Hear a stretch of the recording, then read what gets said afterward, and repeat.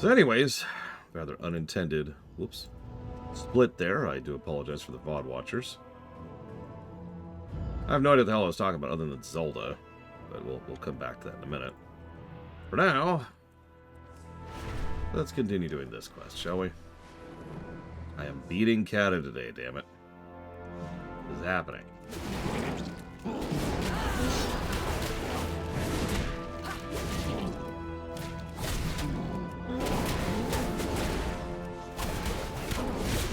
I just gotta get some help.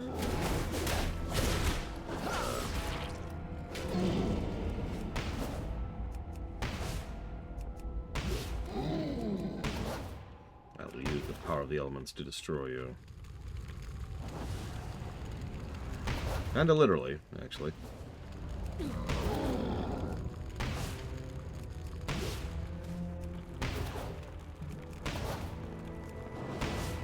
It's just a pit lord. Okay.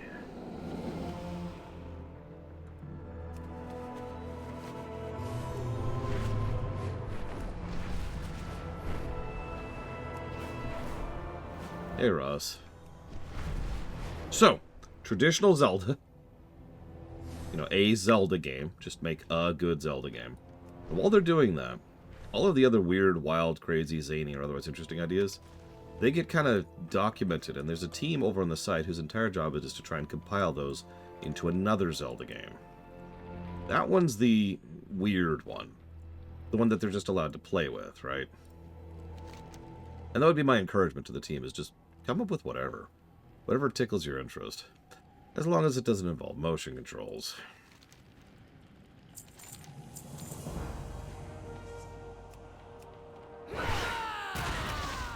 Listen, Gailota, I found out what they're doing with Jared's Shadow Song. He's scheduled to be sacrificed by the ogres as part of this year's initiation. I heard the initiate charged with delivering the speech ahead of the sacrifice is an ogre named Okrog, but get this, you were a close second. We need you to deliver the speech if we're to free Jared. Don't worry, I'll write you some cue cards. Just make sure Okrog has an accident. And by accident, I mean I want you to kill him. No, exactly, Blade Taval. Like, Tears felt like it was just the team experimenting. And frankly, so did Echoes. More of that. Whatever tickles your interest, whatever catches your eye, whatever makes you think, you know what, that'd be cool. As long as it's something they're legitimately interested in. Just play with it.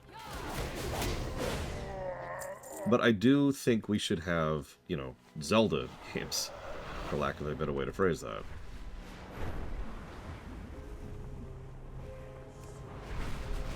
You know, Twilights, Ocarinas, Majoras. Excellent work. Our plan's almost come together. Or actually, you know what? The perfect way to explain this is I feel like we have a world where we can have both Link Between Worlds and Tears of the Kingdom side by side, right? You'll get a chance to address a crowd of the most fanatical, bloodthirsty, and certifiably insane people on this planet. I'm going to the Republican Party convention?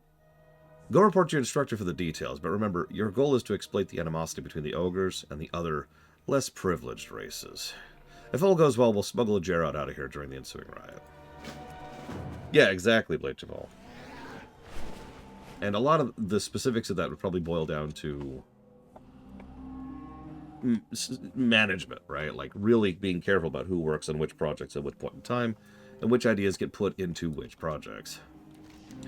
There you are, Gailota Damas. I've been meaning to talk to you about something. I've heard about an unfortunate incident that befell our poor friend Okrog. She looks to her left, then right, and then finally nods and shoots a sly wink in your direction. You might be a better pupil than I thought. You're finally ready. I'm so proud of you and all you've accomplished. Today you'll deliver a speech in front of your peers and inspire them to crush our enemies until Hyjal is nothing but a pile of ash. Remember, it'll be important to read your audience's emotions. I can do that.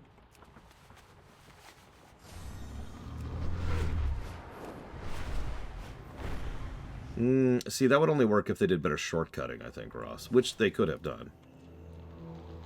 So let's go ahead and, Oh, hi, Jared. Ahem. So, let's see. We could be Inspiring, insightful, or insane? Let's go with insane.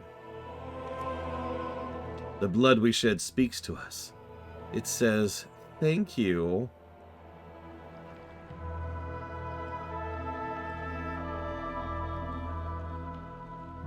Let's see, we'll go with... Eons ago, the Titans came and cast down our masters, but this is not their world, and it never was. Judgment comes at last.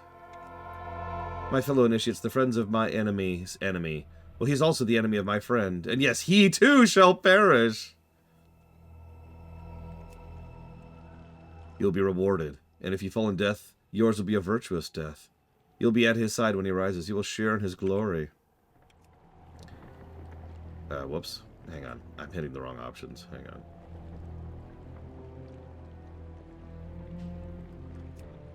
There we go. Some preach unity. But does unity prevent a chain from breaking at its weakest link?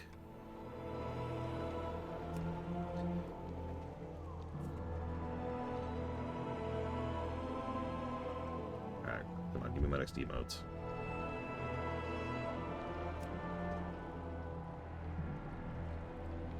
Not all of you will ascend to glory. Look to your left. Look to your right. They will perish at the end times, but you will become immortal.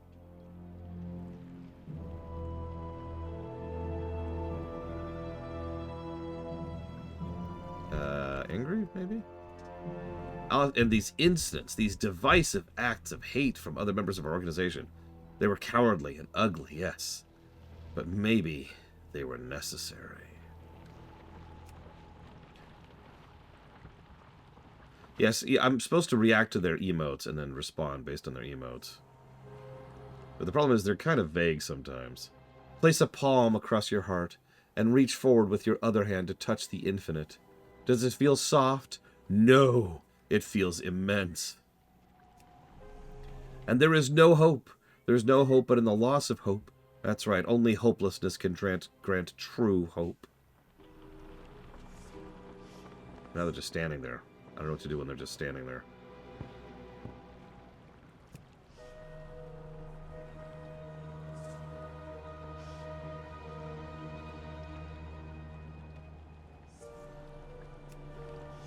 Nope. Okay. Damn it.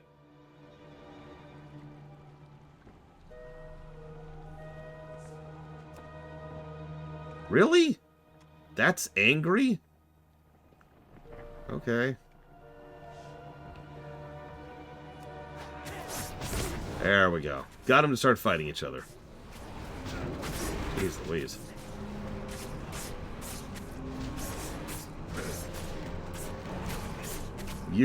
You're clearly not with them. An ally, then. I thank you for freeing me. Let's take advantage of the distraction you've created and get out of here. Yeah, let's biggity bounce. Yes, my brethren. We are claiming this prisoner for the true sons of the Twilight. These ogre scum are not fit to offer him as sacrifice. They are not worthy of the old god's grace. Come on now, Commander. Let's get you out of here. Meet us at the gates of Sothon. Ysera awaits. By the way, they pronounce Ysara's name 3 separate ways in voice acting in this game. So I call her Ysara because it's the one that makes the most sense to me. Because there's not really much else to go on.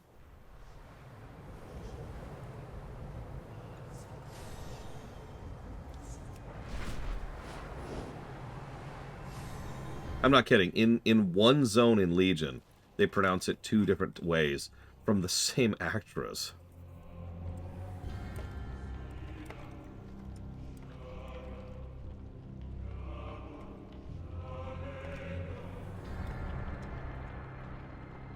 So, let me read these quests. We're going to have some kills in a second, then I'll answer Blade Javal's question. Victory is possible. This portal is not just a means of bringing back Cenarius through the dream. Think about it. Once a gateway through the dream is open, our forces can use them to freely move through the Moonglade, Nordrasil, and Wormrest to this strategic location. All Ysara needs is time. It'll be up to you to keep the Twilight Tower forces from pulling together. Okay. I could do that. Whee! Okay, so. I have Sunshine Syndromes for games that reach a certain point at which you just need to put them down, and Mystic Quest Syndrome for games that start and finish strong with a very weak middle. I have a term for games that start weak and finish strong.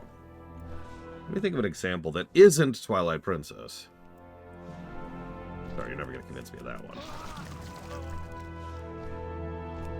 I'm one of the freak mutants who actually likes that intro. Then again, I like Kingdom Hearts 2's intro as well, so... Yep, see, I knew you were going to go with that.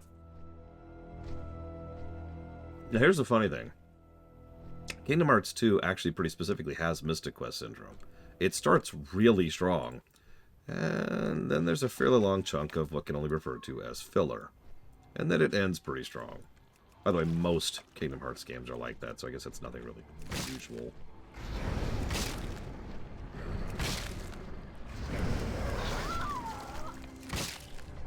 And yeah, Kingdom Hearts 3 is really bad about that. But anyways. Let's see.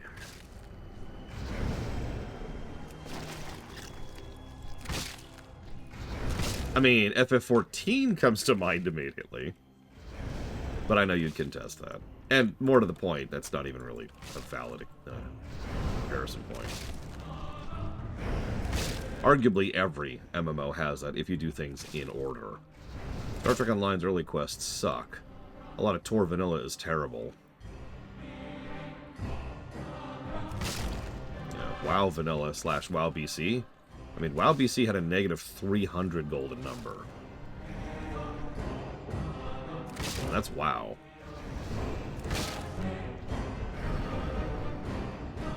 Oh, that's a good point. Does the middle have to suck too, Playterval? Because that changes it a little bit.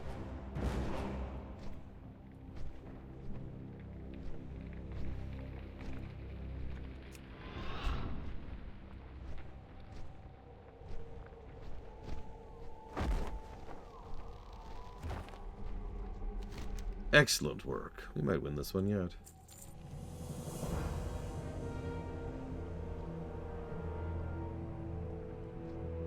Just a few more minutes. Cenarius is almost here.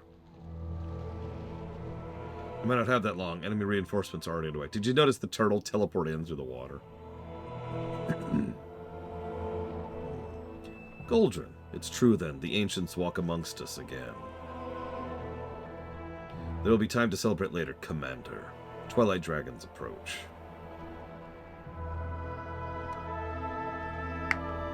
Quick, do not let them disrupt Yazaro's magic. Hold them back as long as you can.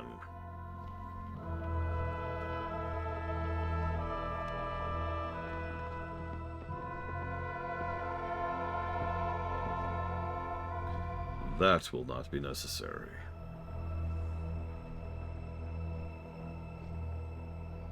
Cenarius. Excellent. With the portal active, we can move our forces to the front lines unfettered. Your most welcome sight, son of Milorn. Must preserve your power so you can spearhead the attack against the Fire Lord.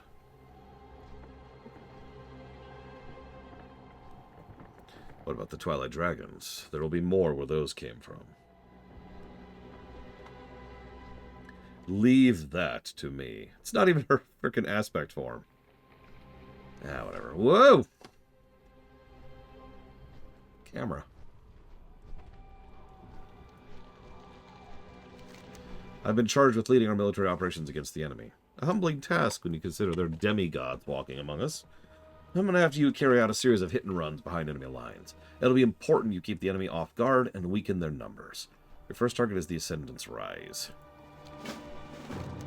If we're to banish Ragnaros back to the Firelands, we will need to gain access to the Sulfuron Spire. Only the most trusted members of the Twilight Hammer will have been entrusted with such valuable information. Go search the Rise for any written tomes you could find. Foul as they are, we cannot waste this opportunity to learn more about our enemy's weaknesses.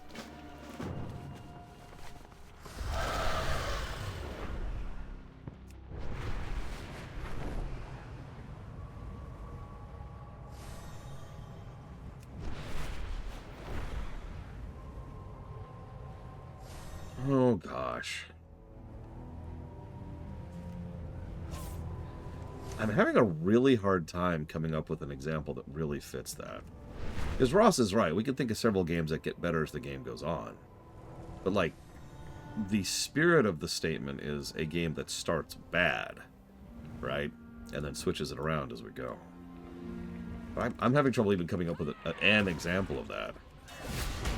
That isn't FF14.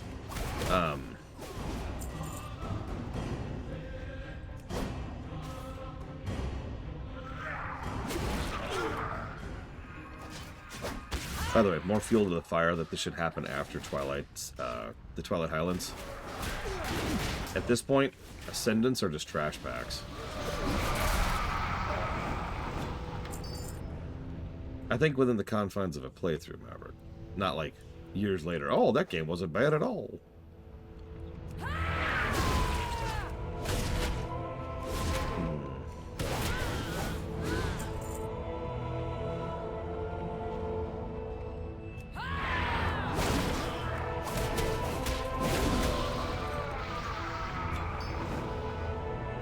It's apparently really painful to die when you're a Flame Ascendant. Go figure.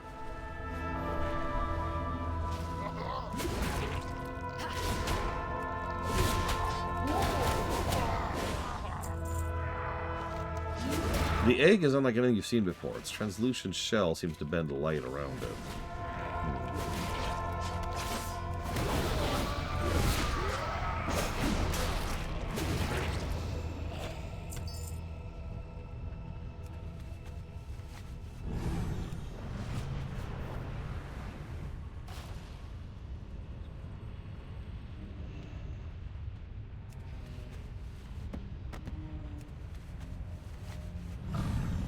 I suppose that's true. Arguably, most RPGs you start pretty slow, too. Pretty low to the ground.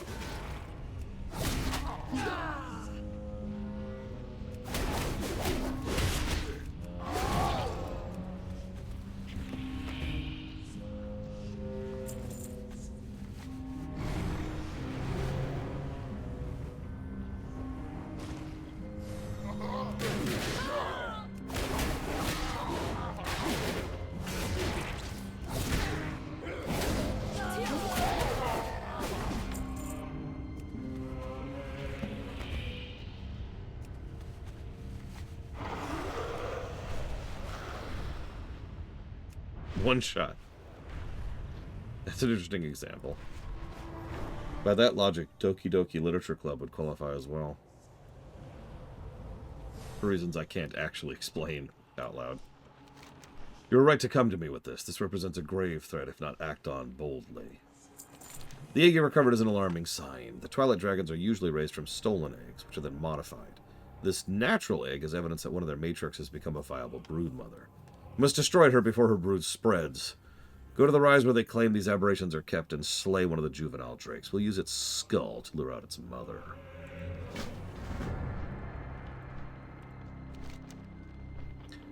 I've got a new target for you. The mad prophets of the Twilight's Hammer congregate in the area just north of the Ascendant's Rise. It is said that their dark visions are granted them directly by the old gods. Whether or not that's true, they provide tremendous spiritual guidance to the cult. Attacking the Sanctum will be a devastating blow to enemy morale. These fell books should not be allowed to exist. Yet the information inside of them is of vital importance. According to these tomes, one of Ragnaros' most powerful lieutenants serves as the sole gatekeeper to Sulfuron's Spire. You won't be able to defeat him alone. Sound this horn when you engage him. Any of our forces in the vicinity will come to your aid.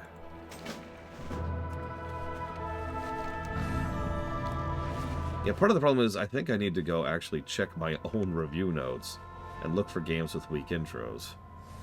Because weirdly enough, weak intros tend to not sit in my mind all that much. Unlike weak outros, which are... duh.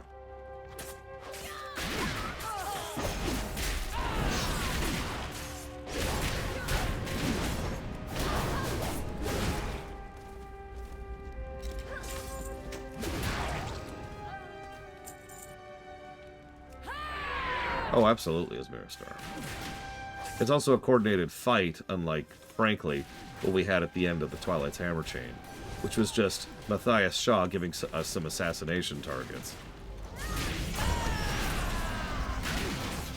This feels like an army pushing back in a war. Which is appropriate, considering this leads directly to the Molten Front.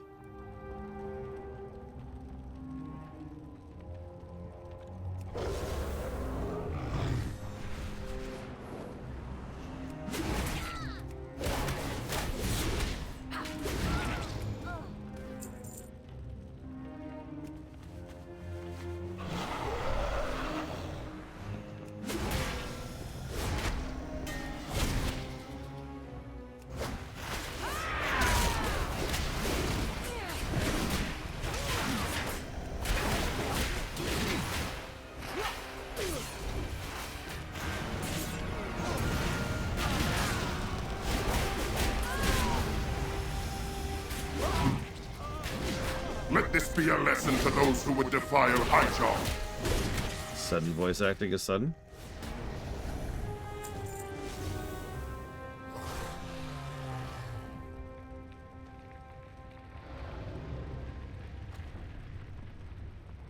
So I'm looking at games with bad intro scores. One of the top ones that immediately jumped to my mind was Secret of the Stars. Another one? Metroid Other M.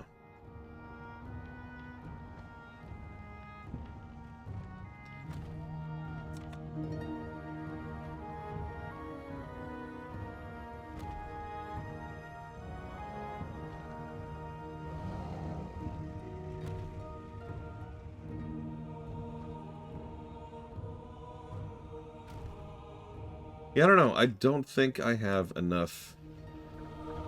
yeah, exactly. I don't think I have enough examples to qualify it as a phrase, Blatevol. I legitimately am failing at coming up with a game that fulfills your criteria. Surely one exists, like, hypothetically. But I'm just coming up blank.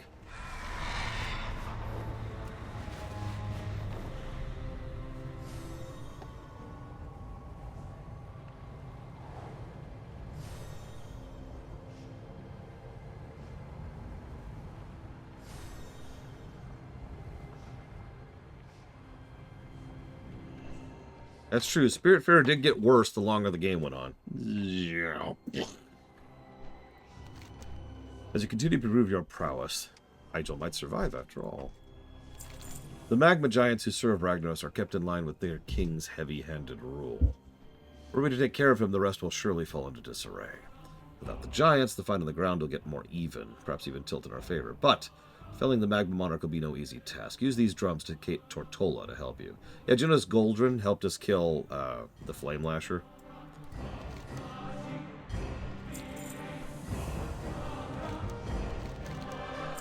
We've located the Matriarch's feeding grounds, south of the Ascendant's Rise. She'll be extremely angry to have lost one of her drakes. Place the skull there near the carcasses she devours. If she's anywhere in the vicinity, she'll come out in an attempt to exact revenge.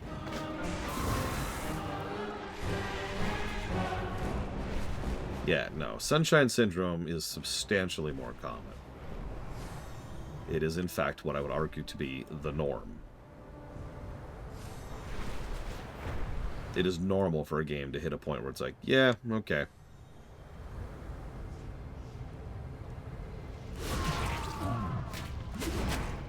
Oh my god. Oh my god. Oh my god.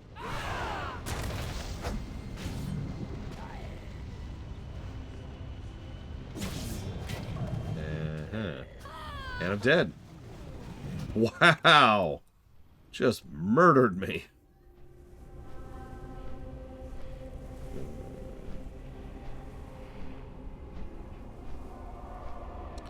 There is one hypothetical game that I have heard of that starts bad and gets better. And that would be Dragon Age 4.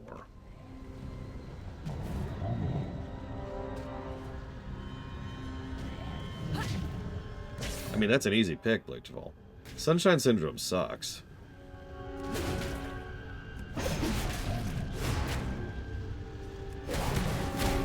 Now that Tortola's actually holding aggro.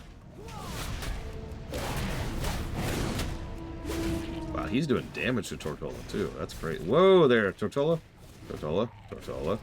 Tortola. Oh my god, pull aggro, Tortola. Please. I'm begging you. I'm begging you, Tortola. Pull aggro back. Okay.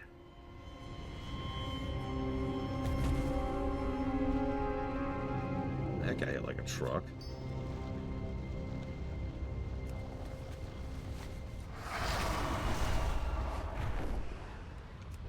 That's true. The FF games do have really strong intros.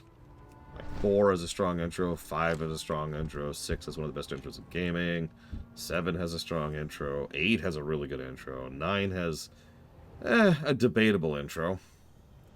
I admit I like it, but I'm apparently the weirdo there. 10? 10's a weird one. Show yourself, beast! We will destroy you and your corrupt spawn, no matter where you hide!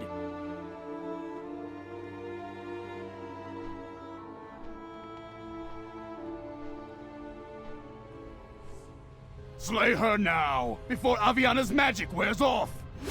Okay. You will not defile the winds of Hyjal, monster!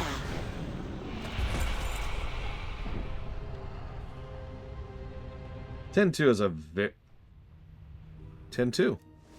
FF 10-2 would qualify. It starts off actively bad and pretty much never stops getting better until the outro, at which point it drops again. But it's, you know, it's the closest thing we've gotten so far. We've made up one game. That's not a Lorium. One game does not qualify for Lorium. That went better than expected. Excellent work. We shall soon claim victory in Hyjal. What an honor to fight at your side.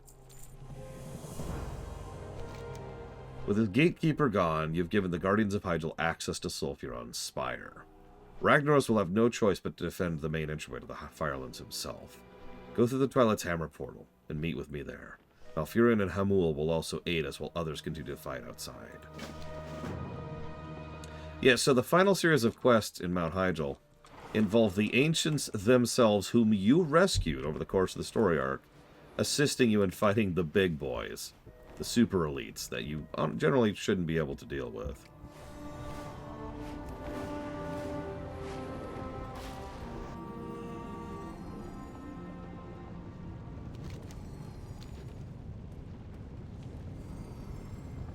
Nice place.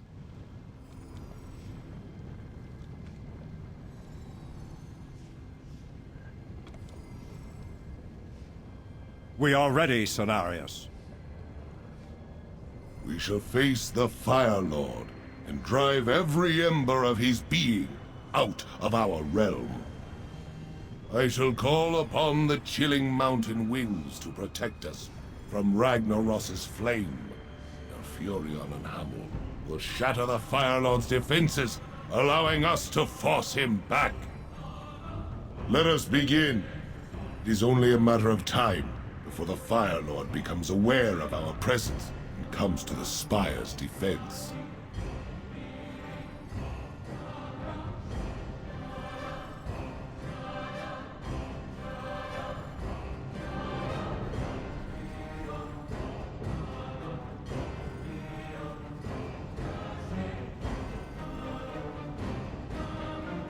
Who dares defile the halls of living flame?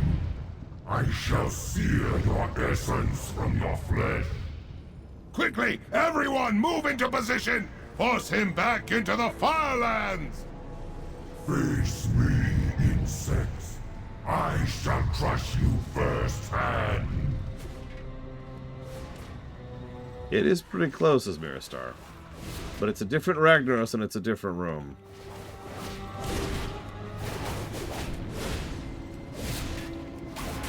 Go figure.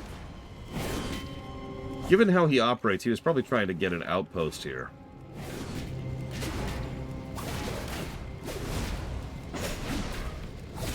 Not exactly, Dakota.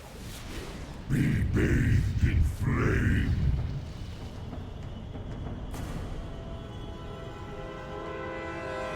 Oh, that's an easy one to dodge. Assist me, my children.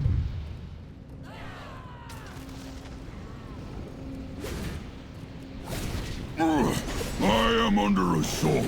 Assist me! Coming.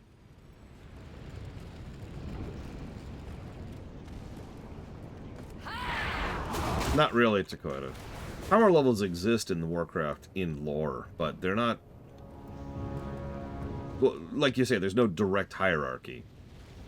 A demon lord may be stronger than a god, or weaker, but also might be defeated by a properly set up artillery barrage. I mean, I don't want to get persnickety, but nothing's a god in this setting. It's mostly just about how much energy you can wield at a time.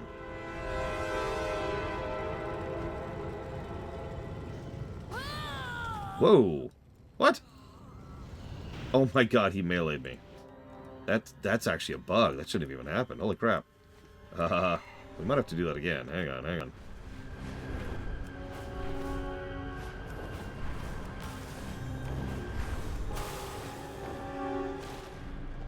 Me in, please? There we go. He's got like 3% health left. Oh god, 1%. There we go. Got it! Got it!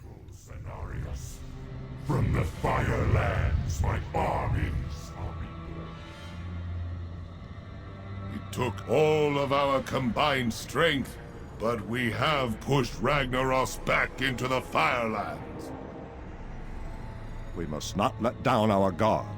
It's only a matter of time before he regains his strength and returns to turn Nordrassil into... We must confer with the leaders of the Horde and the Alliance. Ragnaros must be defeated in his home realm. Only then will he forever be vanquished. Let us leave this place for now.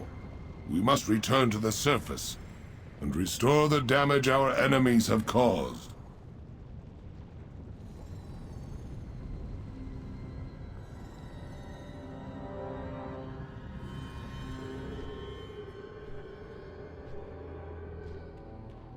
Yeah, you see why I put Hyjal last. I'm not just blowing smoke, I swear.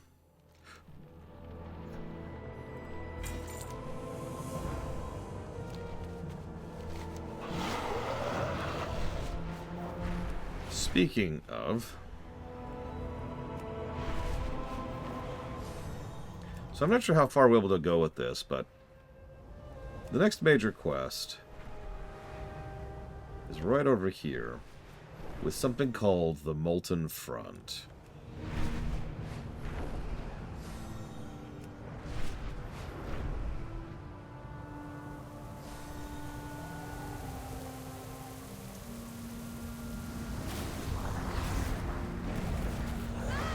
Actually, yes, Playtable.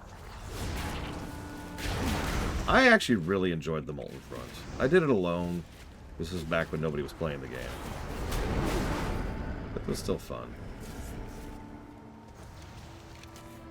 Galota, good to see you again. The gate is nearly open. We appear to have everything under control. Our invasion portal into the Firelands will be opened momentarily. The elements have not put up much of a fight. Assist our druids by dispatching the last of these elementals. Then we can make our move.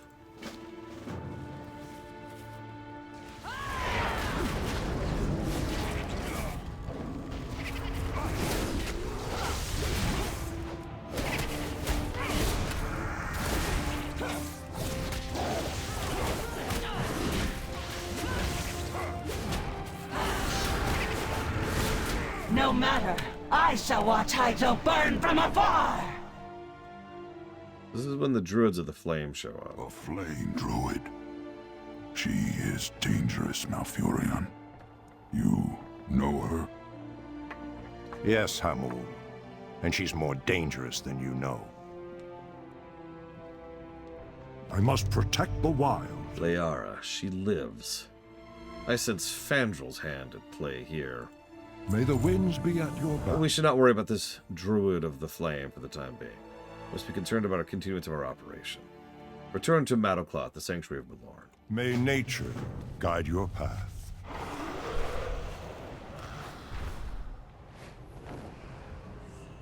Greetings, traveler. May the eternal... What happened there? I saw fire and... Never mind. You can tell me later. We have other more immediate things to deal with. Go in peace. Our invasion plan looks to have backfired. Several of our birds have already reported in, speaking of fire breaking out across the vales of central Hyjal. Now many of the druids are stranded in the field and prepared for such a large-scale attack. Thistly was near Ashen Lake, and several others are in the regrowth. Goodbye. Thistly? I will do everything in my power to save her.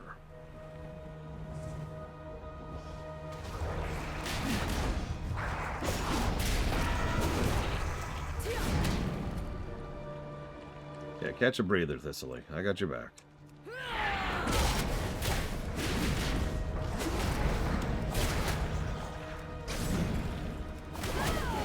I don't think it's weird, no, PM3X. As long as there's interesting stuff somewhere, that's the only thing that really matters, right?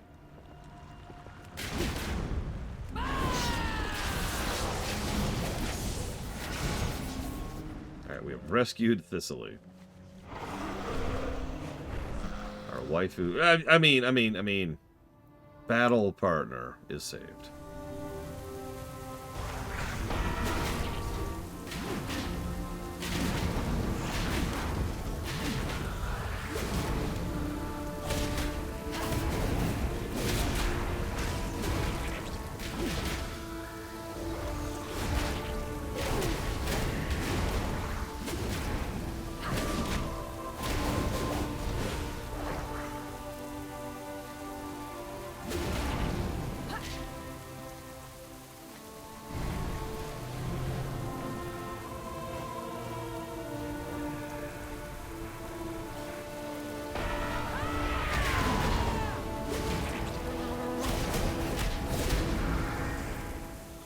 I do think it's a shame we didn't see more of Thistly. We see her in Legion, of course. Yeah, everybody in Legion. It would quite literally be easier to come up with a list of named characters we don't see in Legion.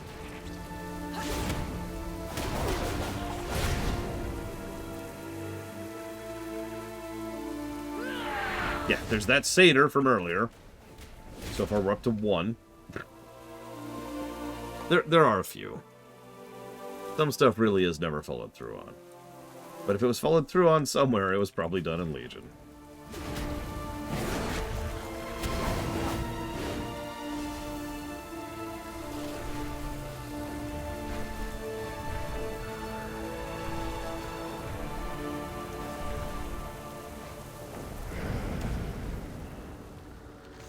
Galota, you're back.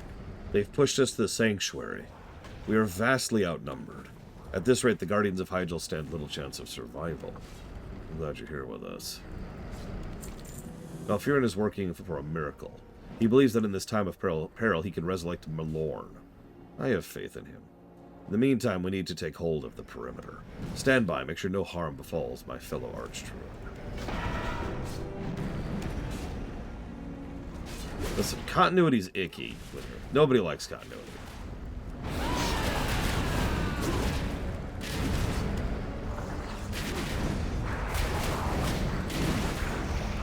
We are going to finish Cataclysm today, even if it kills me, Trihexia.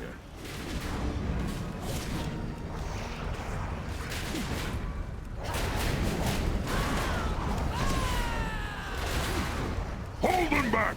We need to burn! Burn! Hold the line! Oh hey, it's Rylith. Succumb to living flesh! Stand strong! Only a bit longer.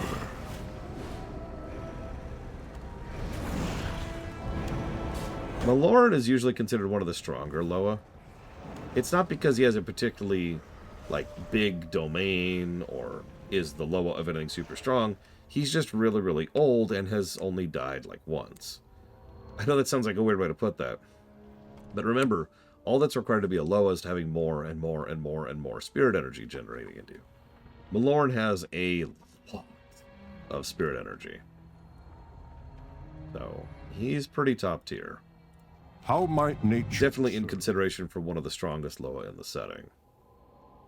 Malorn's strength may have just saved Kalimdor. To imagine he returned here after so long of an absence.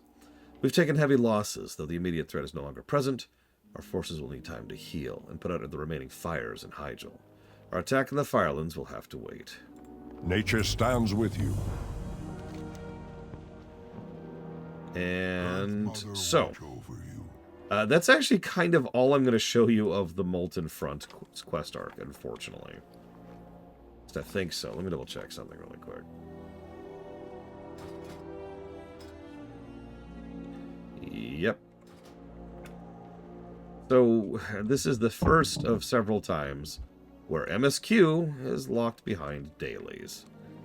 The last time we'll see this will be over in BFA.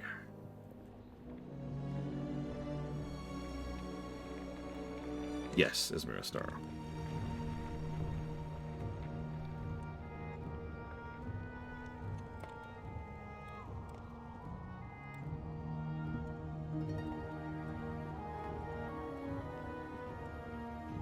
Yeah, this is the first time they do it. They'll do it again in Pandaria twice. They'll do it in Legion once, although there's a big asterisk on the Legion one. We'll get there. And then they do it once in BFA, and I do believe that's the last time, and they finally walked away from that concept. But because I was ready for this, yeah, let's do this really quick. Well, actually, no. Let's just log here.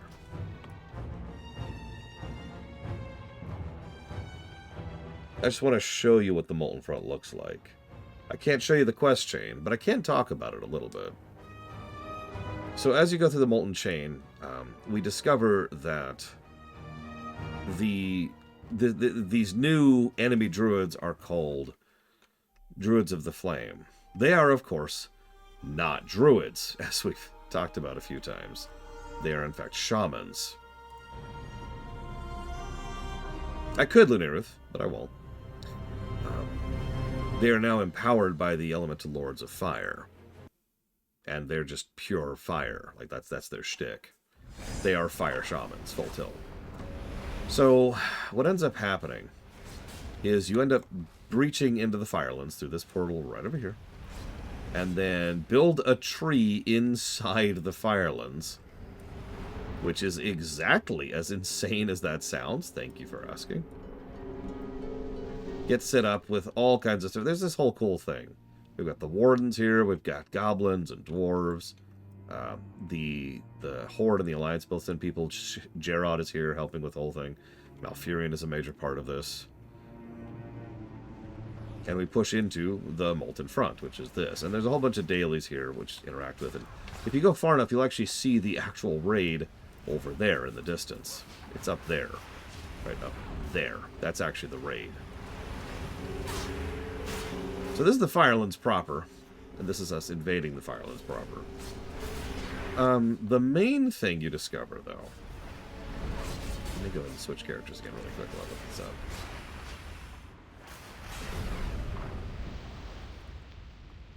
It was very cool at the time. It was one of the better endgame zones. We've had endgame zones since vanilla, really, but especially since BC with Keldanus. Molten Front is probably one of my favorites we've ever had.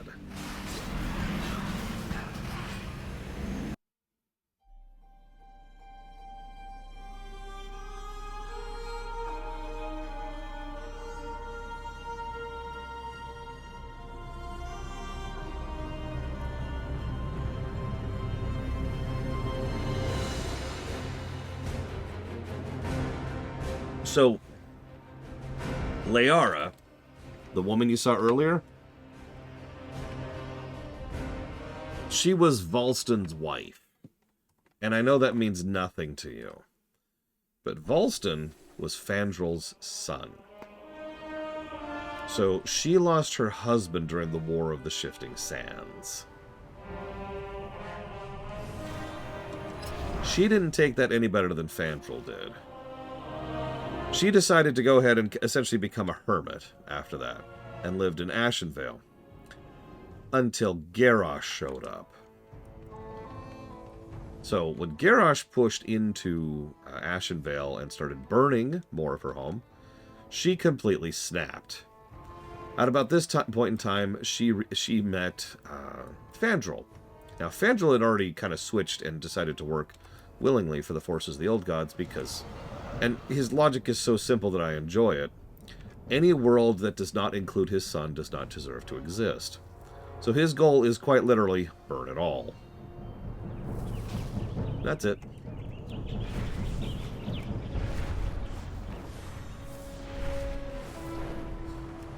So she goes through quite a few things, and she really, really, really burns Hamul alive. I'm underselling this. The voice actor does a wonderful job of sounding like what it would sound like to be burning alive. And as he falls, she keeps burning him and keeps burning him and keeps burning him until we finally intervene. A lot of the question after that is trying to save Hamul's life, which is not an easy thing to do because of obvious. No, it was horrifying. The best part, of course, is when you finally finish the chain, Hamul himself is the one to hunt her down and then defeat her alongside you. When you do so, you get a toy I've used for a long time. It's this thing. And it gives you the appearance of a Druid of the Flame. Would anyone like to join me for the Firelands? While people are responding to that, I happen to have something prepped for you.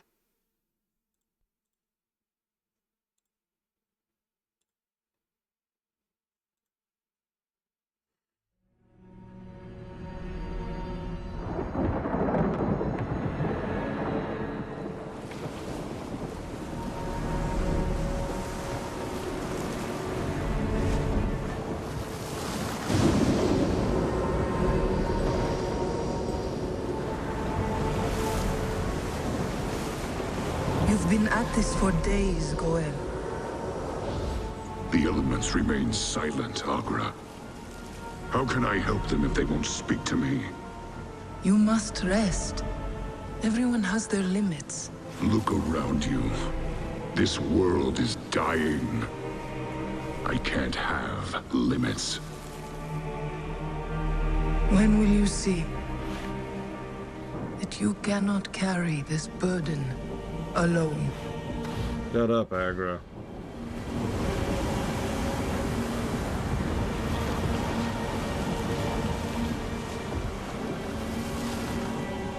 Great spirits, please speak to me.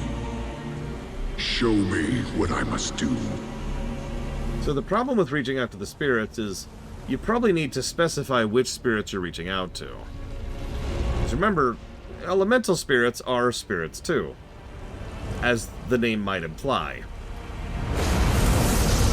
You called, little shaman, and the Fire Lord has answered. You and your kind thought that the fires of doom had been quenched.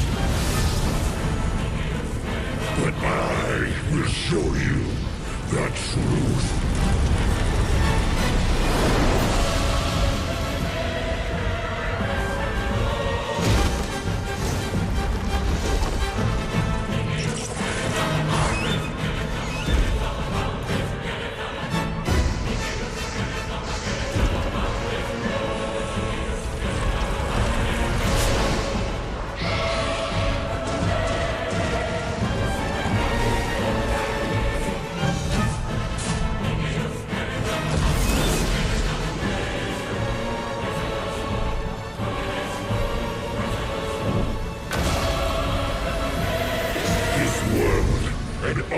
That you hold dear exist only to burn. The end comes, son of Duratan. The final hour of twilight. And there is nothing you can do to stop it.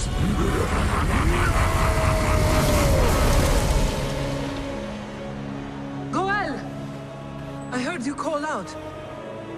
What's happened? Fire, Agra. It's coming for us. Unstoppable. Unending rage. Take heart, Goel. The end is not upon us yet. Whatever comes, I know we will face it. Together.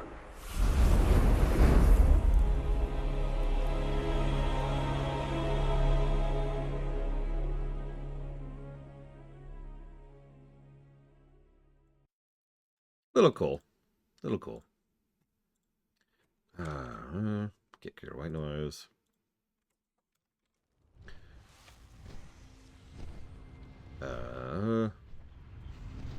Make sure we're in raid here. Yep. Grab Pabanix.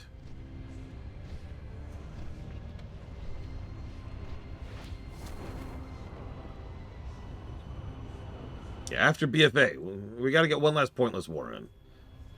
Make it an even dozen. Welcome to the Firelands. Mortal insects! You dare trespass into my domain! Your arrogance will be purged in living flame!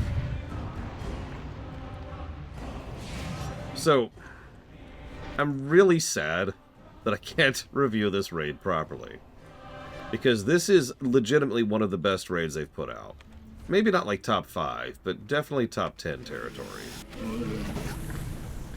So let's talk about this a little bit. It's an open world raid. Because we can't review it, Triaxia.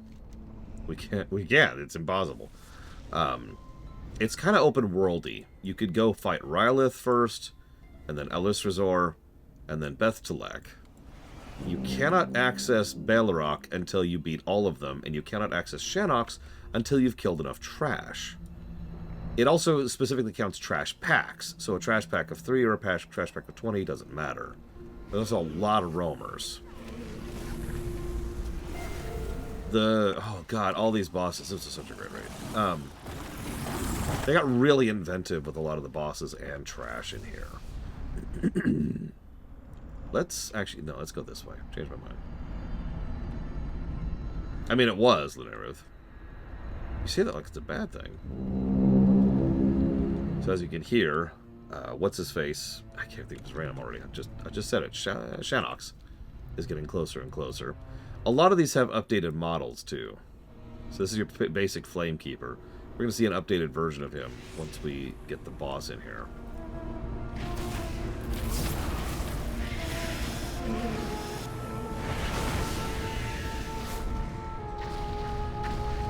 Am I tank?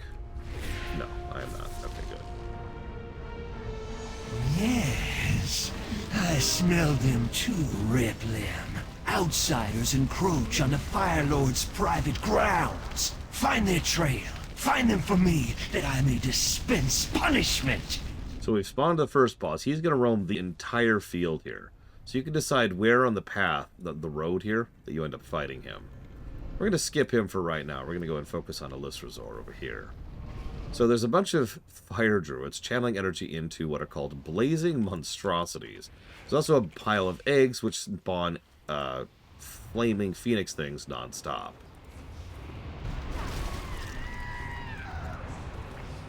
So these are cool trash. They just stand there. They have no aggro. They just pick someone and they do that. And those shots trail behind you.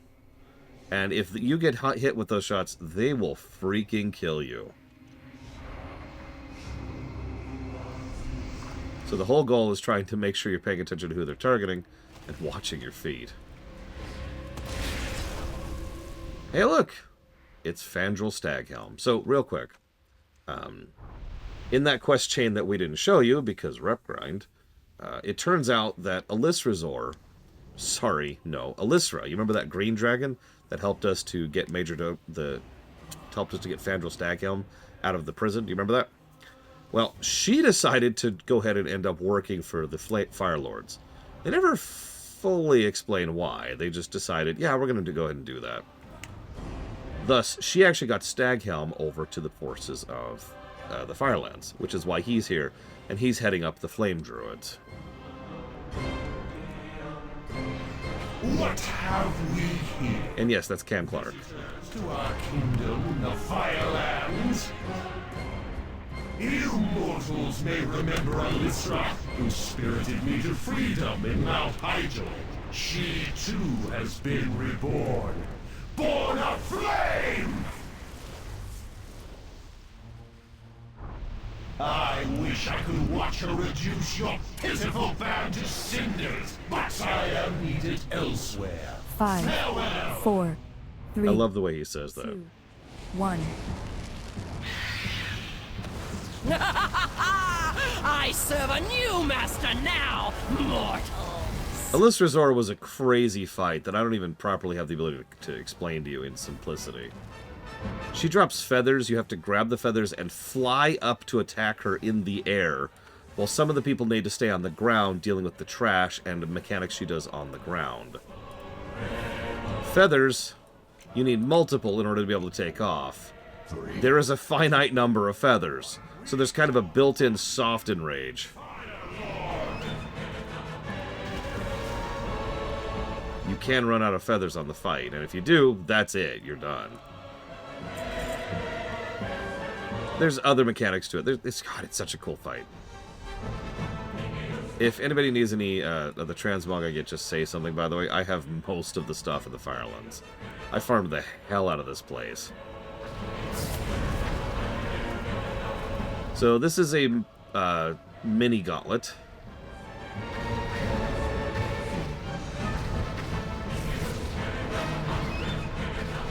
It really is just push to the top as fast as you can.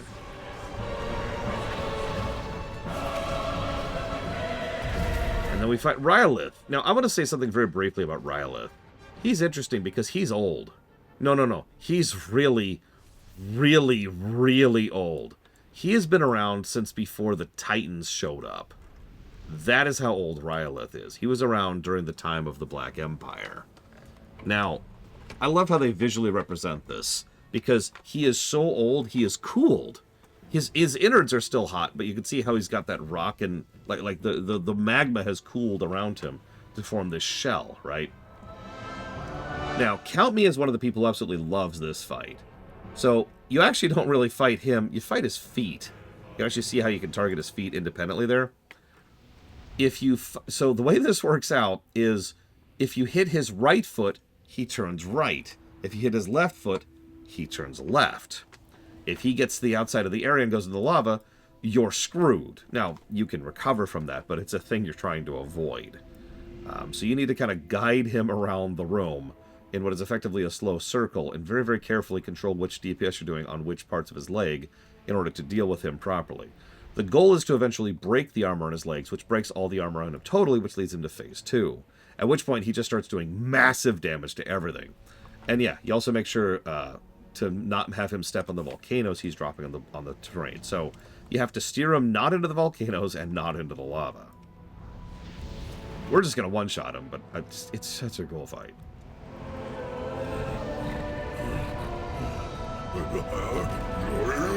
Short little fleshy things? Here? Nuisances. Nuisances.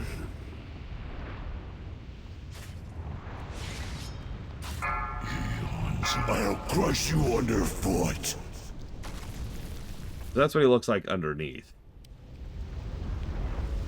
Broken. Broken. Sorry, Rylith. Hey, Gnos.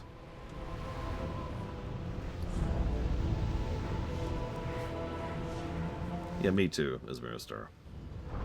So by now, Shanox is a good one to hit. Where's he at? Where's he at?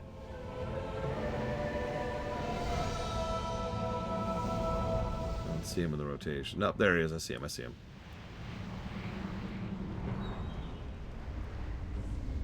Oh my god, could you imagine how extremely amazingly positive to everything it would be to fight on, like, Deathwing's back? I'm not sure I could think of anything better than that. That would be 80 pluses to gameplay by itself.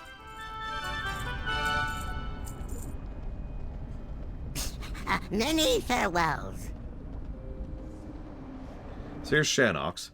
His main mechanic is he's a hunter with 2 pets. And they're mean. Like, I'm not going to show him off at all, because he can actually stun lock us. So, boop. The pain! Lord of Fire! It hurts!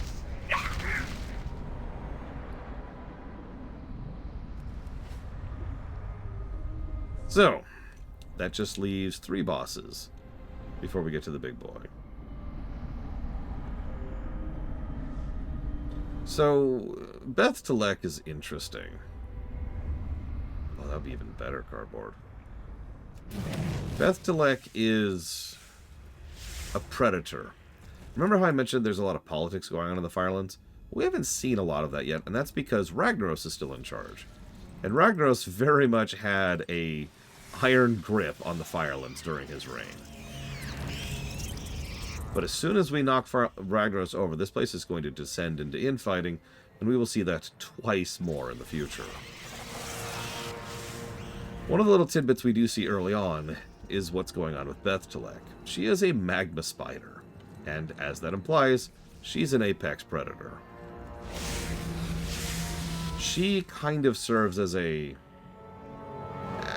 let's call it a garbage disposal of the fire elementals.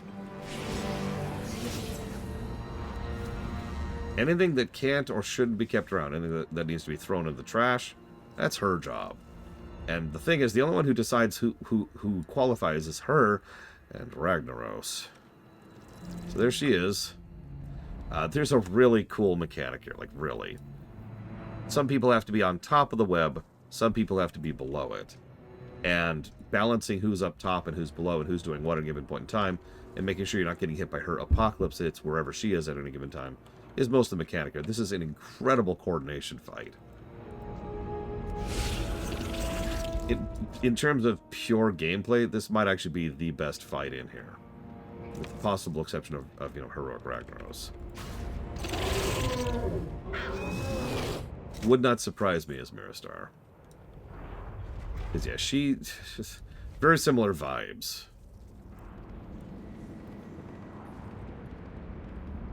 That's true, we do, Kira White Noise.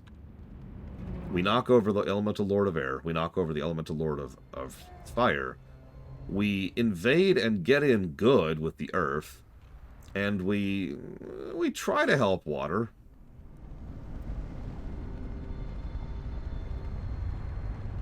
How well that goes is debatable. So our next boss up here is Balarok. He's a fun one. The best way I can describe Balarok in lore is he is rage made manifest. It's just, God, he's got so much going on in his fight. I don't even know how to summarize it, so we're just going to boop him. You are forbidden from my master's domain, mortals. Oh, absolutely, Yura. This is when Yura says, "Ah, hates it." Well, I admire your tenacity. Balarok stood guard with his keep for 1,000 mortal lifetimes. And now they enter the Fire Lord's abode.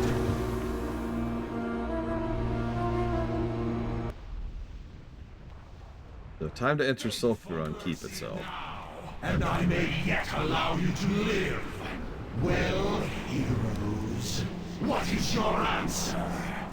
This right here was the very last achievement we got for Firelands. Oh God, it was a thing. It was a thing.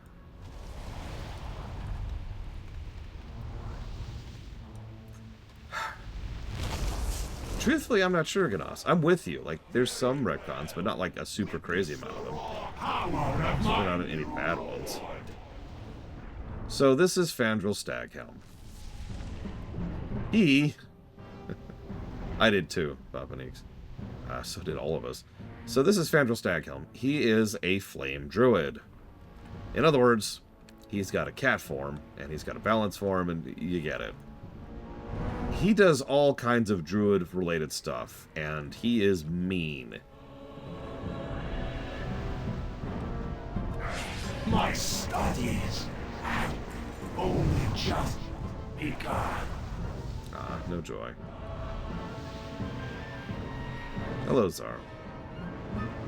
Ditto, honestly, as Miristar. I really didn't expect Kata to be scoring quite this well. I figured it would be a step up from Wrath, and that's it, a step. So the final trash packs here. First, we have a little bit of Frogger, which we're not even seeing right now, because I think we're going too quickly. Maybe? Maybe, hello? It's here, right? Oh, no, it's during the fight, right? Hang on, let me taunt him. Maybe? Give me my lava. There it is. A little bit of Frogger. A little bit of Frogger. Just getting some lava on the ground. Hey, Huthor. Welcome to one of the best raids in the game. I am your host, the lore runner who can't give positives to raids. And here's his actual throne. The throne of the Fire Lord. Now, if you remember, I pointed this out. You remember these molten worms? There's a few of these in the game, in quests, dungeons, and raids. And every single one of them is wild or out of control or insane, except these two, which are under the control of Ragnaros. It probably says something that these two guys are considered an entire trash pack by themselves. Oh yeah, they like to throw you into that. These guys are mean. Which leaves us with Ragnaros. Notice he has a completely new model, which people relentlessly mocked him for when it came out, because people are stupid. That's Raggy.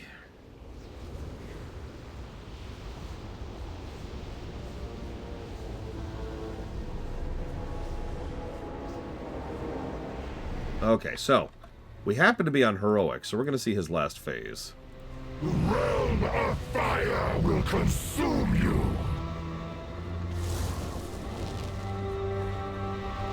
He's got so many mechanics. As usual, I'm not even going to bother. There's no reason to. There's no reason to explain all the mechanics. He's going to summon ads that have to be taken over to the side and kited. And he's got that thing he does periodically. Just lay down the fire things, which you have to use for positioning for later stuff. I'm on fire. I'm very on fire. I'm getting even more on fire. Stack high. This was when they were doing the stack tank swap mechanic a lot. They did this in Pandaria as well. Yeah, he's got that attack. Those waves hurt. Phase change. Judgment has come. Stack high. Yes, I know. Thank you. Phase People wipe on this guy all the time. No, fiend! Your time is now! Okay, so we just did 2 transitions at once, so we're gonna have to deal with that really quick. The suns all explode when they die, meaning you have to stagger their deaths, or else you'll wipe. And then this happens. This is not your realm. Heroes, he is bound. Finish him. When I finish this, your pathetic mortal world will burn with my vengeance. And he actually has legs for the first time ever. And he generates a ton of energy. And in this phase, you'd think it'd be simple. And indeed, it kind of is. This is mostly a, oh crap, oh crap, oh crap kind of phase. There's not a lot of coordination. There's not a lot of stuff to deal with. There's just damage absolutely everywhere, all the time, always. Oh crap, oh crap, oh crap, oh crap, oh crap. And that's this fight in a nutshell. You notice I've got this stacking here. Superheat. So every second, you seeing that? Every second he gives us a stack of superheated. And every second, it does damage. No! This was to be my hour of triumph. It is finished, then. Perhaps. Heroes, the world owes you a great debt. Ragnaros has perished, but the primal powers he represents can never be vanquished. Another will rise to power someday. In Legion. Cenarius, we must maintain a constant vigil over this realm. But let us celebrate this day and the great victory we have earned here. Indeed. And yes, and they mentioned that briefly, but to be very clear, Ragnaros is gone. That's 2 elemental lords completely removed from the board in the same expansion. Now, I am going to go ahead and recall and show you something really quick. This is one of those non-trailers, but I've committed to showing you all of these trailers. So I'm going to go ahead and show you the non-trailer for this. Oh, it's definitely a big deal by default, and we will see consequences for it for several expansions. We most recently dealt with the consequences of that in Dragonflight.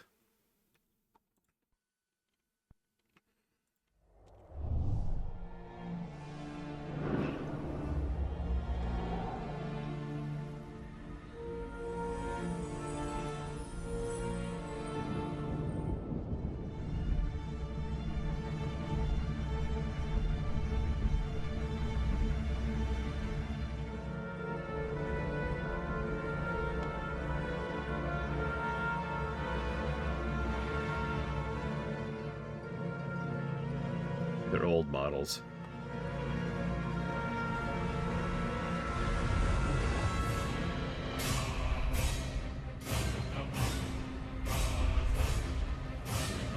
Yeah, this trailer is such a garbage trailer.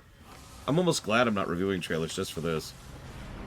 Don't mistake me, I actually am sad that I'm not reviewing trailers, because there's a lot of really, really great trailers. Throne of Thunder, hello.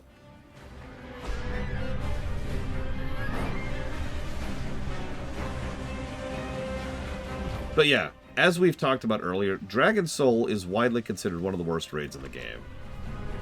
And for good reason. It probably isn't pound for pound, but for the era and for what they were doing, it was extremely lackluster. Very thrown together and very crude. If it succeeds in spite of itself. And as you can see, even the trailer is just... Oh, is it? I'm sorry.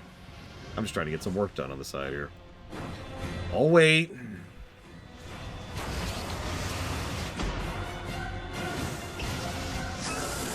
It's not even a new song. It's just the song from the opening trailer again. Ugh, whatever. So that's our Twilight time. Yeah, ooh, let's do it. That's it. Yay. I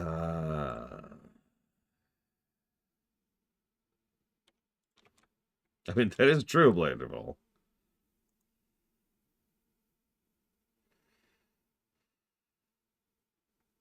If we're accounting for time period, I would probably say Hyjal. Hyjal was just... That is an extremely good question, Cloden. I repeat my earlier comment about it being just thrown together as my answer, because that really is the answer, if we're being honest with ourselves. Be careful.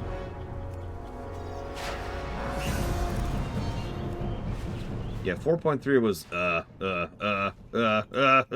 Brawlhall. Go forth to victory. The Earthen Ring calls to you once more, Aramdulmia. Hrol has cast aside his mantle as war chief, but his new role, he needs the support of his people now more than ever. He has requested one of the Horde's finest to accompany him on his next endeavor, a ritual of healing that'll profoundly impact the world. You can find him in the bows of the Nordrasil on the southern side of the tree. Strength. Technically, this quest happened before Firelands, but whatever. I felt like going right into Firelands. Sorry. Let's go over here.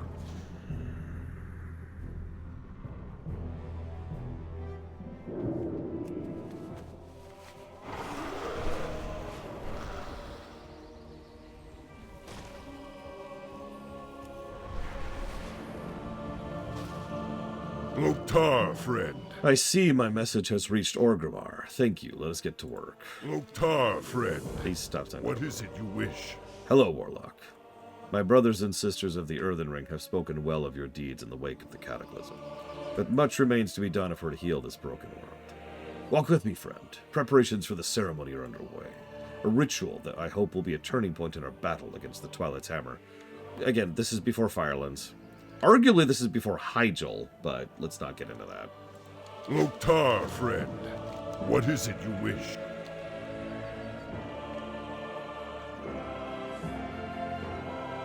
Do you think it will work, Goel?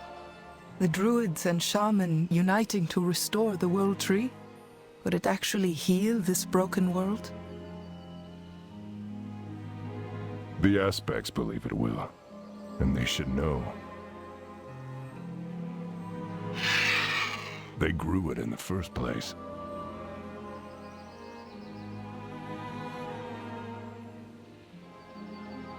Welcome, son of Durdan. And to you, Agrelon of the Frostwolves. Lady Sarah. Greetings, friends.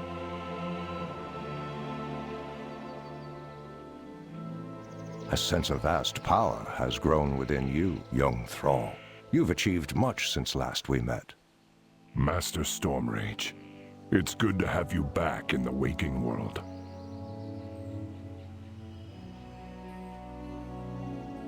Friends, we have gathered here today to heal this world that we've sacrificed so much to save.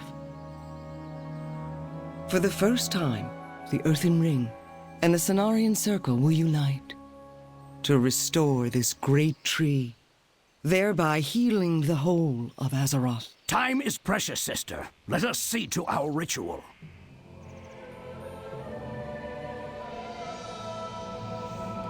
Oh no! I like how we just jump in the way there, by the way. Are we interrupting? The Twilight's hammer!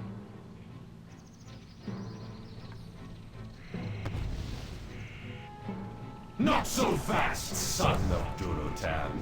You and your allies have certainly set us back, but the hour of Twilight cannot be averted!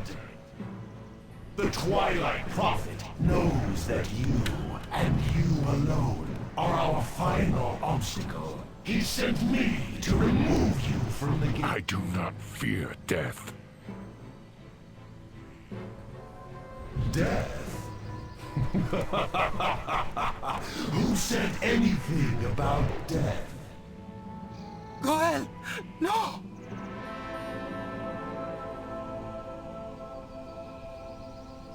I just want to stress that Fandral here is stunning 4 aspects. The most powerful druid in the world, the most powerful shaman in the world, and us, simultaneously by himself. On your doubts and fears, till the last spark of life on this wretched world has been snuffed out! Really think about that for a second.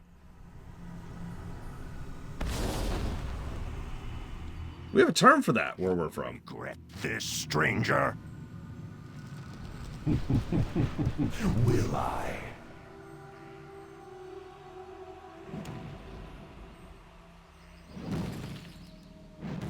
Come, Shondo. Certainly you recognize your former pupil. Fandral, what have they done to you?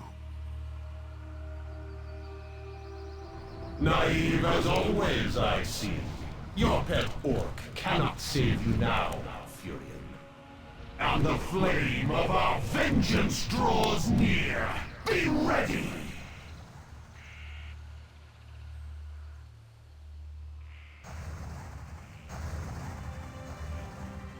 Fandral is corrupting fellow druids into something sinister. He may have other followers already. I must warn Moonglade. But what of Goel? He was the Earthen Ring's most powerful shaman, and the ceremony cannot continue without him. But we must be prepared to accept that he may be lost forever. What? Y'all are dumb. Let's go rescue Thrall. Mokra, It can't be over. Yeah, shut up, Agra. may the spirits... Warlock, I refuse to believe Goel is lost forever. His spirit has been scattered across the elemental planes. If even a part of him still exists, we can find him. But I will need your help. We will start with the plane of air. Go with honor. May the spirits... And by the way, I gave that cutscene 3 negatives. I don't even feel the need to explain that. What the crap?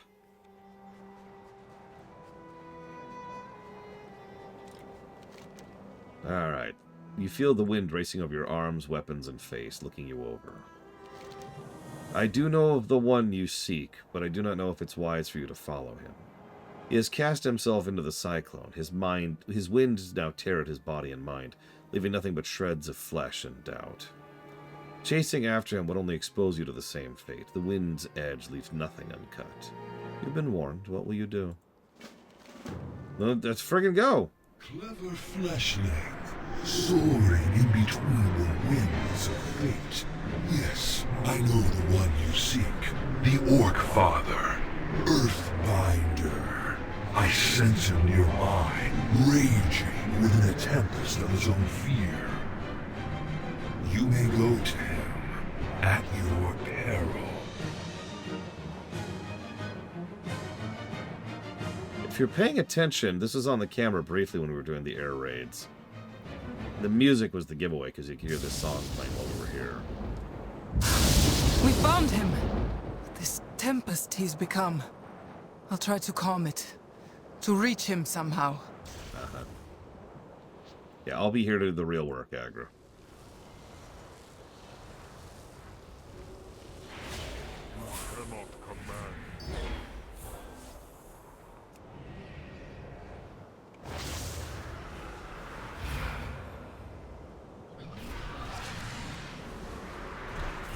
Listen, Huthor. It's not my fault she's literally Hitler. Fail. I have failed this world. The elements will not speak to me. The Earthen Ring has lost faith in my leadership. My weakness has delivered Azeroth into oblivion. Goel! It's me! Agra! Don't you know me? Who? Oblivion. Nothing but oblivion. It's too far gone. We have to keep trying.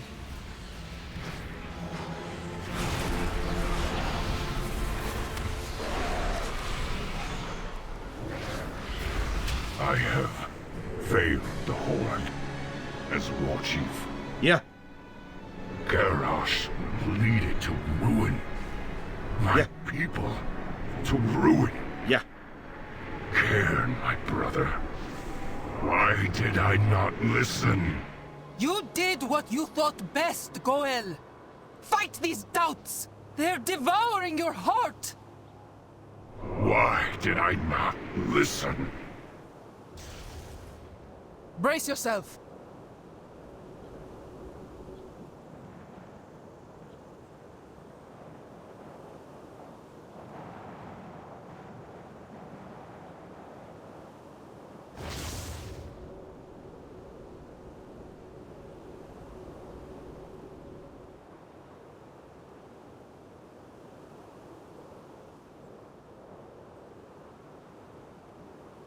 Anyways, plus the story for this. I don't even give a damn.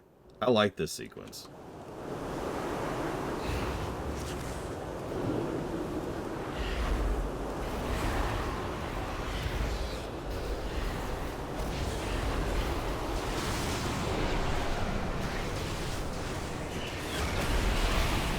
The whole point here is that sure, he's been ripped into different elemental parts, but that's just the elements being used to rip him apart.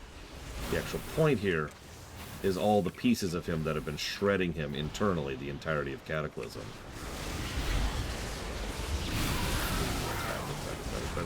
I know your faith. Agra. Oh, my heart. Can't you see? I am nothing. Selfish. All I've done, accomplished. All for the sake of pride alone. I am unworthy of you. You are Goel, son of Dorotan and Draka, rightful war chief of the Horde.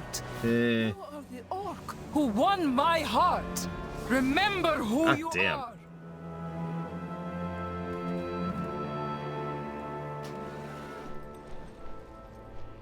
Hang on. To pause. Red light, red light.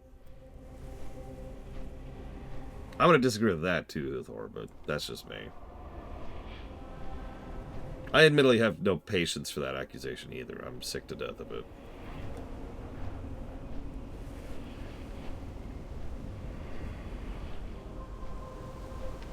People don't do it much anymore, thankfully.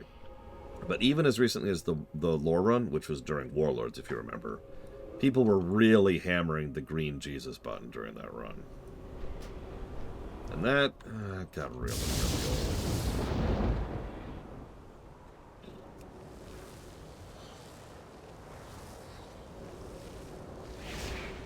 old. Fortunately, I think we have to start over on that.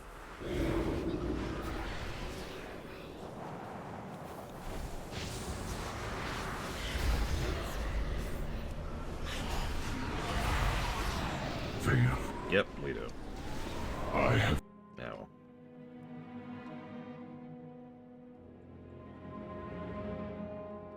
I mean, it was forced. The problem is this patch is out of absolutely nowhere. I know this technically happened before the Firelands, but it's still true. 4.3 came out of nowhere and had no real build-up to it. Yeah, I know. There was the story with the Twilight Father. That doesn't mean anything. Also doesn't count. It's not in the game. The problem was, I get the idea they were going for. They needed a temporary person to replace the Earth Warder in order to try and deal with Deathwing permanently. An idea that I actually like. But again, they don't really do that properly. And it doesn't help that the ending of the upcoming raid is absolutely terrible. But I don't want to bury the lead on that.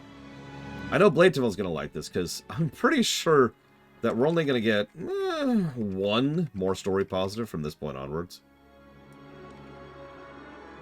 Oh, that just irritates me. I mean, you're right, Huthor. People do that all the time. It's the same thing with frickin' Nathanos. And I should mention, I don't like Nathanos. I still disagree with that particular assertion.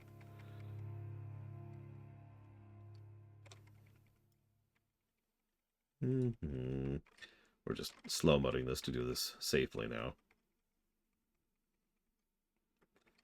Yeah, Dragon Soul could have been really cool. It's certainly got some interesting ideas. And frankly, I lied, because I forgot about the 3 dungeons. Speaking of which, I got 3 dungeons coming up. I forgot to mention that. So, anybody who wants to join me for said dungeons, please do so. I can bring whoever, really. I can bring anybody.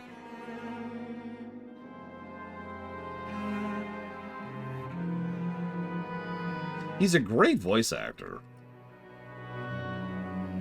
Yep, 3 good dungeons, Uthor. Looking forward.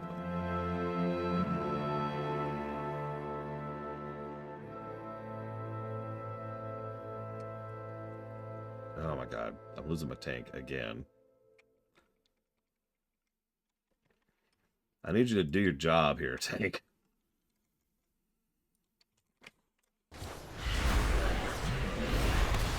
Just falling over here. Gotta start hitting some buttons, Jesus. There we go. Whoa. Agra, it is you. Yeah, I had to pull up the army for that. Be still, my love. Calm your mind. You became a slave to your duty, but being true to your heart is how you'll fulfill that duty. To your people, and to me. I would have it no other way. Agra, I can't hold on. I can't.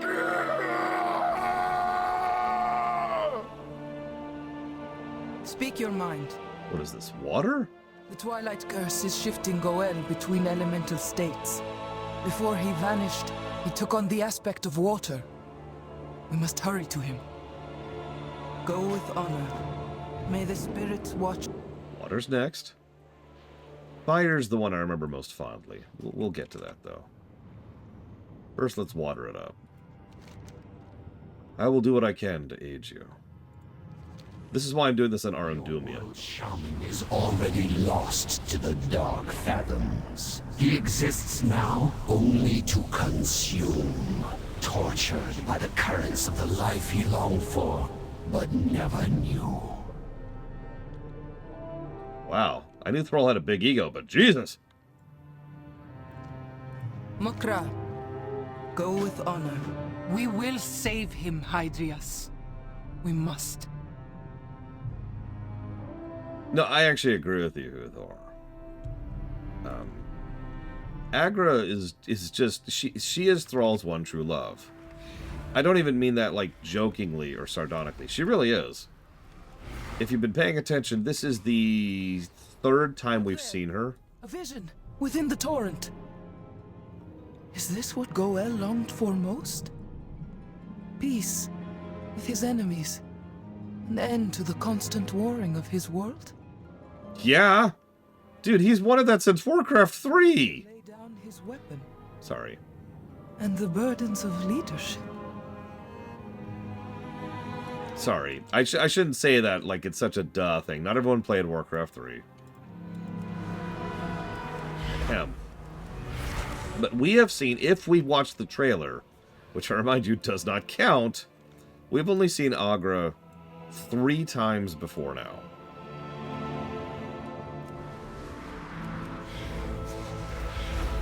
Nope, I'm lying. 2 times, because the 3rd time was actually in the pre-launch event.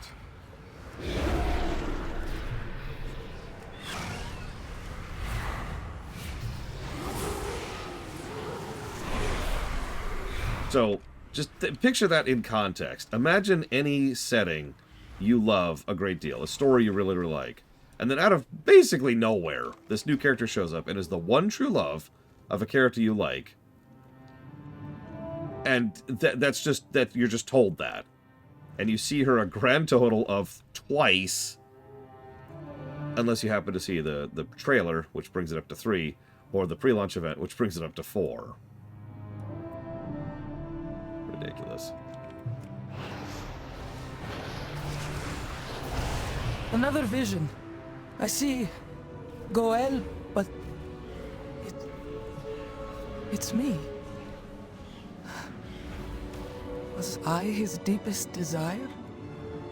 A mate with which to share his life, his burdens and his joys? Hear me, Goel. You are not alone. I am here with you.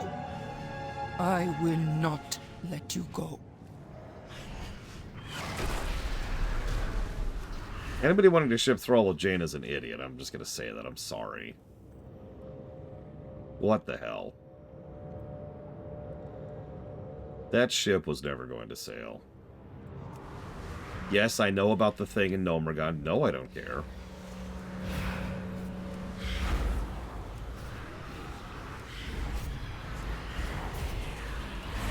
A final vision. Ancestors. Could those be our children? This was his deepest desire. To be a father? To have a family of his own. With me. Goel never knew his parents. It was only a few years ago that he even found his people. I should have known this was what he wanted most. Oh, Goel. Hold on. I will free you, and you will have this life. I swear it. I will also give credit. Agra's voice actress is kind of nailing it here. She manages the subtlety that's needed for this kind of a role.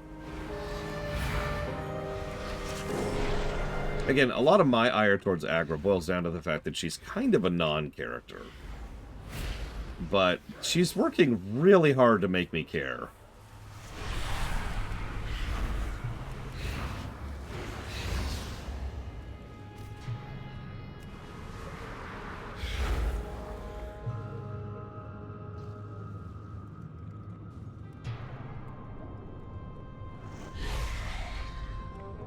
That's fire. Or anger, excuse me. That'll be the last one.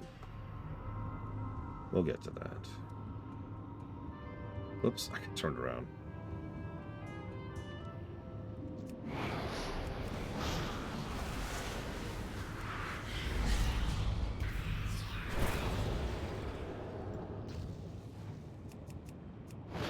So we've had, you know, the drama one. That's the first one. Doubt. We've had the sweet one, as we see his strongest desires.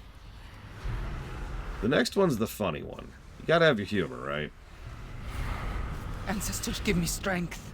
The vortex's pull is increasing. It's pulling me in. The power of his longing. It's overwhelming.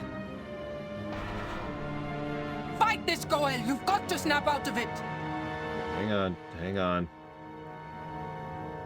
Thankfully, I've done this zone, so I have sea legs.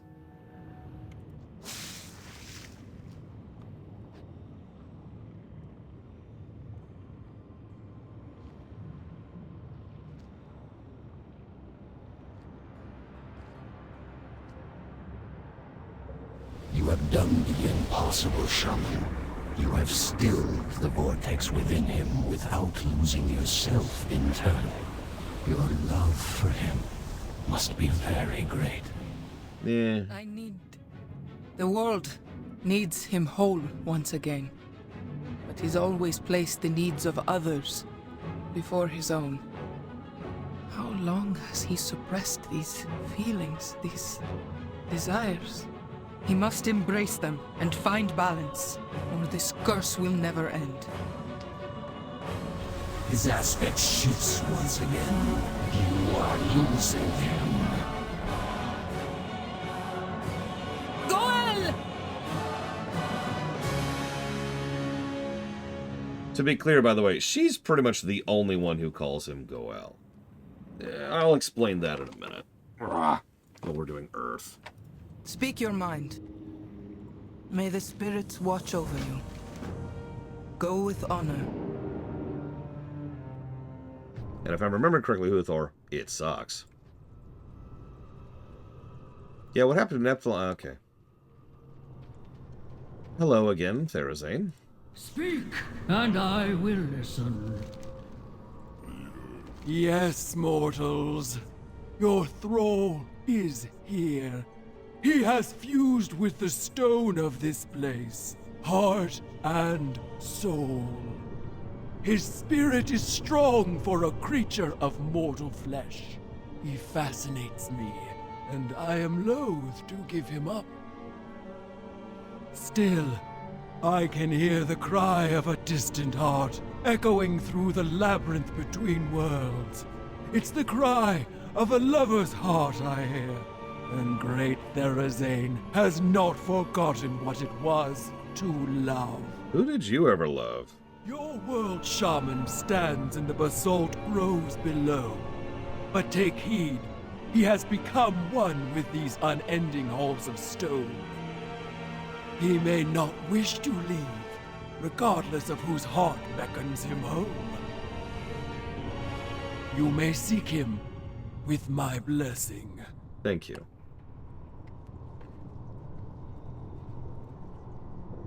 Mukra. With the Stone Mother's blessing, I can take us to where Goel Thrall is being held. We must be careful. The Twilight's hammer has agents all around. You help me hold them off. I'll attempt to get through to Goel. May the spirits watch over you. Speak your mind. Even in the dialogue, we say Thrall. That's actually funny. Friend, you have my deepest thanks. Your courage, your strength. You remind me of him. Yeah, honestly. I mentioned this earlier. Kata was the end of Kata was definitely when they were starting to think about us actually becoming the main character. Something they would drift further forward towards in Pandaria and then fulfill in Legion. Unfortunately, Legion's essentially the end of that, but still. So, Thrall... Oh, gosh. God damn it, Uthor. I actually sometimes wonder why they backed off of that. There. Look at him. Frozen in stone. Unmoving. Unfeeling. That look on his face. The resolve. The stubbornness. He gets it when he digs his heels in. I have seen it before. In Nagrand. When he refused to lay down his mantle of war chief. And again during his training. I should have known. The Twilight Hammer knew we'd be here. Defend yourself! Okay.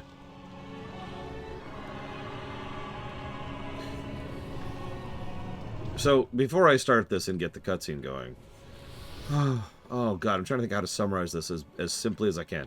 Thrall has a long backstory. As you might imagine from one of the main characters of the entire franchise. Okay. His parents refused to drink the demon blood, and so were hunted down and killed for that. But they also fled into Azeroth and had a child before they died. That's Thrall. They planned to give him a name, which they told his grandmother before they left Draenor. That name they intended to give him was Goel. They never gave him that name, and it's also possible they never intended to give him that name. Or, to put that more accurately, it's possible they would have changed their minds or gone a different way with it, or whatever. You get the point. Either way, Thrall was then found as a baby by one of the most evil characters of the entire setting, who decided to raise him and abuse him in order to become his puppet, which is exactly as horrific as it sounds. He gave him the name Thrall. Thrall then took that name and owned it, for lack of a better way to put it. Turned something that was intended to be an insult and made it a point of pride.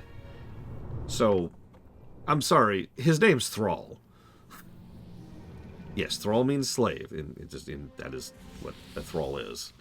You know, I summon my thralls, you know, stuff like that. Now, in BC, we get all the way back to Outland. And if you remember, I actually showed this quest on camera. We summon Thrall out there, and he meets with his grandmother, who is still alive. She then shares the name Goel, which is the presumed name that he was going to be born with, his real name. Thing is, he doesn't identify as Goel. And you know me and, respecting people's identities. You also know that nobody calls him that except for Agra and a few other Mag'har orcs. And they all call him that because, they've got their own cultural thing going on. So, that's why she calls him Goel, and everybody else calls him Thrall.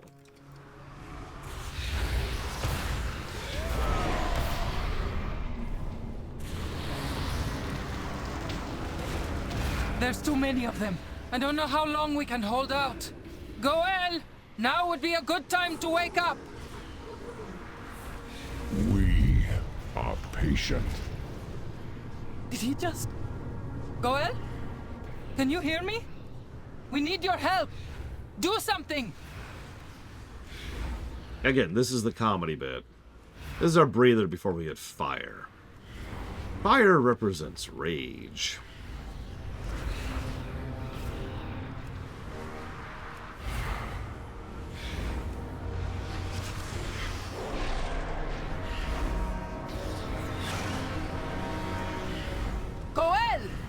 Pull it together or we are all going to die. We are patient. He did not just say that.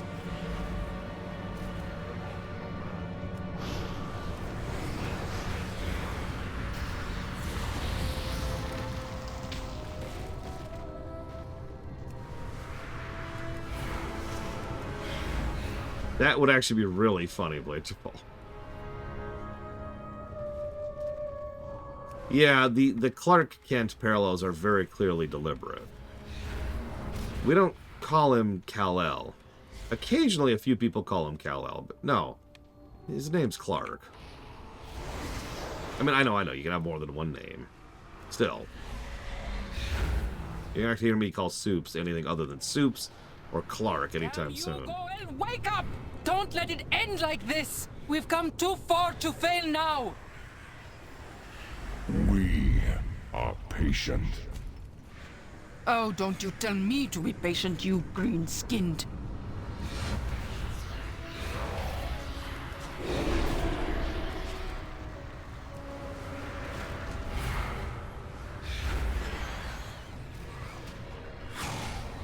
If we're being honest, there might even be a thing, and this is purely speculative, I have no idea, that they might have decided to go ahead and keep calling him Thrall in lore, because all the players knew him as Thrall.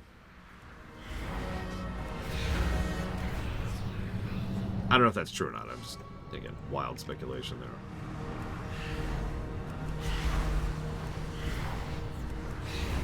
Look, all I'm saying, Thor, is that Agra is the devil. Now, awaken.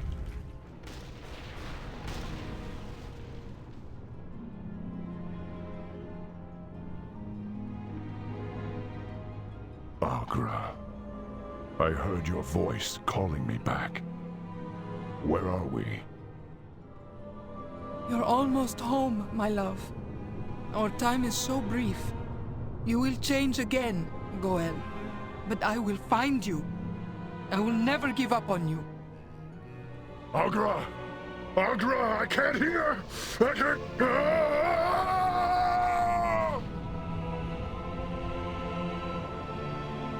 Mukra, Okay.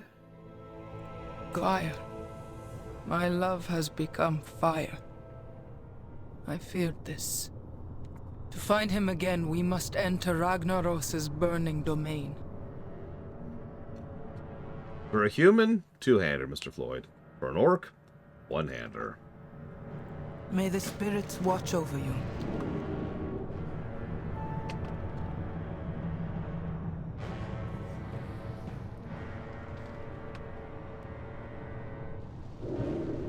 Speak your mind. This realm is more terrible than I'd imagined. Even now, I can feel the rage of this place pressing down on me. We won't have much time before they're onto us. Let's begin. You can actually see the molten front over there. Do you see it? Over there. I see him, wreathed in flame. I can feel waves of fury radiating from his core. Such rage. His anger alone could burn us to cinders. Protect me, and I'll place guardian totems all around us. Whoops. Mukra, go with honor. My parents, murdered before I could know them. Betrayed. Gul'dan, if I must burn my way across the afterlife, I will find you in whatever hell you've hidden. Keep the totems alive! Hurry!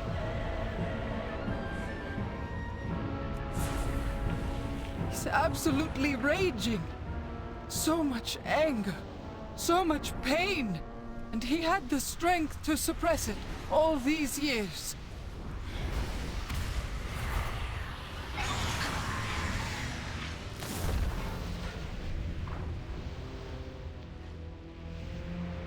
Thrall's had a pretty terrible life, yeah. To be quite honest with you.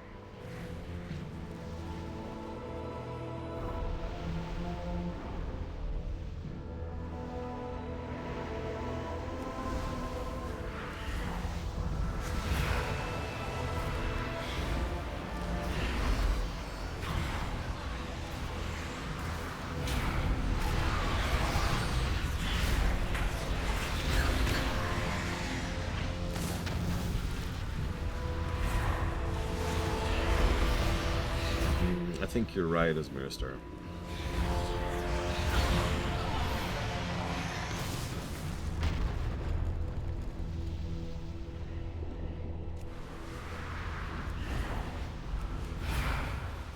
Well, the good news is there's no multiverse, really, Master. Not really. A totem is failing. You must reactivate it. I'm right here.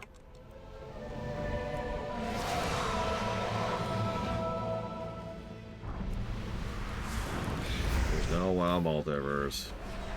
I don't care what that stupid book says.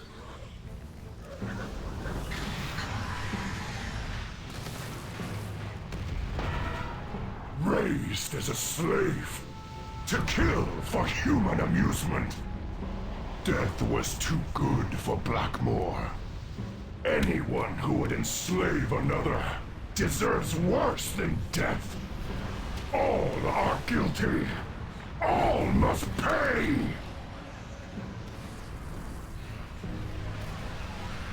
There is no multiverse in WoW. Why do you keep bringing that up? It's a joke. There's no multiverse. Except in that stupid book, which doesn't count.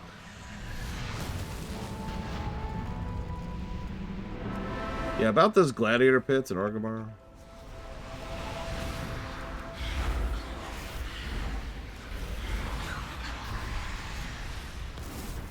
No? Okay.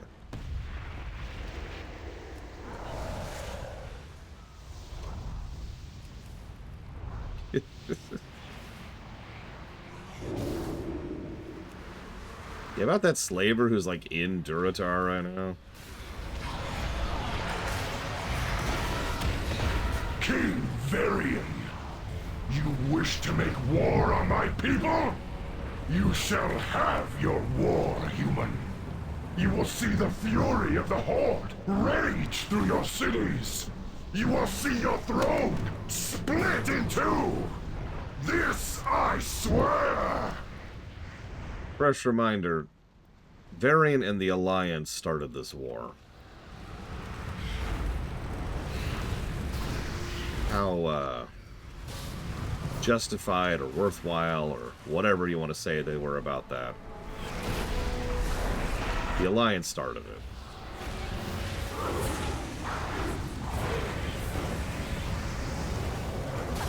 Holy crap! Oh my god. I might die. No, no, no, no, no, no, no, no, no! Crap. That I literally hit the wrong button. Nope. God damn it!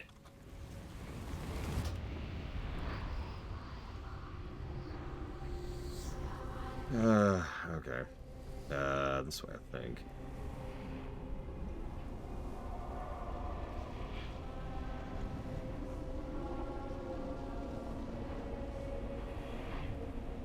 I mean, Garrosh really wanted that war. No joke. So did a lot of orcs.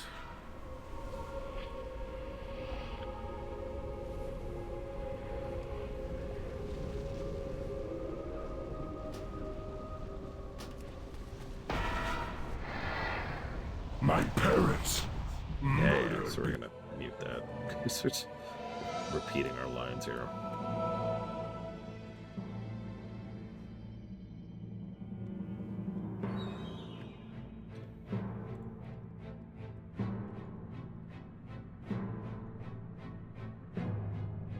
You know, we didn't see Gul'dan in the Shadowlands. I wonder if he ended up in the Maw. Like, you can't tell me Gul'dan would ever actually be redeemed by Revendreth, right?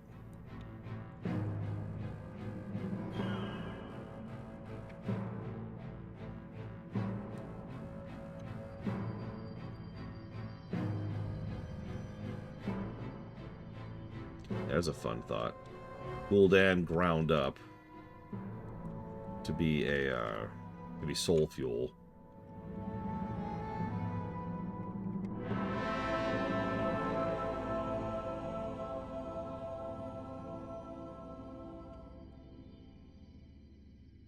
Well, yeah, but that has nothing to do with him being in the afterlife, Papanese. That's just his body.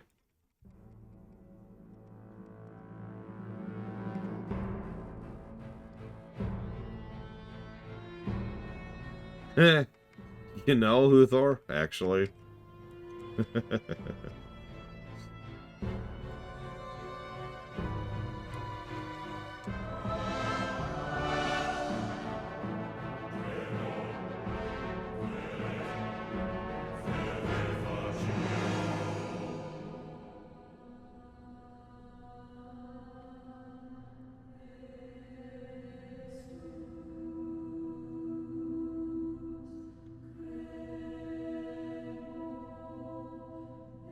Yeah. Sylvanas is roaming the Maw and meets...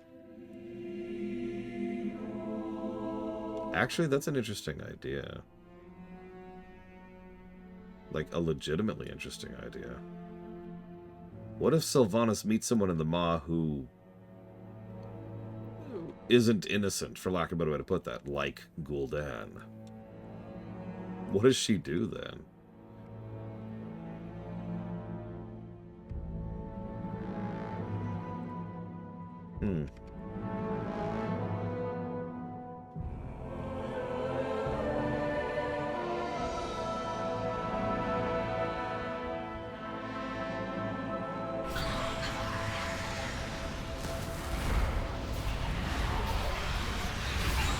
I mean, she was alive during the Second War. She fought Gul'dan's forces.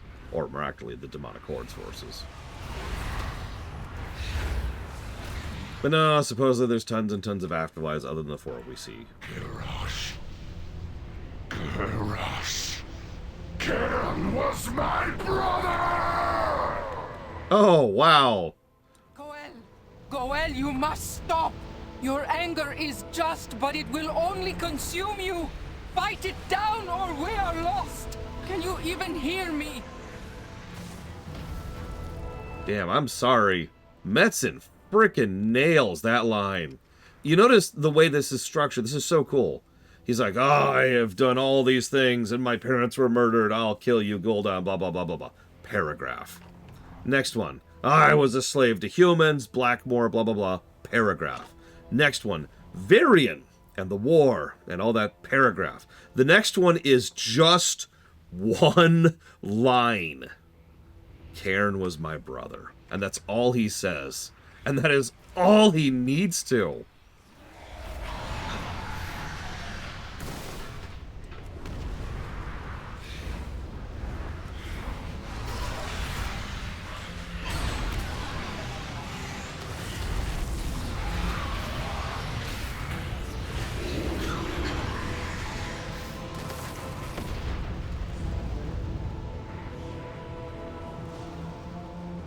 Yeah, I liked that too as Mirror Star.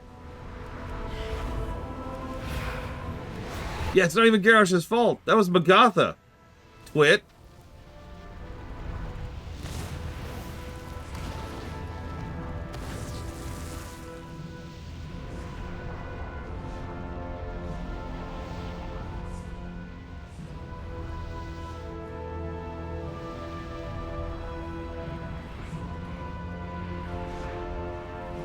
Agra, it is you. And us. We're here too.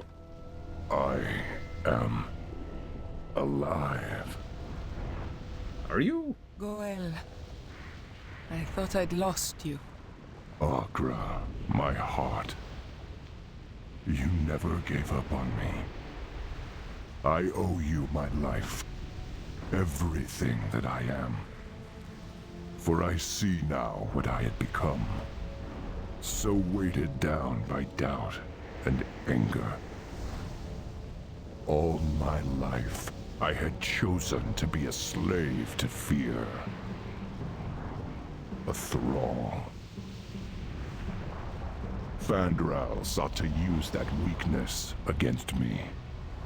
But what he and his Twilight Masters never understood is that the elements do not exist to rage and war. They exist to bring harmony. Within the world, and within us. I have seen the truth, and my chains have been broken. Now, I am all that I once was, and more. Well, you're certainly more talkative. Agra. We must hurry back to the World Jesus Tree. Christ, woman. The dragon aspects are waiting. And you, my love, have a world to save.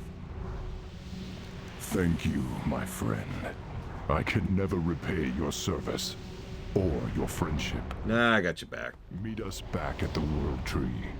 There's something I want you to witness. Yeah, Mulgore goes pretty far in detail into what happened with Magatha and Cairn and Garrosh. It is also mentioned during the Durotar quests. However, in the interest of fairness, that is only 2 zones, which the players might not have done. Now, if the players skip cutscenes, that's on them. Screw them. But there is only 2 zones that really covers it in-game. Loktar, friend. What is it you wish? Thanks to you, my friend, I live again, and due to the combined efforts of the Cenarian Circle and the Earthen Ring, the World Tree will bring new life to Azeroth as well. While Deathwing and the rest of our foes remain to be dealt with, I wish to share something with you. In the face of this cataclysm, I've seen how truly fleeting our lives can be. And I, for one, will not waste another second of mine. What are you saying, Goel? What is in your heart? Agra, though I was not born on Draenor, I have always tried to honor the traditions of our ancestors. I stand before you. Goel, son of Durotan, son of Garad. And if you would have me, I would be your life mate. For so long as I live, I will stand at your side, as you have stood at mine. I stand before you, Agralan, daughter of Rial, daughter of Sarak, and I will proudly be your mate, Goen. In this world, or any other.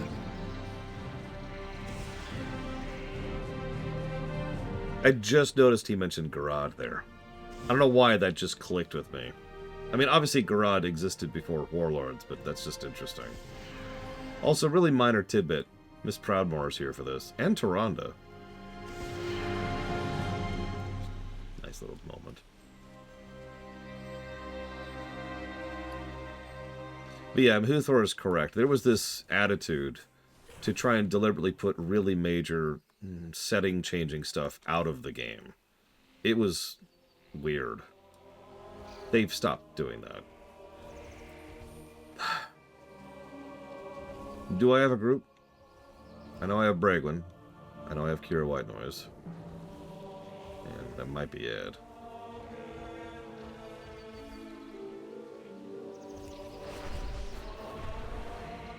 I don't think she says it. I can double check. I didn't see any text bubbles. Oh my god, they're gone! They freaking vanished on me.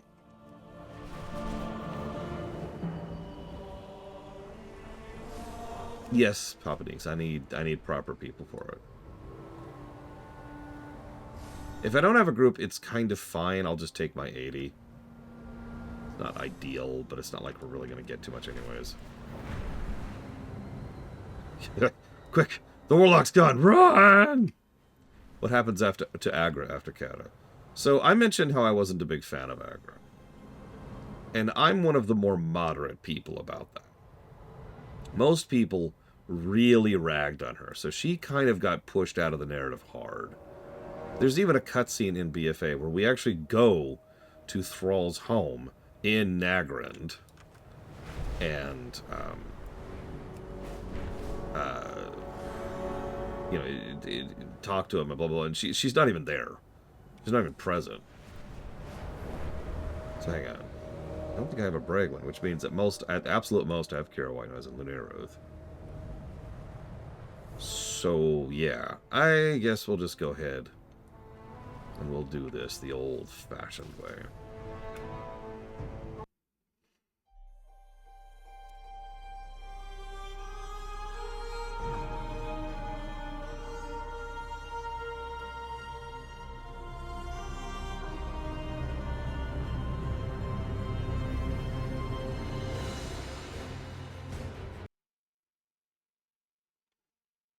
I'm kind of in a hurry anyways, Lunaroth. I accept going quicker.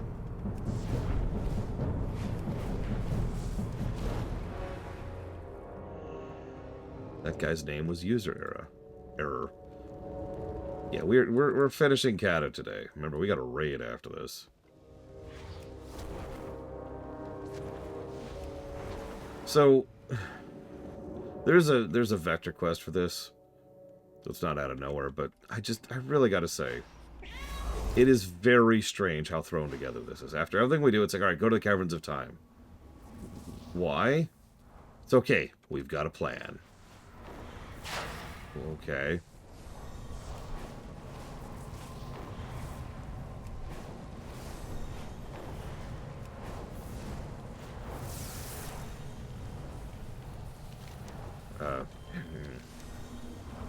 Okay, so we want to do... Oh, jeez.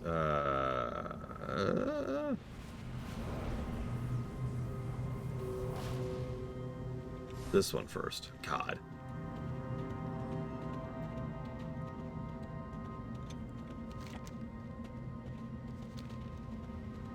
So, This is actually one of my favorite little sections of the Warcraft. I put a lot of work and effort into this. Welcome to the end time.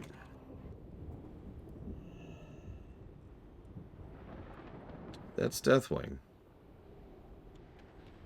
I know that a lot of people spit on visual storytelling. But can I just say that? That tells a hell of a story right there. In fact, if you pay attention, there's the ruins of the old Horde gunship over there, and you can see bits and pieces of the Alliance one over there too. That shot, his molten blood is still pouring out of him onto the ruins of the temple.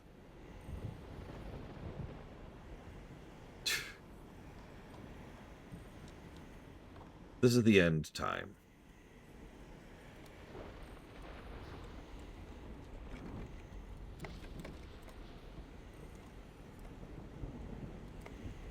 As I've mentioned before,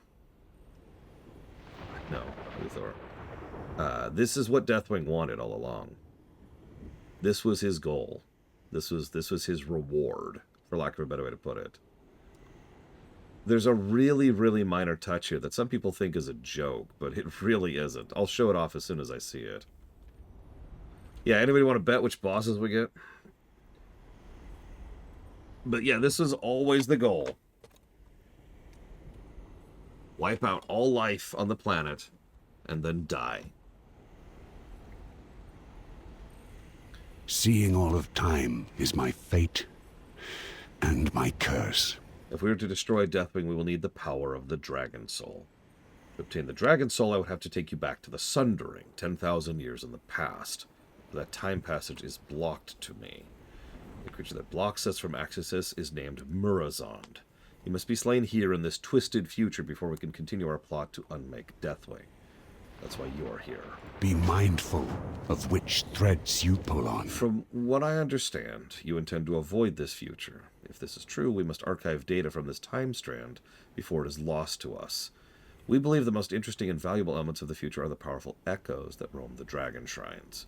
Take this vessel with you as you silence these echoes.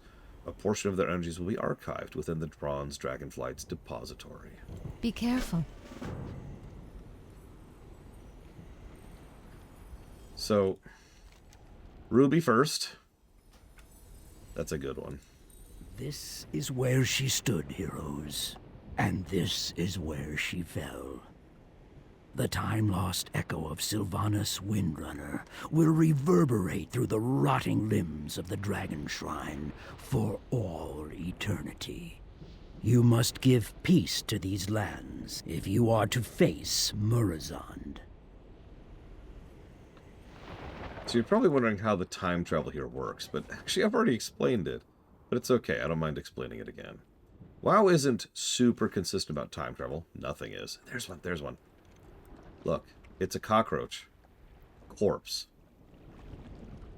It's such a minor detail, but I love the fact that even the cockroaches are dead in this future.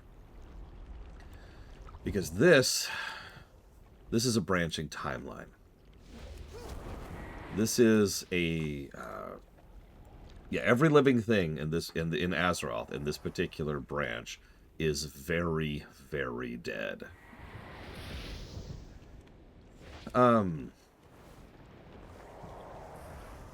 You're probably wondering how any of this works. So, I've mentioned before, a branching timeline can be crafted and can also occur naturally. But then, if nothing maintains it, well, then it'll eventually just go away. It'll disintegrate or fall away back into the timelines or whatever, right? So, you have to maintain it. The Infinite Dragonflight are actually from this timeline. This is where they originate. This is where they come from.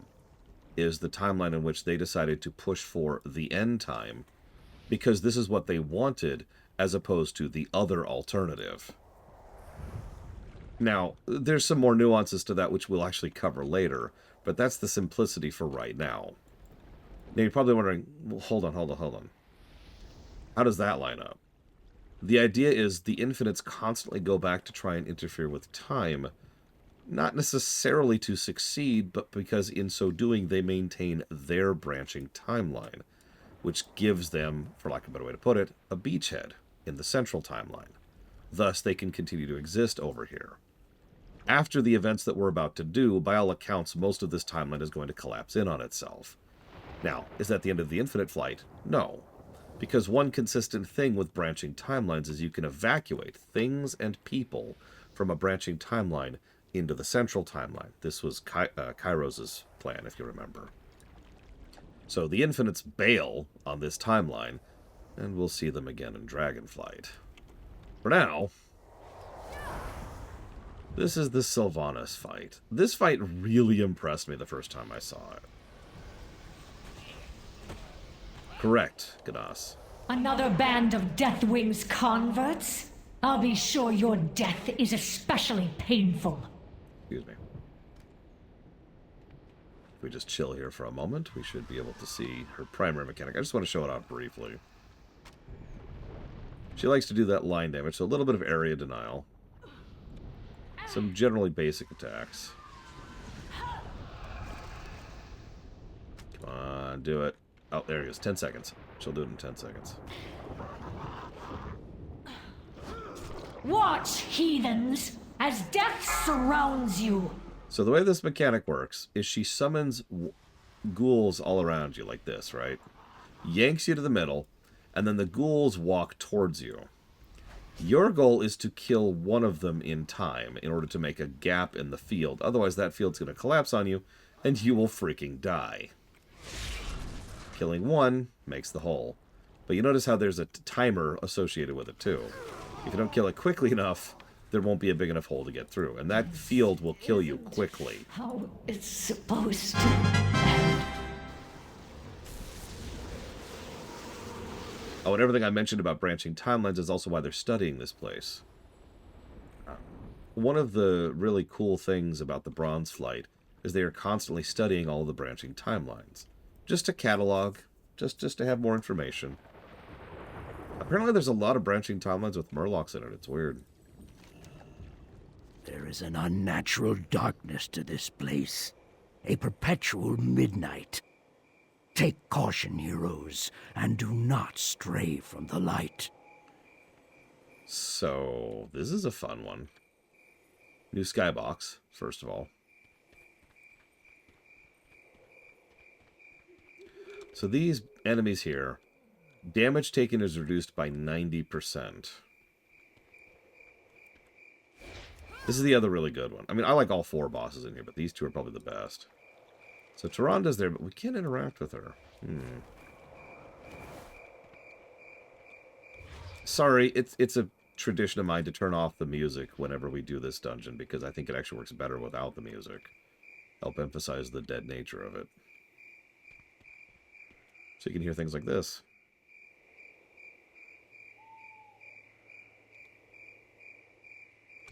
There is nothing left for you here. Nothing but death and sorrow. So, this is a fun mechanic. There is nothing left for you. Yeah, I know, thank you. Nothing. When you pull them in here, then you can actually damage them. Each damage reduces the size of the light. So you have to kind of use it part and parcel very carefully. And you have to tank these things and then kill these things inside the light so they can actually be damaged.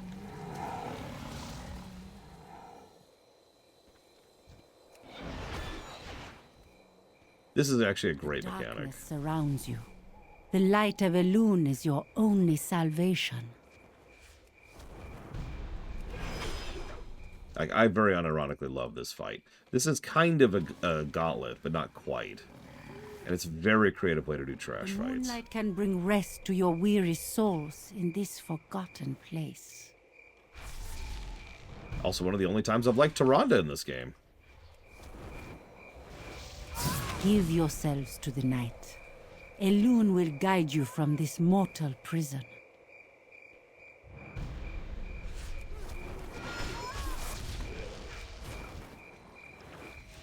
You have chosen a path of darkness. Mother Moon, guide my hand. Allow me to bring rest to these misbegotten souls. What do you mean, Rain 36?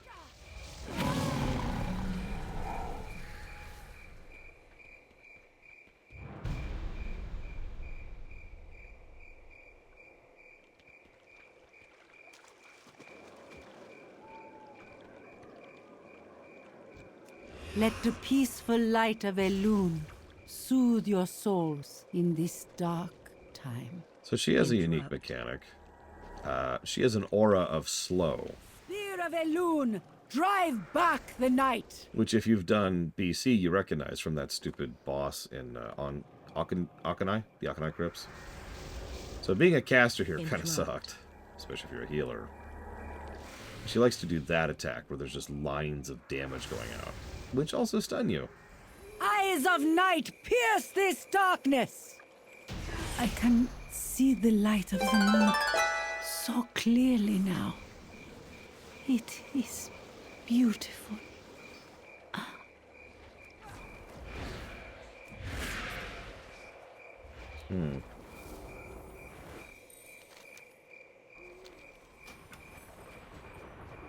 So there's Murazond.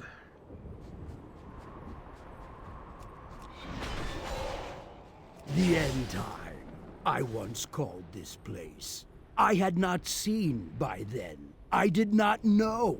You hope to what? Stop me here? Change the fate I worked so tirelessly to weave? So this is a great fight. A bit easier than the other ones, but that's because they give you the tools to make it as easy as you want it to be. All unwitting like a blind, writhing worm towards endless madness and despair. I have witnessed the true end time. This is a blessing you simply cannot comprehend. I have seen Shadowlands. So the way this works out is he's got a lot of health, raid level health. He also hits extremely hard. He's also slowly covers the area in these attacks, which will kill you, which will completely area deny you at a certain point in time. You get, I want to say, three or four usages of the hourglass. Each time you hit the hourglass, it resets your position to the beginning of the fight, wipes the board clean of all the area denial, and resets all your cooldowns. So, how this fight goes kind of depends on you and how many of those you use. The achievement for this, if I remember correctly, is either use very few or no reversals, which is exactly as hard as it sounds. So be it. Because I want to show it off at least once. So there's my echo, see? There's where I'm going to start off. And this... Mortals, I cannot follow you. That's the area denial, right there. Accept my blessing, and use the Hourglass of Time to defeat Murazond. The powers of the Hourglass do nothing to me. And each time you do it, he says something different.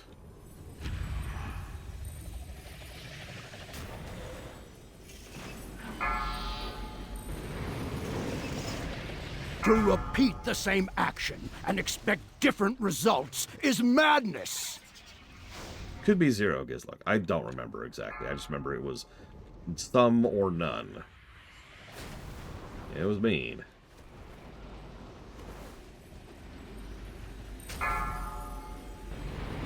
Another chance will make no difference. You will fail. Also, yeah, this Mirror because this is where we saw Murazond in Wrath, believe it or not.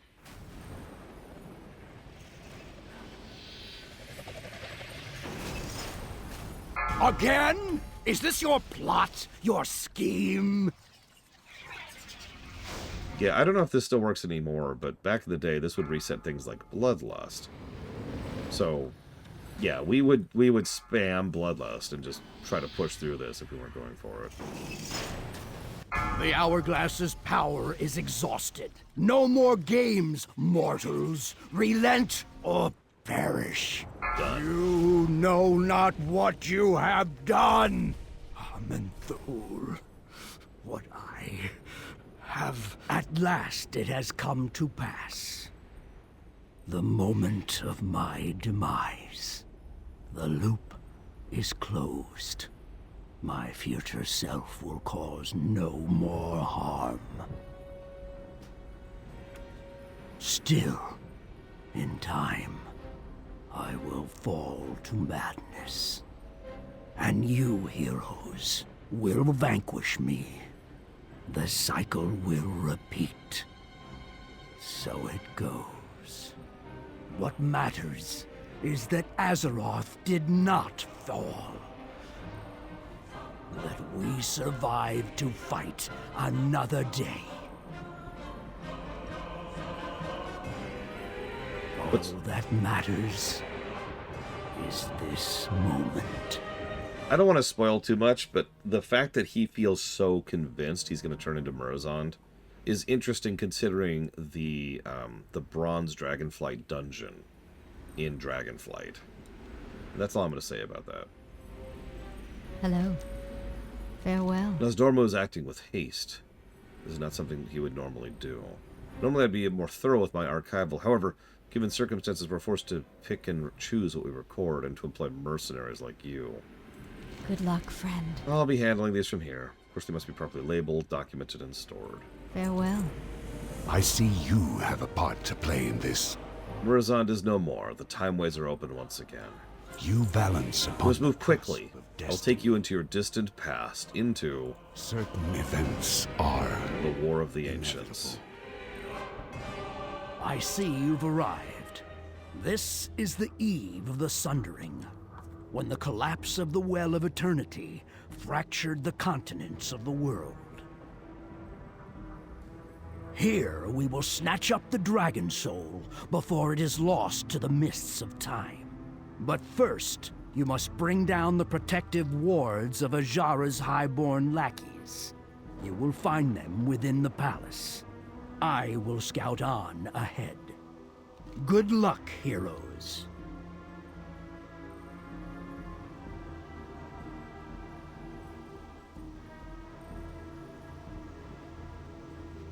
Narratively, this is probably my favorite of the trio. Our final meeting, or our first? Another time. Wait, I should read that out loud. Perhaps. This is the eve of the Sundering, when the collapse of the Well of Eternity fractured the continents of the world.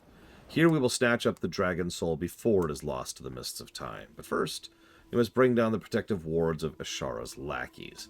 You'll find them in the palace. I'll scout ahead. Good luck. Focus on the now.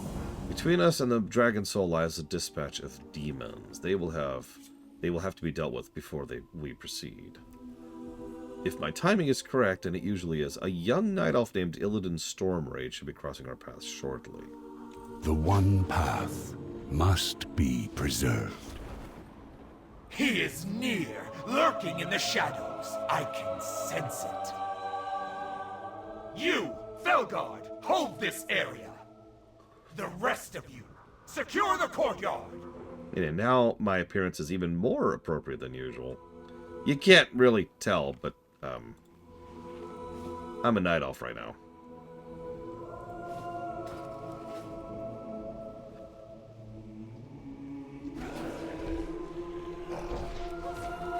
Over here, in the shadows. Hi, Illidan. I think we stand a better chance fighting alongside one another. The shadows will hide us well. I am concealed by the Shadow Cloak and can view its magics on you. I will not make you invisible, but as long as we keep our distance, we will remain hidden. We now hide in shadows, hidden from our enemies. Come with me. This is a great mechanic, by the way. Long enough to see me save this world. Yeah. Too many demons, not enough time. Also, lots and lots and lots and lots and lots of demons. Be ready. This is probably one of the better showcasings we get of what the kind of numbers the Legion can really have. Is this section right here. Just gonna scooch by here. So yeah, Shadow Walk. My magic is fading. I'm going through. Increases your movement speed, your damage, your crit chance. And if you attack, you lose it. So you kind of get one free crit when you come out of it. Attack. I don't like to be kept waiting. My blades hunger. Destroy the portal energy. Go! Go! We're leaving. Stay close. Actually, yeah. Up until We come endlessly from the palace. Up until now, we've seen mostly just scouts and disparate skirmish forces, not an actual Legion army.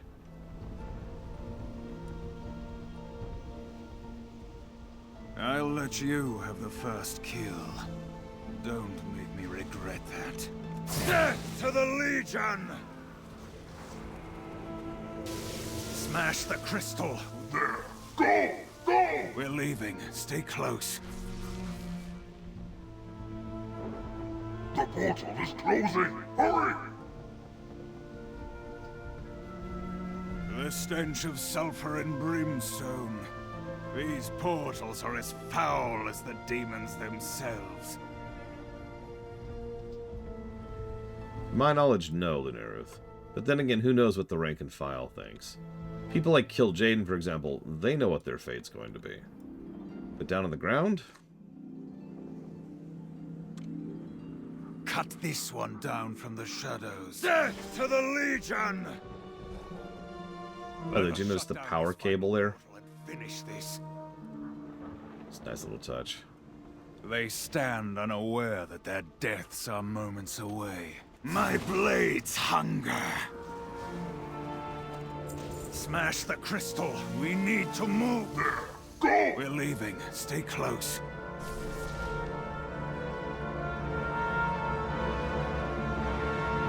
The demons should all be leaving. We will be at the palace in no time.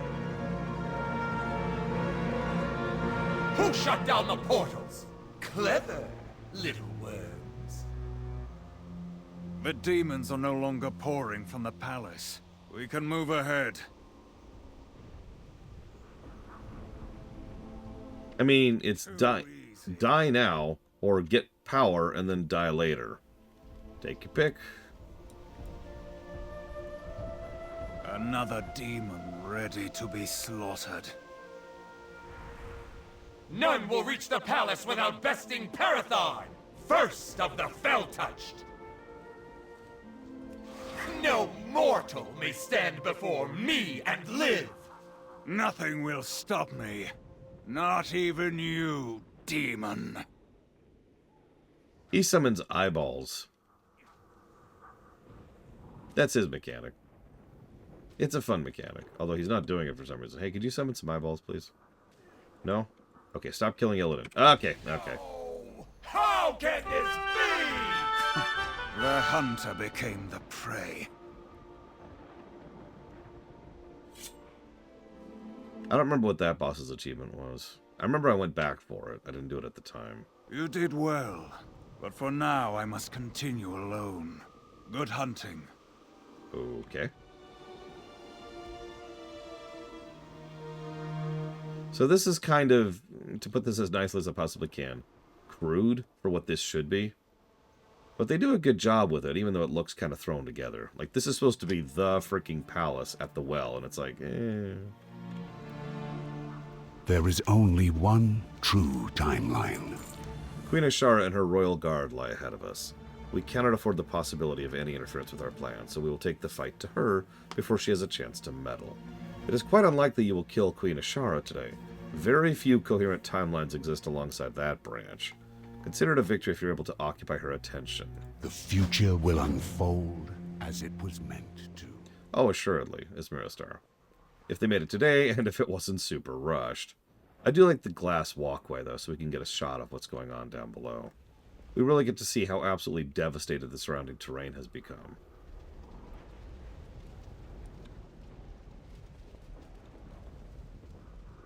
Lots of very mean trash here.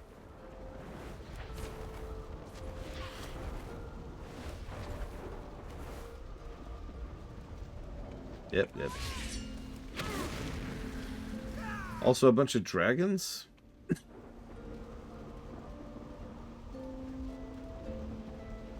And there's the well. And there's the dragon soul right there.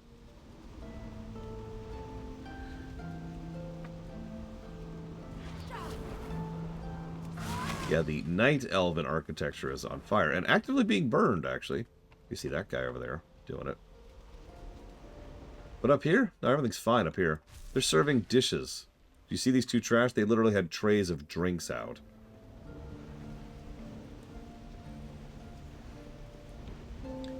Here's Queen Ashara. Alright, I think I can take her. Alright. Yeah. Welcome.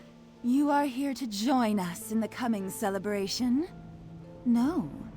A pity. I have no time for such diversions. Keepers of Eternity, will you stand for your queen? I pray that the light of 1,000 moons will grant me this honor. So, there's, each of these are super mages, basically. Still, these strangers would oppose your queen's will. Who will stop them? Yes, Light of Lights. My life is yours. Arcane, fire, and frost. I beseech of you, my beloved subjects, put an end to these mysteries. Serve Ajara puppets, and rejoice. Enough. As much as I adore playing hostess, I have more pressing matters to attend to.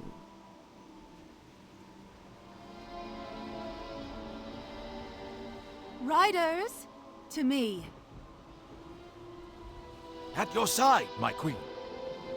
Hello, Verathan. My noble Verathan, do return and dispose of this murderous band. I love how that her handmaidens are just here offering us loot. Quickly, on our backs. We must get you to the Dragon Soul. Alright, I'm ready. Sister, look! This cutscene usually bugs out, so let's see what happens. The aspects. There's Alexstrasza, there's Ysara, there's Soridormi. Come, sister. It is time to end this. We will cleanse the Dragon Soul of the old god's dark influence. It is too powerful. How dare you touch my creation? It is mine! Mine! Neltharion! What have you done? You have doomed us all to the madness of the— It is mine! He is lost to his sister. He is Neltharion. The power of the soul is tearing him.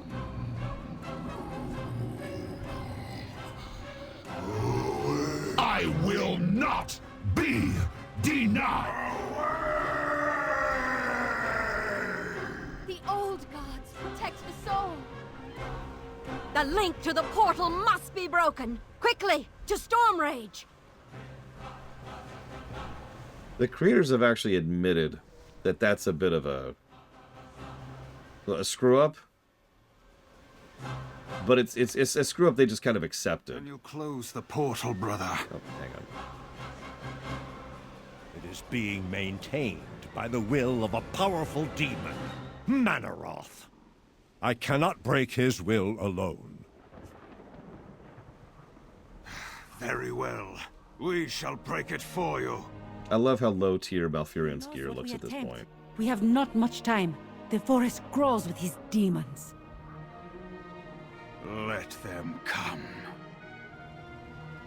Mother Moon, guide us through this darkness. I cannot simply fly up to grab the Dragon Soul. The old gods protect it. To make matters worse, their shield is strengthened by the swirling arcane energies that emanate from the well. Those energies are being focused by the great demon Manaroth. Distract Manaroth and the link will be broken. You balance upon the cusp of destiny.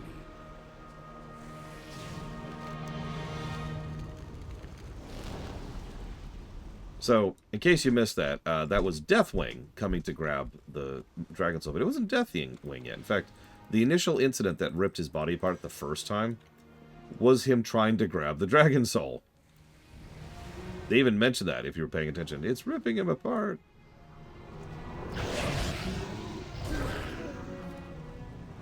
So you stand here with the Blessing of Elune, and it allows you to absolutely shred through these, even if you're doing this legit. This is your Hyperbane moment. Weak, pitiful creatures. Hardly worthy of being called a legion.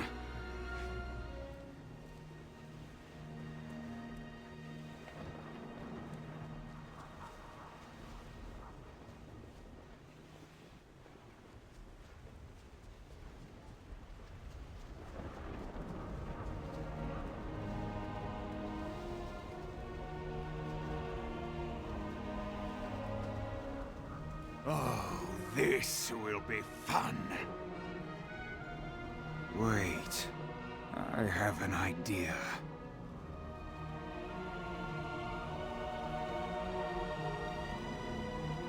What our people could not.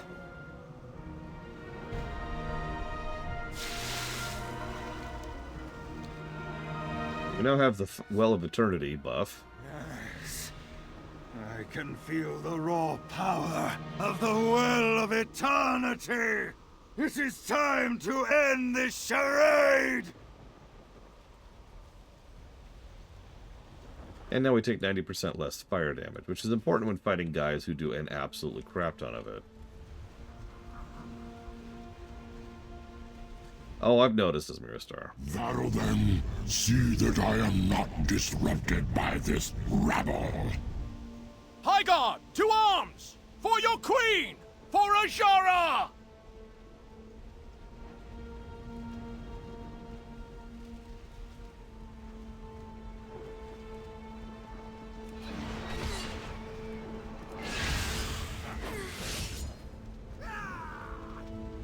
The achievement here was a fun one.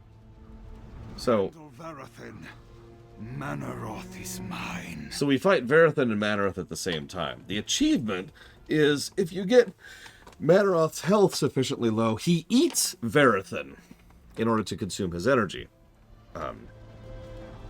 And obviously, you know, that's hard to do because that means you have to be handling both bosses at the same time, which you're not really supposed to be doing. The name of the achievement always amuses me, though. For you, Light of Lights! I have failed you. I am sorry, my Ajara. Damn it. No! No! This victory will not be ripped from my grasp. I will not return to him in failure. I will not be torn from this pitiful world. No! No!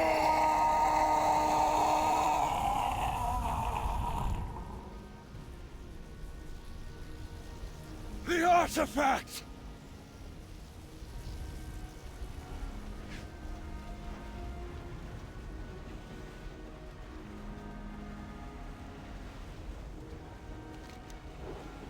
The Dragon Soul is safe once again. Quickly, into the time portal before this world sunders.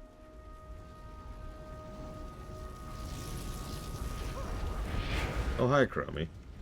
What? Malfurion. Good luck. Hush, Tyrande. Where is Illidan? By the very edge. Good luck on your next adventure.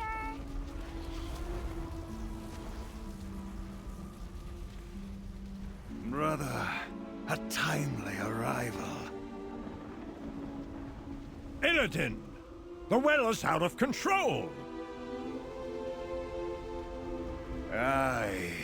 It's been twisted and turned by too many spells. The fuss we, especially you, made with the portal was too much. The same spell that sent the Burning Legion back into their foul realm now works on the well. It's devouring itself and taking its surroundings with it. Fascinating, isn't it? Not if we're caught up in it. Why weren't you running? What have you been doing with your hand in the well? If you've a way out of here, we should probably use it. I've tried casting myself and Tyrande out of here, but the well is too much in flux. This way. Did you catch that, by the way? I've tried to teleport myself and Tyrande. You are, but I not thank Malfurion. Without your aid, our world would be... I do not wish to think about it. Moon Goddess, light your path.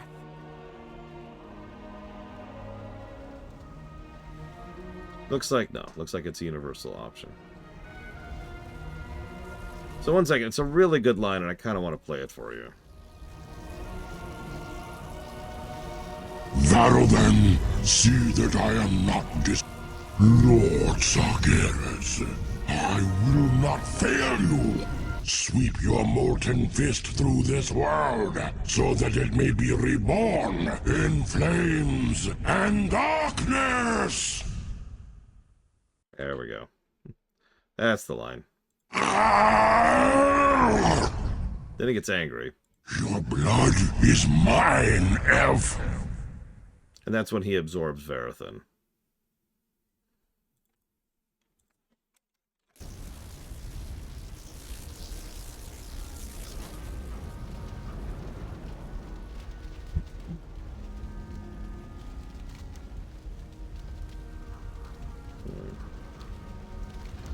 There's no need for you to stand around here forever.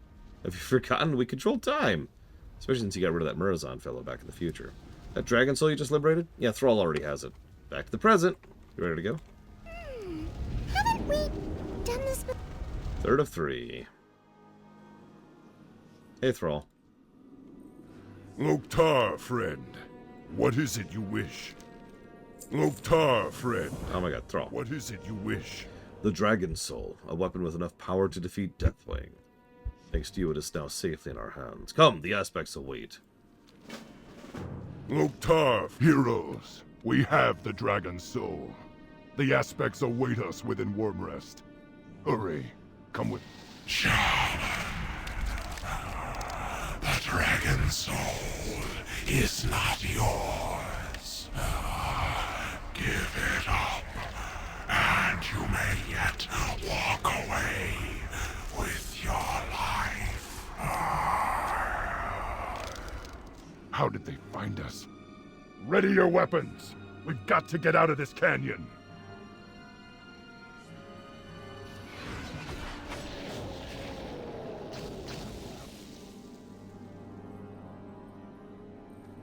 Come on, Thrall, let's go. We got this.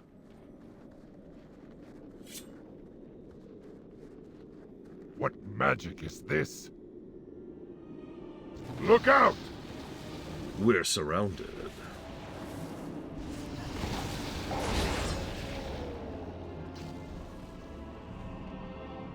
Hurry! We must keep moving! Another ambush! Watch your backs! I do like the idea of the final trio of dungeons. I always have. Even though it was just one dungeon in BC, but I'm a little biased there because Magister's Terrace is one of the best dungeons in BC. And I happen to like the trio at the end of Wrath and Kata. Take a moment to catch your breath before we move on. You will go nowhere, Shaman. Sadly, this is the last time we see this, really. There's very technically 2 scenarios which lead into the Siege of Orgrimmar, but that's as far as X goes.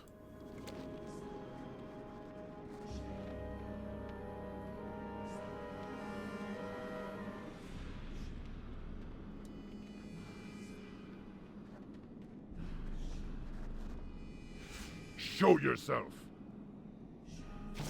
You're a fool if you think to take your place as the aspect of Earth. Shaman, you're a mere mortal. 5, 4, It is 3, time 2, you 1. died like one. We're surrounded. Dispatch the Ascendant while I keep the ambushers at bay.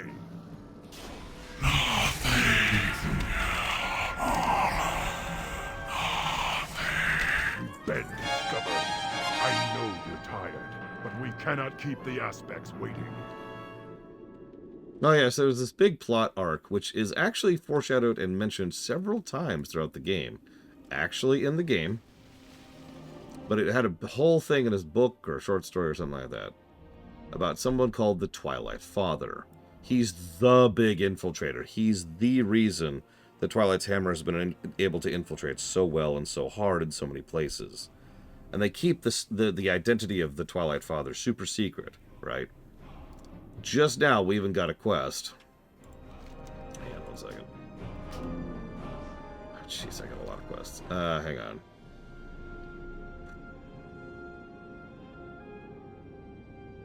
There it is. There's a missive that reads as follows. The hour of twilight is upon us. The world shaman Thrall approaches Wormrest with the dragon soul at hand, feebly whimpering one final threat to our glorious master. Stop Thrall and we win the war. I'll be watching from nearby. The Twilight Prophet. Loktar, friend. What is it you wish?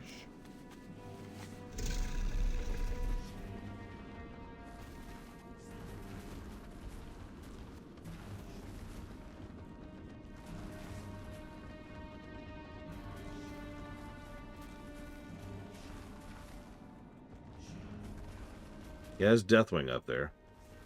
And those last 2 gunships.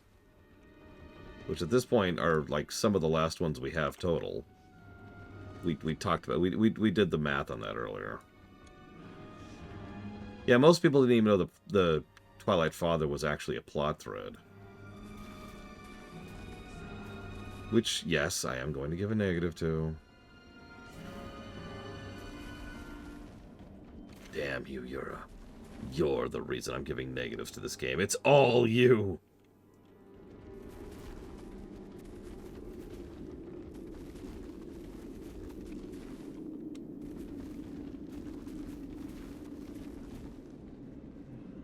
It was Asmiristar. I was planning to talk about it there because I knew it was referenced there. I've been pointing it out every single time it's shown up. Loktar, friend. What is it you wish? The biggest thing I dislike about this dungeon, this specific dungeon, is it feels a lot like the raid we're about to be doing as well. Thrown together. Our first boss is some random ascendant. Okay, that's at least on brand. Our second boss is an assassin. Beware, enemies approach. Who was hired by the Twilight's Hammer so many times that she went insane. Okay. The third boss is the Twilight Father, which, as we already discussed, is the kind of thing that only people really paying attention are even going to notice exists as a plot thread. Let none stand in our way.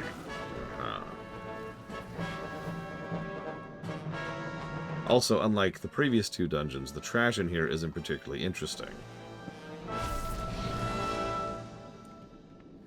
Yeah, at least the end time uses the Dragonblight terrain to good effect. This is literally just Dragonblight, with a couple of changes.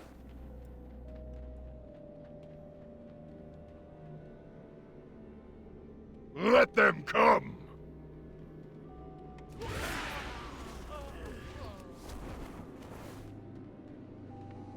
Alexstrasza's Drakes should meet us here.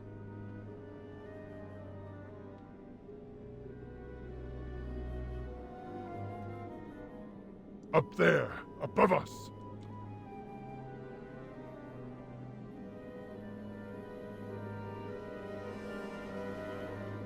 Where do you think you're going, little lizard?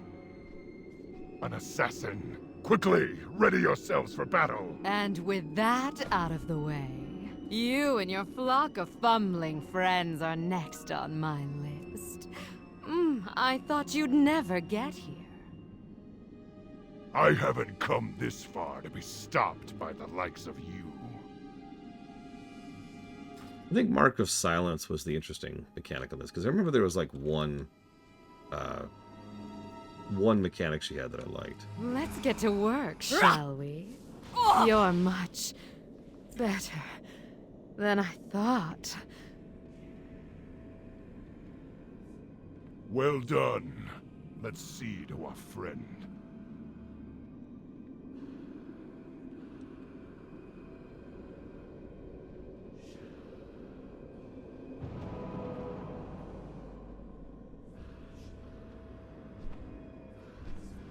The rest of the Drakes should be here shortly. I'll fly on ahead. Catch up when you can.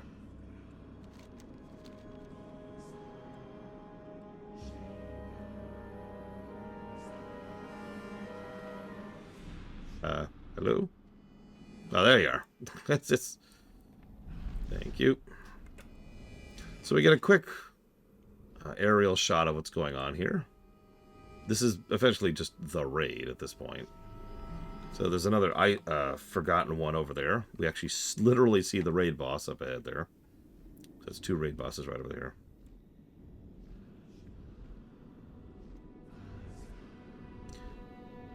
And then there's that guy.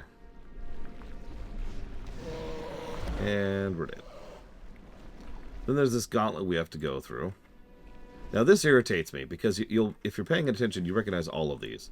Ton Winterbluff, Stormcaller Jalara, Stormcaller Torunskar, and Hargoth Dimblaze. All of these are shamans from across the game, right? If you're not paying attention, you'll probably completely miss this. Man, I gotta actually trigger the trash first. Or not?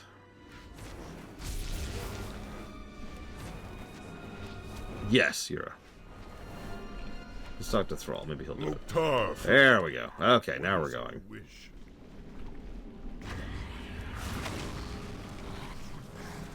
So there's a trigger where the tentacles grab people as we're going down. So that's cool.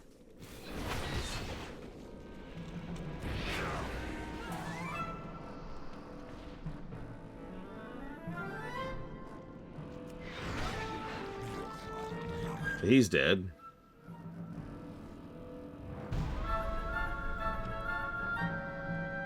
And you get the idea, like, we lose people as we go through this gauntlet. The whole idea is supposed to be, well, you know the Warlords intro? You know, the one that's extremely good? They're going for that same vibe. They're just failing at it miserably.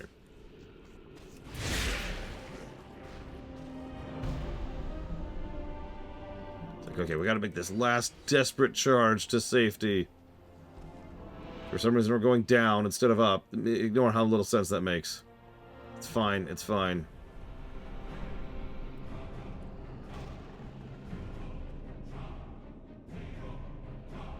Get inside! Quickly! I'll hold them off!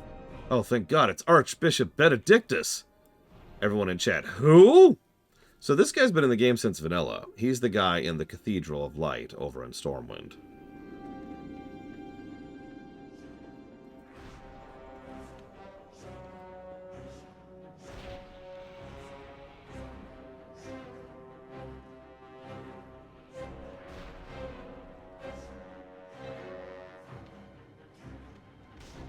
And now, Shaman, you will give the dragon's soul... Dun, dun, dun, wah, wah, wah. Will not, Archbishop. It will never be yours. I suppose it has to be this way, then. If only you'd seen what I've seen. Then you'd understand. You were a figurehead of the light, Benedictus. How could you betray your own people? There is no good, no evil, no light. There is only power. We serve the world's true masters. When their rule begins, 4, we 3, will share 2, in their 1. glory. And you, we will feast on your ashes.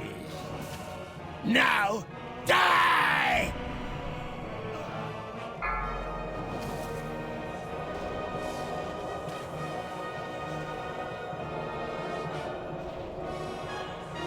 Watch your feet. Watch your feet.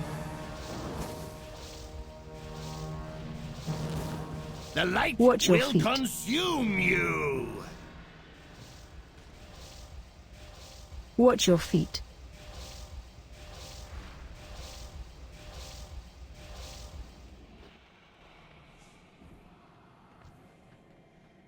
I don't think that's possible for me to not one-shot him, Joe. I looked into the eyes of the dragon and despaired.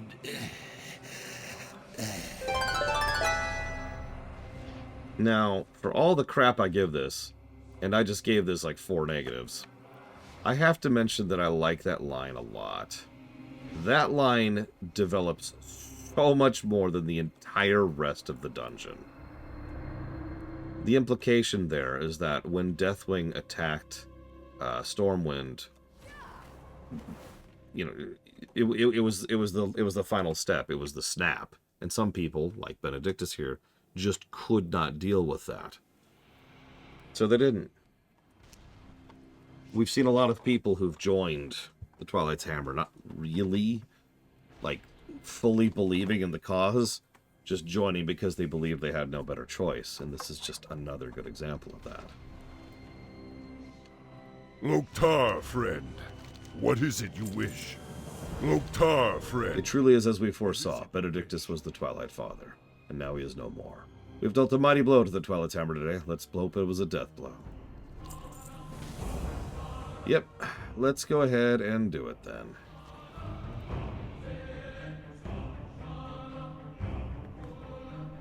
Remember, the light, although this wasn't fully codified back then, but the light is all about faith. If any of the people in Stormwind who saw... Yeah, and then the quest change just ends. If anybody in Stormwind who saw Deathwing and his approach was were true believers, for lack of a better way to put it, they would have been fine.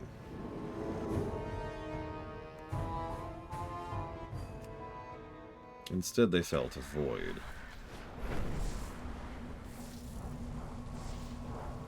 And if I might be so bold, that makes perfect sense to me.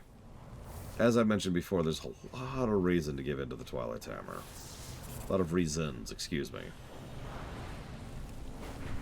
Well, let's wrap this up and go home, shall we? Let's finish Cataclysm with Dragon Soul.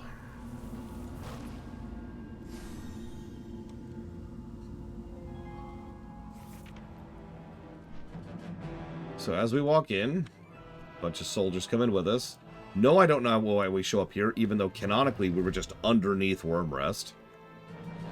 This whole thing's thrown together. I'm sorry. That is the answer. That's the solution. That's the reason.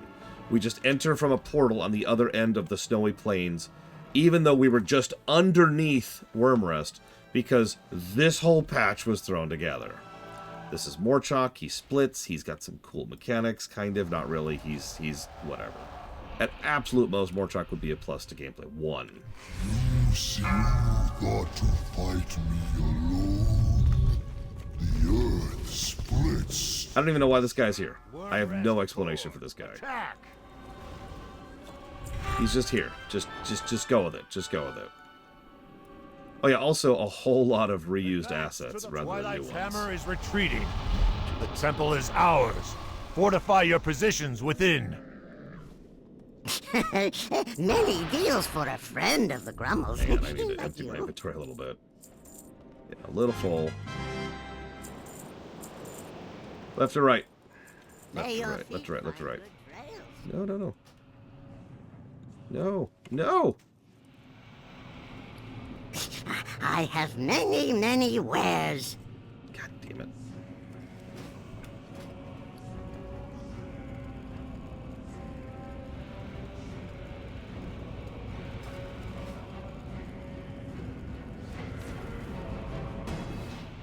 I've said right first. I'm listening.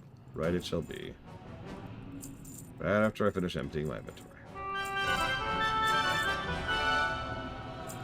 crap. Be careful. I've got a bugged item now.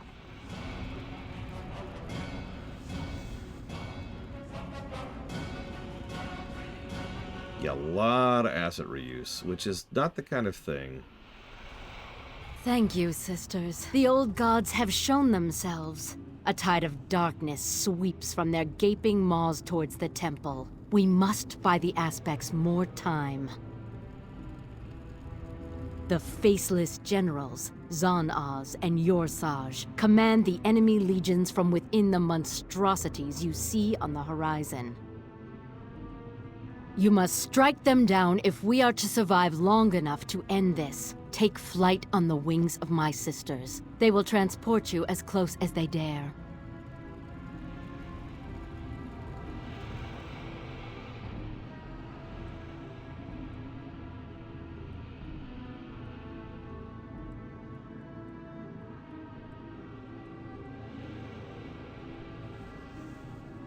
The last time I did this raid? Oh, I don't know.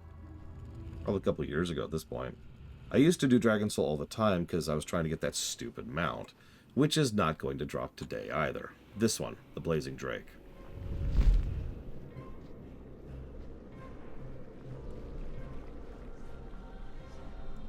If this looks familiar... Oh.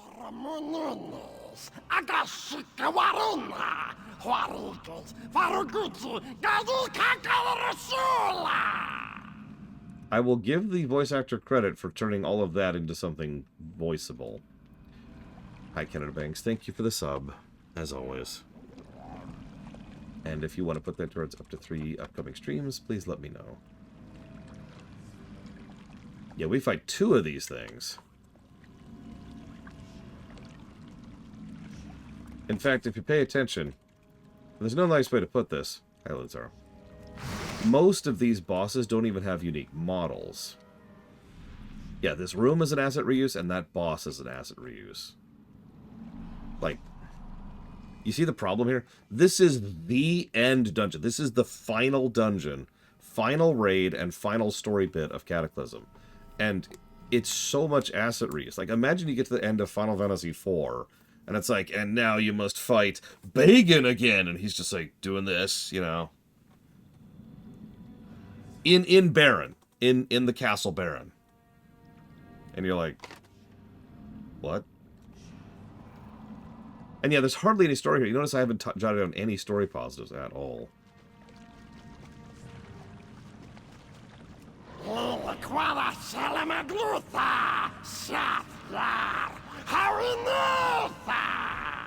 Our numbers are endless, our power beyond reckoning. All who oppose the Destroyer will die 1,000 deaths. Stack high.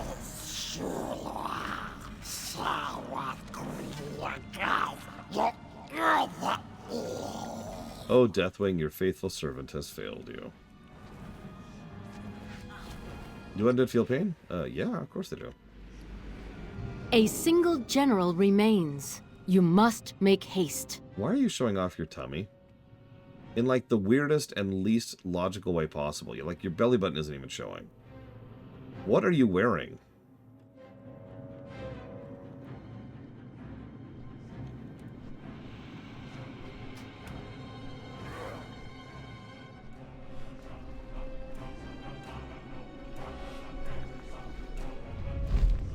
Jule vaya con la vaya nzoth, vaya con lino gaya hola bana lavgul. Jula canta agagwama. I will never pronounce it in Zoth. Don't even ask me to. Oh hey, randomly a Cathraxi. The exact same model as the one we had back in Ulduar, by the way. So yeah, this is N'Zoth's personal general. Once more shall the twisted flesh banners of N'Zoth chitter and howl above the fly-blown corpse of the world. After millennia we have returned. This is the ping-pong boss. Anzo!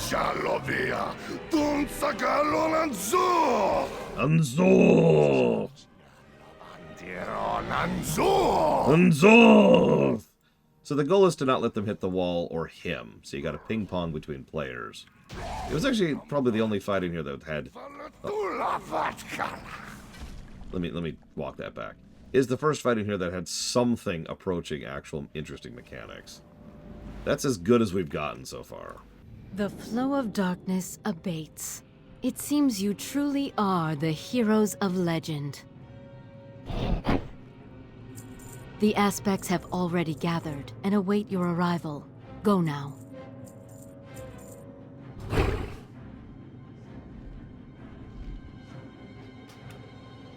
Oh, I have no idea, Elizar. You tell me. So, who's ready for lots of unskippable cutscenes? From Diabepus. Thank you, Diabepus, as always. Yeah, that's another thing. Every boss you either teleport to or fly to. Let's see, Morrowind, Skyrim, and Fallout 3. Thank you, Diabepus, as always. It's no use. The power of the dragon's soul is too great. I cannot wield it safely.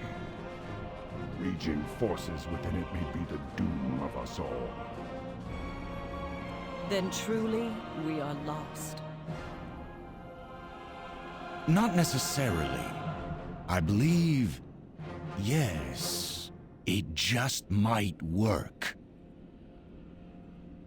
The focusing iris within the Eye of Eternity may allow us to converge the magical matrix contained within the Dragon Soul. Yes, I see. We can finally turn Deathwing's own power back against him. I sense danger. It is a trap, carefully laid for us at this crucial moment.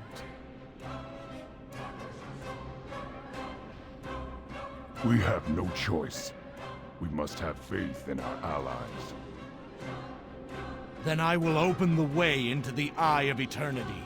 You must not fail, heroes. The future of Azeroth hinges on your actions.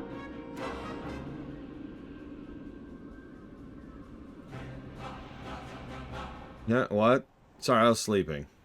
It's not even done yet. I was making fun. It's not even done yet.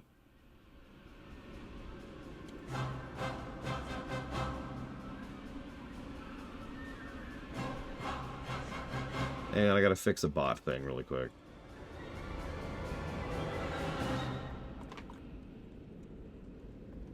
There we go. So the Sonic Modern 2D block, as you can see in that website, Canada Banks, includes Sonic Advance 1, 2, and 3, Sonic Rush, Sonic Adventure, Sonic Rush Adventure, and Sonic Colors DS.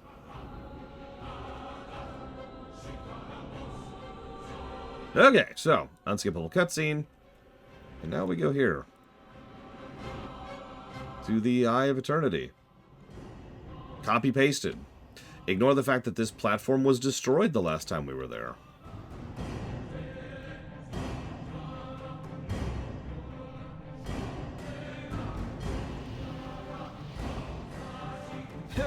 Even with the aspect of time on your side, you stumbled foolishly into a trap. Okay. You'll notice that she's just an orc. She's just an orc shaman. That's it. That's all she is. So, it's kind of worse than asset reuse, because she's just a dude, right? And there's no narrative purpose behind fighting her other than she's another corrupted shaman. And again, this is just padding. Like, we've already got the Dragon Soul, but we need the Iris to use the Dragon Soul. And it's like, remember you can pick 3 things, Canada Bangs. Yeah, she's literally in her vanilla frickin' armor, and it's like, okay. Now, in the interest of fairness, this is the first and probably only truly good fight in here gameplay-wise. If I could give this place gameplay positives, this is where it would happen. This is a pretty cool fight. Just yet, little pups. We'll cleanse this world of your kind. You'll not leave this place alive. Uh-huh.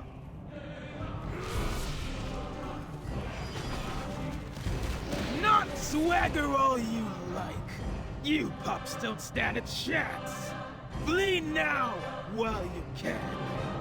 You cross the Stormbinder. I'll slaughter you all.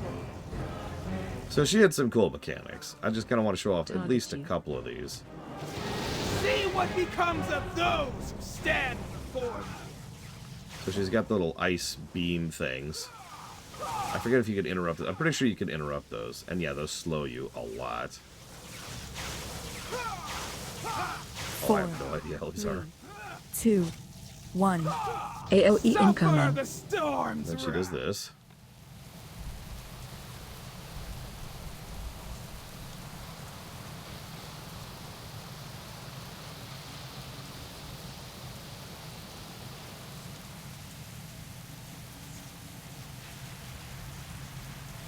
What are you doing? And yeah, as you can see, you got to drag the ads over to the conduits, break them on said conduits in order to be able to break her shield. I wonder if I can just break through it. Apparently not. Interesting. I might not be able to do this, because you see the problem here? I need to do this. I know you can do this with a hunter. I've done this with a hunter. Hang on. Nope. I've also done this with a warrior. Alright, so. I'm going to go ahead and die. Oh no, I can't die. Oh no. Okay.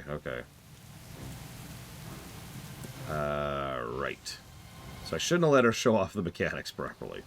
That's my fault. She's also got a blizzard mechanic, which is really cool. And yeah, this whole phase does escalating damage the longer it lasts. What you have to do is you have to daisy chain.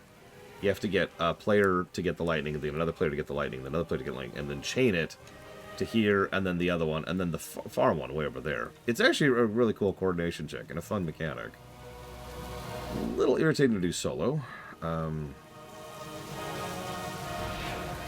that's nowhere near long enough. Okay.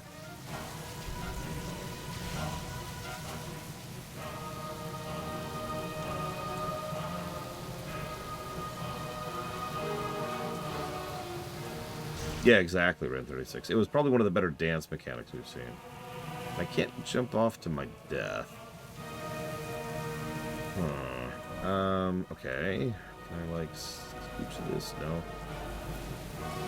I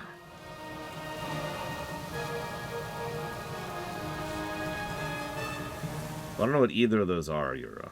That doesn't really help me.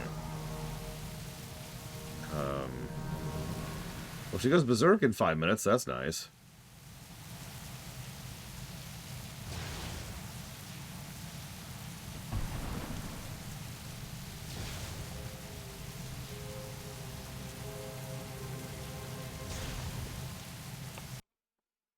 Okay.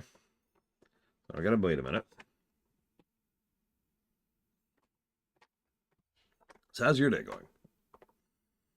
Because this game is desperately trying to make me not finish Cata today. That's what I get for trying to show off mechanics. I'll go ahead and plug in some of the negatives we got here.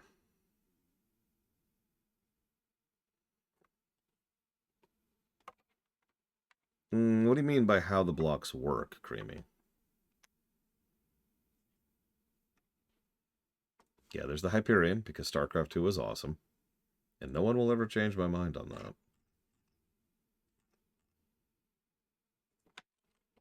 Let's see, so we're going to give another negative to the difficulty thing for locking content behind a thing. And there's another abandonment negative. Pretty sure we only gave one gameplay positive. Look, just because Hitler really likes birthday cake ice cream does not mean I suddenly don't like birthday cake ice cream. 3 quest positives. Go ahead and add those really quick.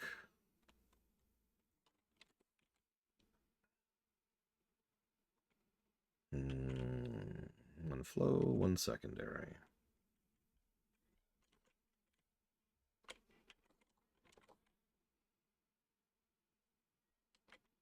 A rare secondary gameplay positive.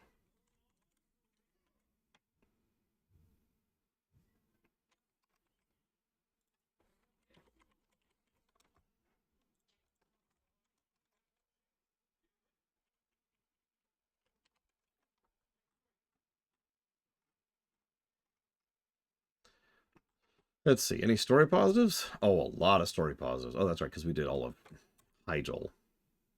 Right.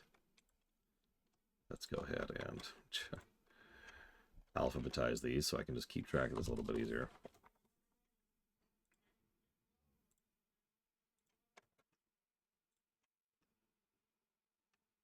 Nope, we're done, Yura. We're done. Let's see. So that's 2 more brickwork positives. As if we don't have enough of those. 1 more doodad. Just the 1. 2 moments.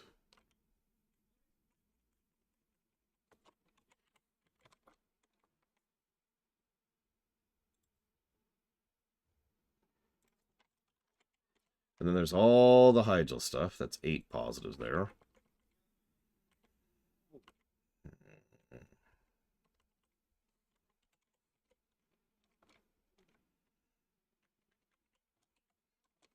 Music direction for the Firelands. Plot for Hyjal.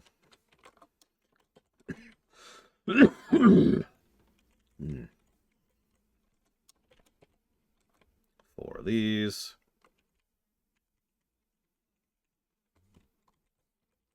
And one of these.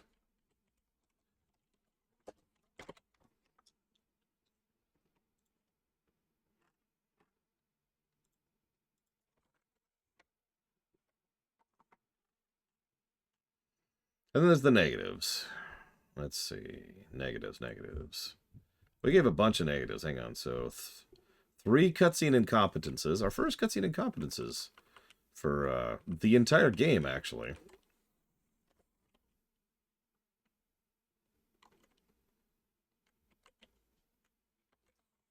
Internal continuity, unskippable cutscenes.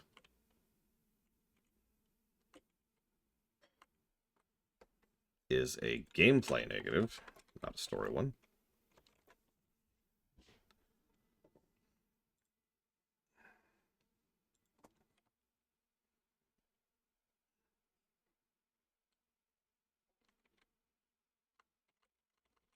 I just really wanted you to hear this music again, Euro. That's all this is really.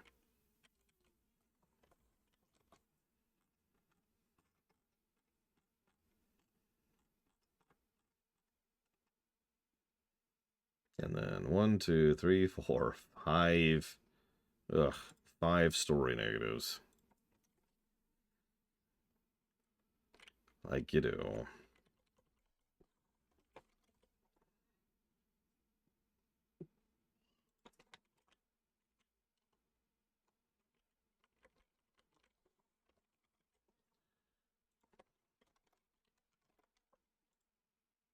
Let's see if it reset by now.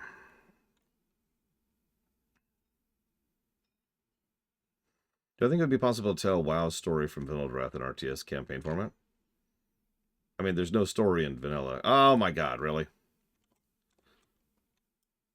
Oh, hey, no, this is actually good. This is phase 2.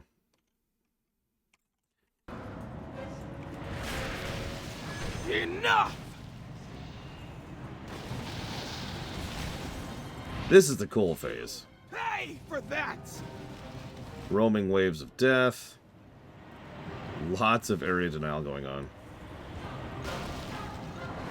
I mean, I wouldn't say nothing happens, but nothing I would put into a campaign. Hey, what's up? Cowards! You pack of weakling dogs! Okay, so, moving on. No more showing off mechanics. I've learned my lesson. Who's ready for an unskippable cutscene? Praise the Titans. They have returned. Not entirely unexpected. Excellent. We will begin the ritual at once. The ritual will take much from us, as it requires a very piece of our being. We will be weakened greatly. Heroes, this burden falls to you once again. You must protect us from Deathwing's forces, while we imbue the dragon's soul with the power of the aspects. Yes, Creamy. When you are ready to begin. I am ready to begin. Loktar, friend. What is it you wish?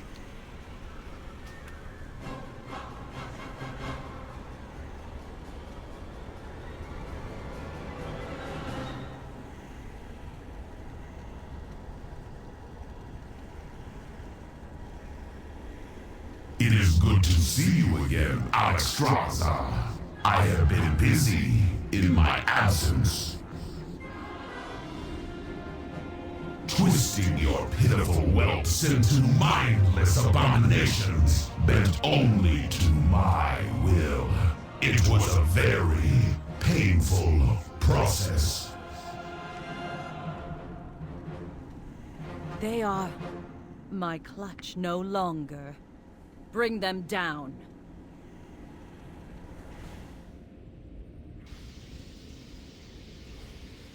And yeah, Thrall's filling in for Neltharion here. Technically Creamy, but blocks also take longer to fund than individual games. Watch your feet. So for example, if you really want to see me run, random example, Morrowind, and just Morrowind, you can just donate towards Morrowind and not have to donate towards 4 other games that'll take literal years to get funded. Really, Cloden? Why? You don't mind sharing. Watch your feet. Wow, they did speed that up. Holy crap. Not complaining.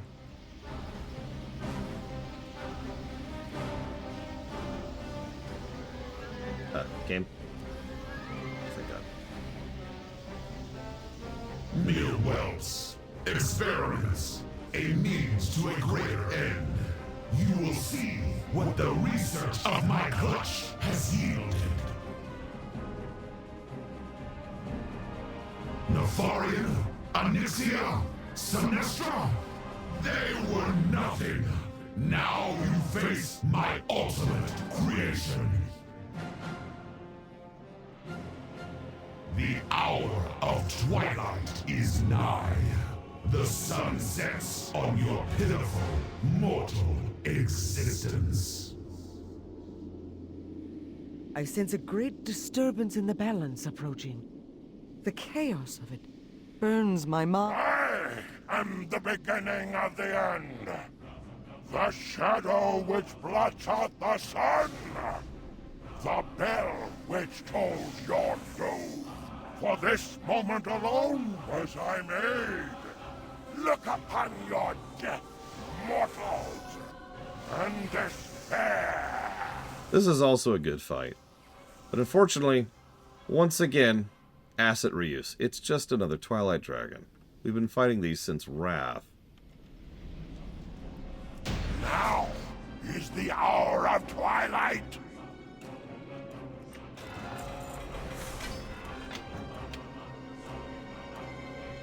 It's also not Chromatus, yeah. And yeah, he's also like Our power days, maybe weeks old. the dragon soul. Our fate lies with you, Earthwarder. Talitha, Cairn, Agra, I will not fail you. I will not fail this world.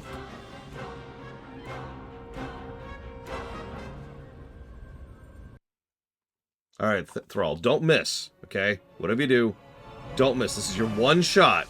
Your only shot.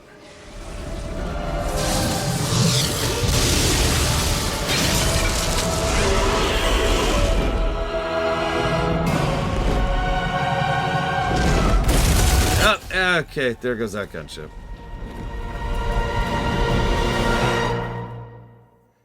Cool. Okay, so he failed. Awesome. Gonna board the Skyfire. Yes, that's Skyfire. Keanu Reeves and Patrick Swayze reference. We're walking, we're walking. 100% pure adrenaline. So, mostly reused asset here. Because, you know, it's just the ship again from the battle at Wrath. However, they do have this Skyfield. Now, I'm going to say something that a lot of people are going to very much disagree with. I have never liked this skybox. I don't have a really good reason why, other than the fact that you can literally see the skybox up there. In fact, I bet I could... No, I can't ping it. But this has never worked for me. Like, I know you're not supposed to look too far over the edge. Kind of ruins the illusion, but... I don't know, I think it's mostly just the ceiling that bothers me. If I do this, it's a lot better. Like seeing us pushing through the clouds. Okay, I'll give you that. Either way. Ready for the next boss? Oh yeah, there's the motion sickness guy. I forgot they added this guy.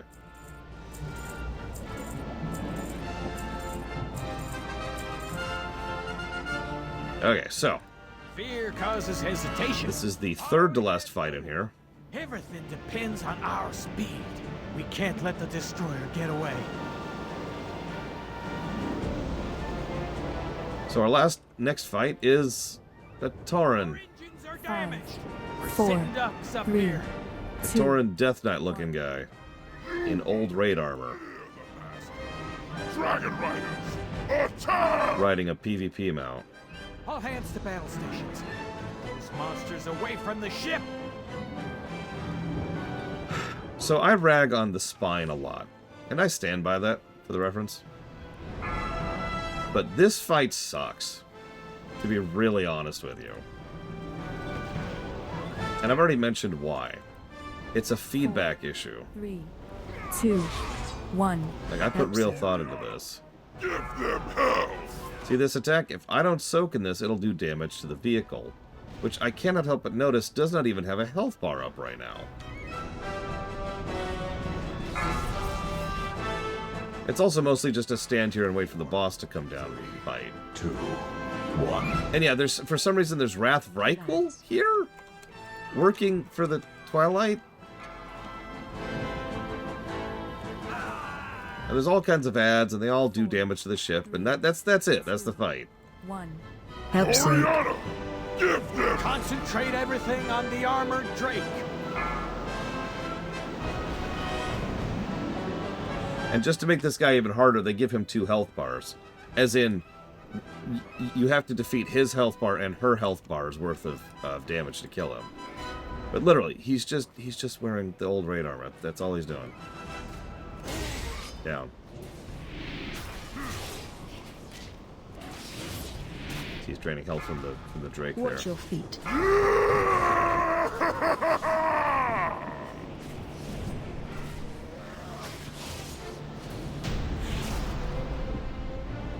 Okay, so next.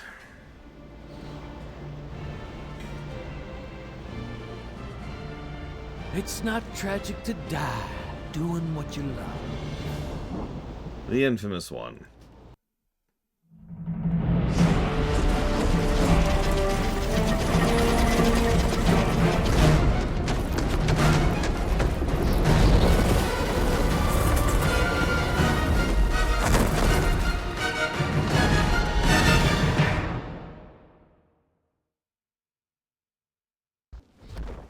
Ladies and gentlemen, the spine of Deathwing. Plates! He's coming apart! Tear up the plates, and we've got a shot at bringing him down! Don't worry about me! Stop the destroyer! Ain't you Darini? So, tentacles. Tentacles have to be dealt with. Roll incoming. Roll incoming. Okay. Roll incoming. Hang on. Roll incoming. Roll incoming. Roll incoming. Oh wow, that only required 1. That's a lot easier. Roll incoming. Target change. Roll incoming. Hang on. I actually can't concentrate enough to explain this fight, so give me a second here. Roll incoming. There we go. There we go. Roll incoming. Run. I think I hit him too far away. Roll incoming. Yeah, it used to be 9. And that sucked. Yeah, I was too far away. I literally screwed that up. Roll incoming. Yeah, I need a new one. Come here. Roll incoming.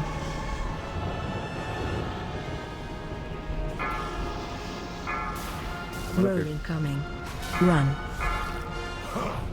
I had not realized you fool. Target change. Roll incoming.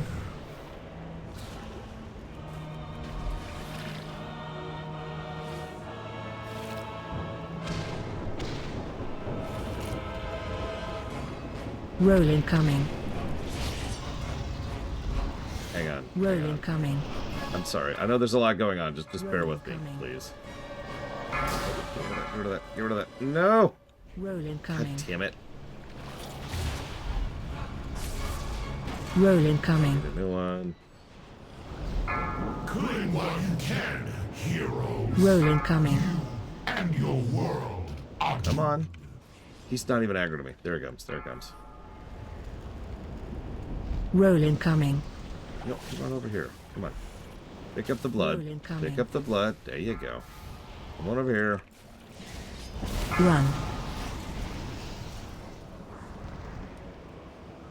Target change. Ugh.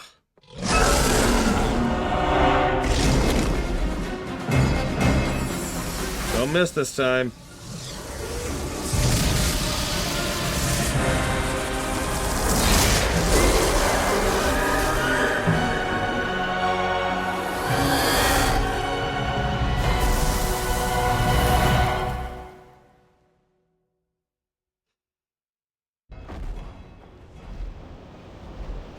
So we did it! We killed Deathwing!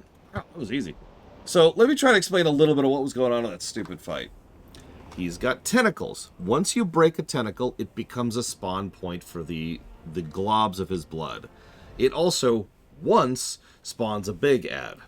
The big ad, when they walk over the corpses of the little ads, absorb them. Now, originally you needed 9. Nowadays you need 1. So you walk him over the blood, he absorbs it, then he starts doing tons of damage to the entire raid. You have to drag him up to the plate, then kill him. Once he is killed, he detonates in something that's actually called a nuclear explosion. That causes the plate to break off. That causes the plate to expose. Then you have to really quickly DPS down the tendon, keeping it in place. If you DPS down quickly enough, the plate falls off. If you don't, you repeat the cycle. That's it. That's the entire fight, with one notable exception. If at any given point in time there's too many people on the right or the left side, he rolls that way, killing anybody who's not anchored down. And I do mean killing. It's just a falling damage. You hit a kill plane. That's what you kept hearing, roll incoming. That's why when you're doing it solo, you have to go back and forth. Now, thankfully, I can't give that fight any gameplay negatives, but that fight still sucks. So, you know. Cool. I already have that. I throw it on the ground. Loktar, friend, it is done. At last, the Destroyer has met his end. And now, we can begin to heal our world. You have accomplished the impossible. Succeeded where all Azeroth feared you would fail. Before you is the cache of the aspects. Take from it what you will, for you have more than earned the right. Although you may want to hurry. Loktar, friend, what is it? You have done nothing! I will tear your world apart! I will bring you closer to the Emerald Dream. So this is the madness of Deathwing. Mechanically, I actually like this fight. That brings us up to a grand total of 3. Defensive. So you have people jumping between the platforms, dealing with different mechanics. Each hand has a different type of mechanic. So there's claws, and then there's like tentacles, and each one does a different type of thing you have to deal with differently. You bounce around between them until you knock them all over, in which case... I will cleanse what I am Deathwing, the Destroyer, the end of all things. Inevitable, indomitable. Target change. I am the Cataclysm. Defensive. It is time. I will expend everything to bind every thread. Here, now, around the Dragon Soul. What comes to pass will never... There is no shelter from my fury.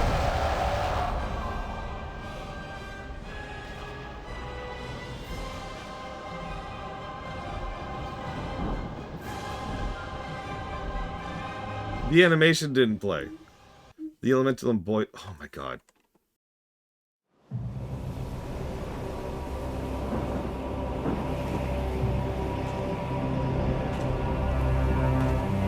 I can feel the elements awakening, rejoicing. The Cataclysm is over. The champions who fought at our side assured the survival of our world.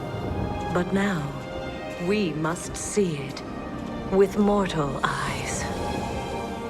We dragon aspects have fulfilled our great purpose, and our ancient power is expended. But though our day draws to an end, life endures, and new generations will be born. Today's victory belongs to all who stood against the shadow. You are Azeroth's true guardians, and the future of this world is in your hands. For the dawning of the Age of Mortals has begun.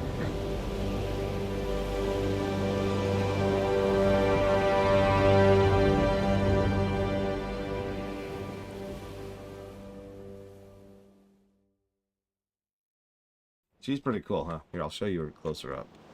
This is the red one. Does she look cool? Mm-hmm. She has some pink on her, my favorite color in the whole world. Her favorite color in the whole world is red. But where's the green guy? Hang on, where's this green guy? There he is. See? He's got green skin. See? Why does he have green skin? Well, you see, there's a long answer for this. It involves tickling you. No, don't tickle me! Don't tickle me! You said tickle! Oh, okay. Gotcha. No, you cannot tickle me. I can escape. No, don't escape. I'm still tickling you. Tickle, tickle, tickle, tickle. Oh, I'm healed. Oh, okay. Wait. Are those peanut butter? No, those are actually medicine. I know they look like candy, but they're not. They're medicine. You think they are? Yeah, come here. I need you to go back upstairs and tell them I'm going to be a few minutes, okay? Because I'm wrapping up. Because they always call dinner when I'm at the middle, when I'm about to finish something. That's for you. You got to eat it. You can't play with it. I hope not. You would eat a real worm? That's so weird. Why would you do that? Okay. Alright. It's not gonna drop. And it didn't drop. Okay, so.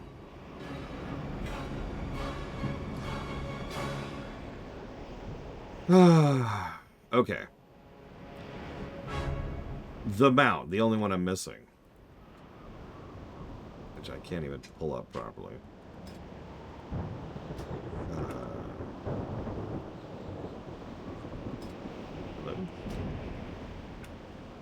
Can't get the damn thing to load properly.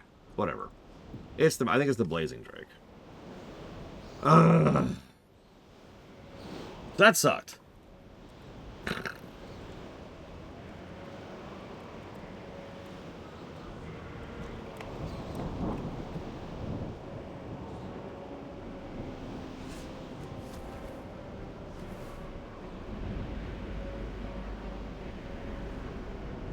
Oh, I guess I have to just hearth. Yeah, that was not a great ending. No, we cannot, Yura. I'm sorry. I am sorry, but no. I apologize. Please don't kill me.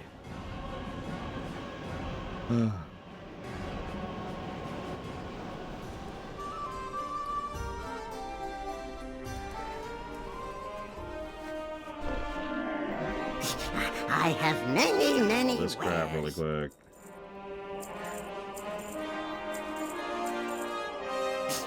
Many farewells.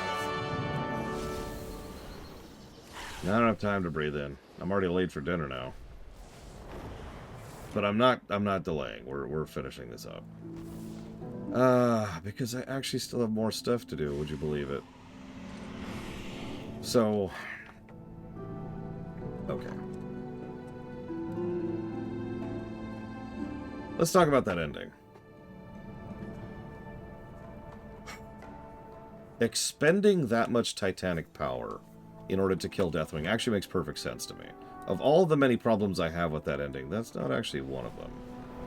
The problem with that ending is everything else. Wow, what is with the lag? Holy crap. Because the idea here is that that's Deathwing more or less completely unleashed. You know, nothing holding him back whatsoever. all of his energy and power and molten mass just kind of exposed for the world to see. And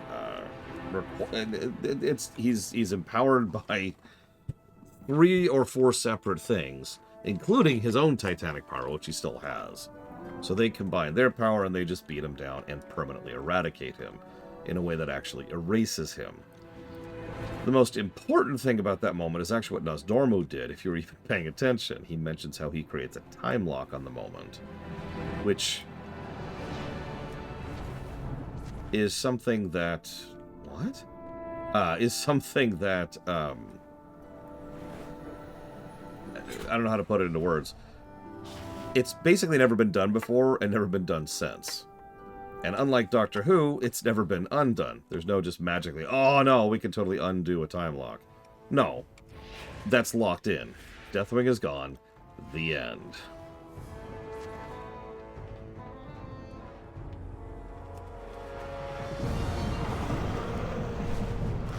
But then we get to the actual ending.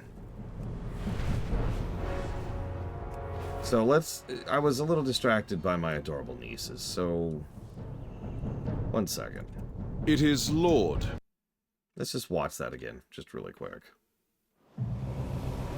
Hey, let's ignore the old... I'm not going to ding it for the old graphics and the old models, even though Alex Strauss looks terrible here. I can feel the elements awakening. Okay. Rejoicing. Even though they've been against us half this time. Cataclysm is over. We're done. The champions who fought at our side assured the survival of our world. Yeah. But now, we must see it with mortal eyes. Okay. We dragon aspects have fulfilled our great purpose, and our ancient power is expended. But though our day draws to an end, life endures. Yeah, I really don't care that she's preggo. Will be born. Sorry, I do not give a damn. Today's victory belongs to all who stood against the shadow. You Return of the Jedi moment. True guardians. Old Stormwind. The future of this world is in your hands. For the dawning of the Age of Mortals has begun. So, yeah, there's this whole thing. They even mentioned this briefly about how this is like the Age of Mortals and how it's supposed to be this big, massive sea change to the age of everything. This idea was pretty much thrown completely out the window at some point. And yeah, no, Huthor is correct. This was an attempt to write the aspects and the dragons out of the story. Which, honestly, I get the idea of doing so. It's very Tolkien, right? It's just trying to get rid of the superpowered being so someone isn't in the background saying, why aren't the dragons helping with this particular fight? So again, they were trying to just knock the dragons out of the narrative.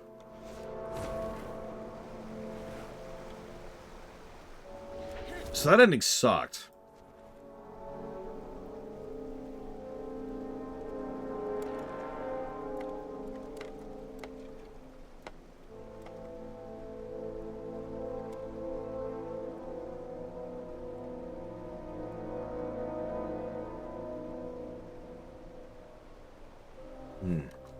You might say it's going forward and back, and forward and back.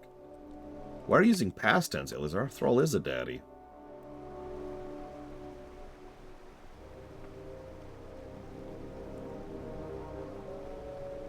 Oh, negative. Well, it doesn't work that way, Lord Harrowmont. If anything, Dragonflight might get that negative. But here's the thing. As I've said before, retcons are not inherently a negative. They're not. If a retcon makes the story worse, it's a negative. If a retcon makes a story better, well, that's a positive.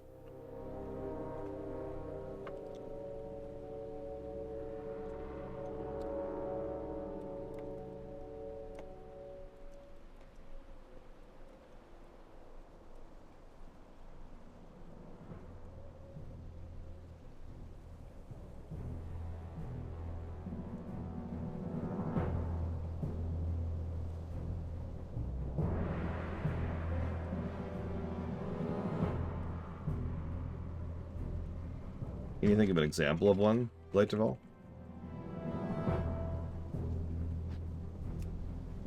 I mean, it makes super sense to me that the aspects lost their power. It's even a plot point in Pandaria and Warlords. And then Dragonflight shows up. We'll get to that. We'll get to it. One, well, two last things we have to do.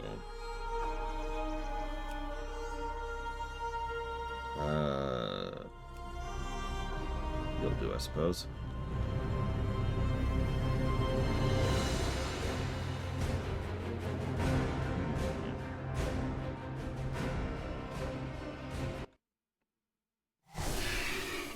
Where am I? Where am I? Ah, okay.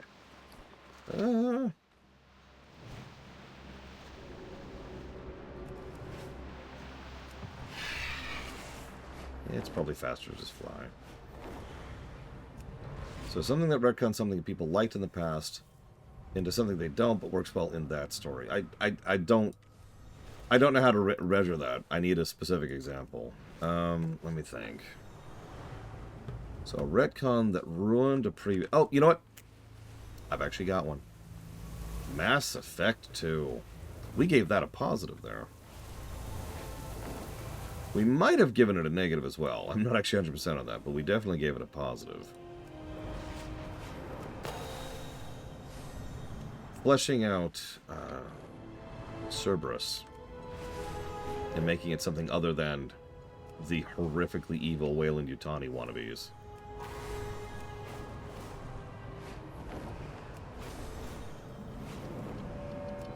We definitely have two last things to do, but at this point, I'm really irritable at how long this has been dragging on. I blame the computer crashing in the middle of the day. I was actually going to go without a lunch break just to finish this all up in time.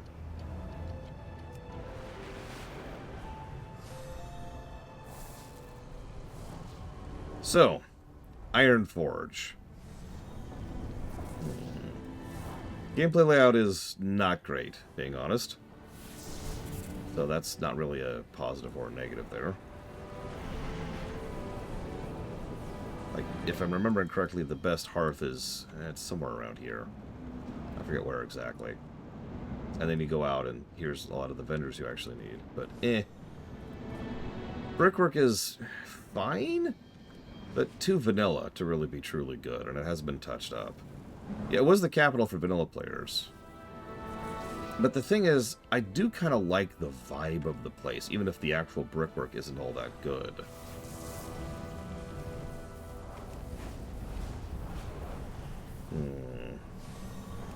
Thoughts on Deathwing as a character? I mean, he's not really much of a character here past the only characterization he gets in Cataclysm is in the end time, where we see him impaled on Wormrest Temple. I don't know, I'm feeling atmosphere and honestly probably nothing else as we're looking around. No, Deathwing will be a character in the future. We'll get there. But let's give that an atmosphere positive and let that sit. If you walk... Why would you ever walk into a place on foot? That's crazy talk. Ooh.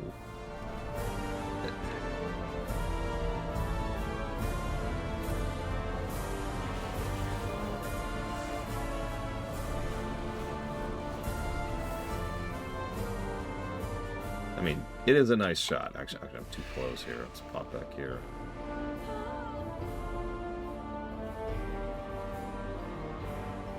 Yeah, you've got the statue of whoever the hell that is right there.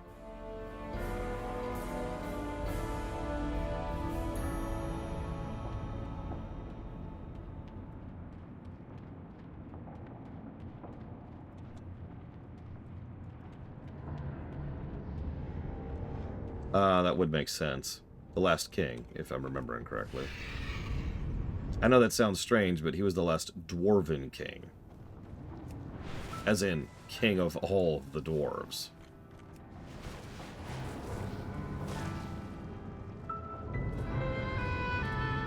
Up, Christmas music. Oh god, get out of here, get out of here.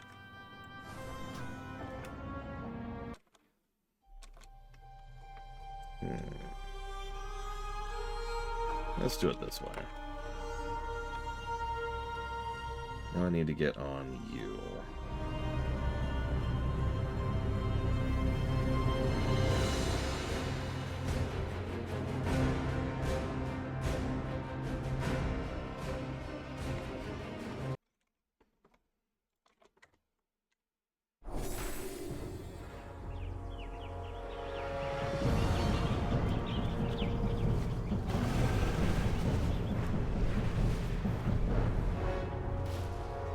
Let's do these in order, shall we?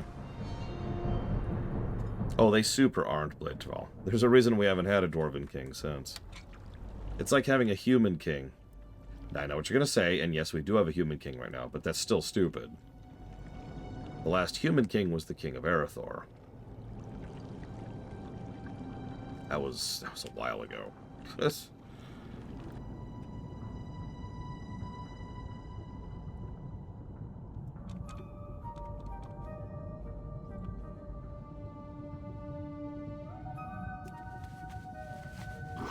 I mean, at this point, there are no other human kingdoms. I stand by my statement, though. Humanity is way too diverse and has way too many people and way too many areas to have a king at this point.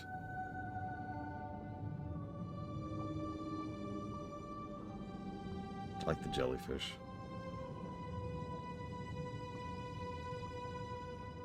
Yeah, Stromgarde still technically exists as a polity.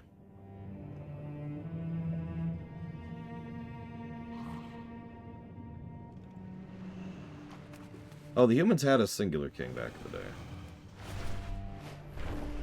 Okay, that's what I thought. Alright, next.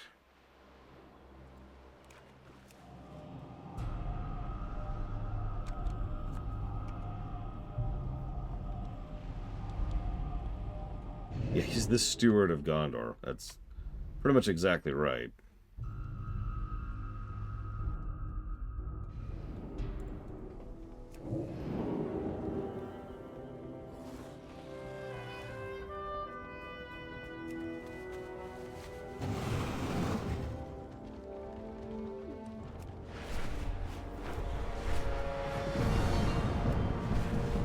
How could you tell, Fife?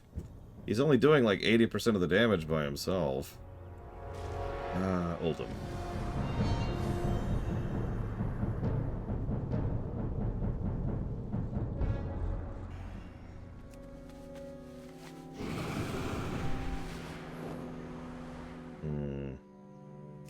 Decent, but ultimately vanilla. I'm thinking no. Next.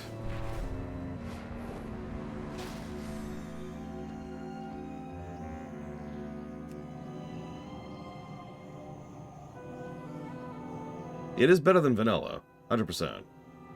But baby steps, baby steps.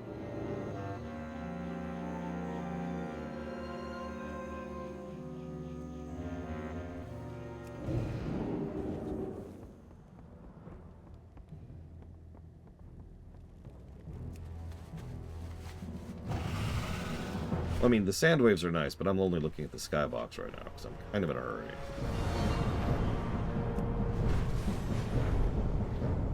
Speaking of, we know Deepholm's skybox. It doesn't even exist. So we're going to hit up Twilight next. Yes? I accidentally opened a packet here, so the contents are sitting in the top of the stairs. Okay, thank you. Sort of.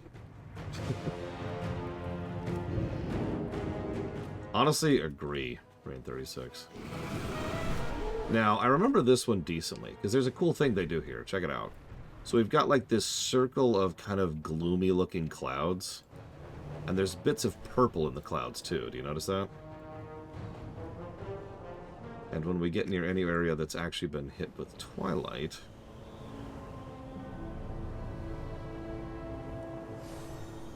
it just becomes full cloud cover. And now there's a lightning storm up there. See?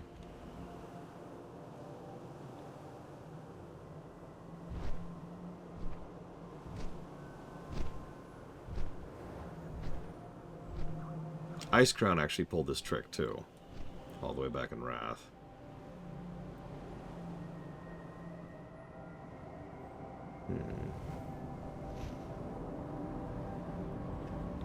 One more.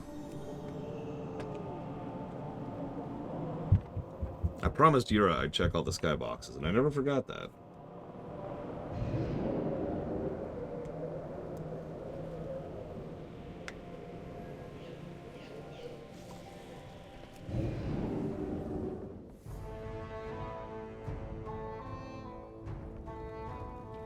Well, in Shadowlands we'll have much more interesting skyboxes than this. Like it or not. Look at that skybox. Oh, it's beautiful. Beautiful.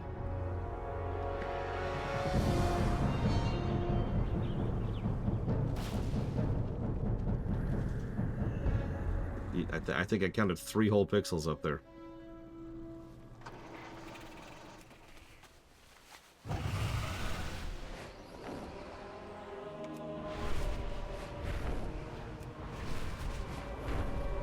Now that's a little bit better. That's more like Nagrand level. Look at that.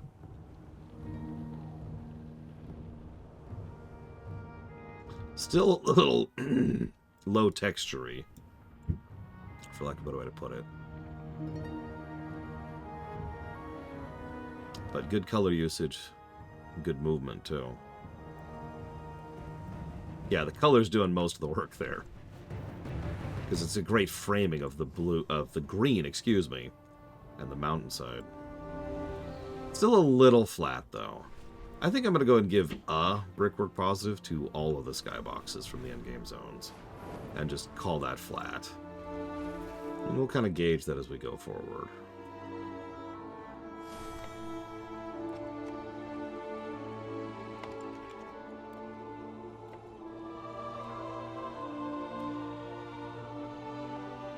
Okay.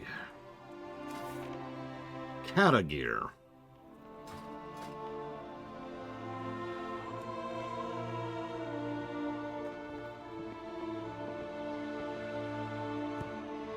So, yeah, let's actually start at the top. Start at warrior here. Nope. Yeah, here we go. So we've got whatever the hell this is. I have never liked this suit, speaking as a warrior. You notice I have the whole damn suit. Of course I have. But, like...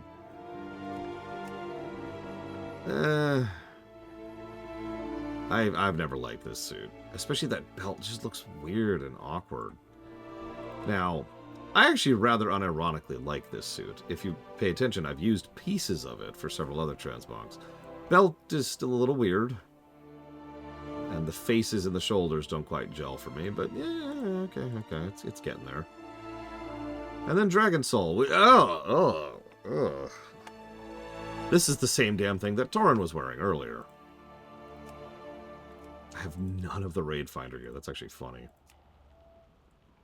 It's... Yeah, I'm not a big fan. I'm not a big fan, so... Honestly, I'm gonna call that a pass. That's just, that's not great. So let's do Paladin. Bastion. Okay, so this is...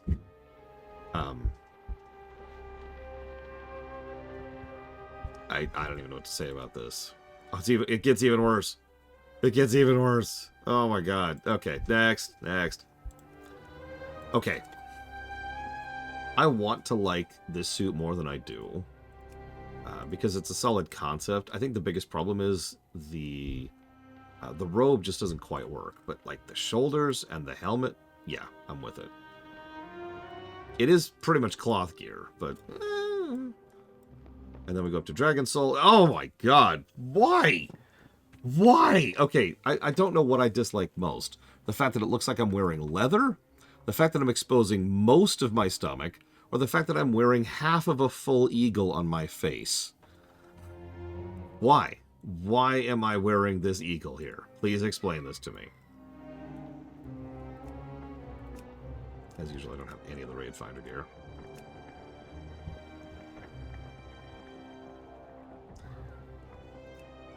Hunter. Oh, we know Hunter, right? You know Hunter. You know how this is going to work out. So first we have the Murloc gear. I'm not even joking. That's what it is. It's the Murloc suit. No, really, it's the Murloc suit. So that's a negative at that point. Firelands, no, again, like you've the implication that you've ripped off some Flame Waker's head and are just wearing it is already kind of unpleasant, but what? And then, of course, this is fine, I guess. That's about as much as we've gotten. We've gotten 3 fine suits so far. They're fine. It's fine. Rogue. Okay, so what have we got for Bastion? So for some reason, the Bastion of Twilight suit is a wind elemental for Rogue. I have no idea where this is coming from. I love how heroic and normal are barely different from each other.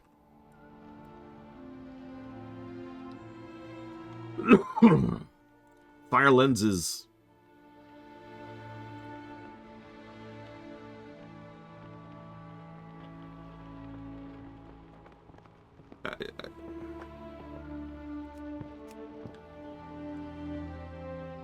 I don't know. I don't know what to make of this. Dragon Soul. I don't even know what this is supposed to be. Like, we've got these bats, I guess, on our shoulders.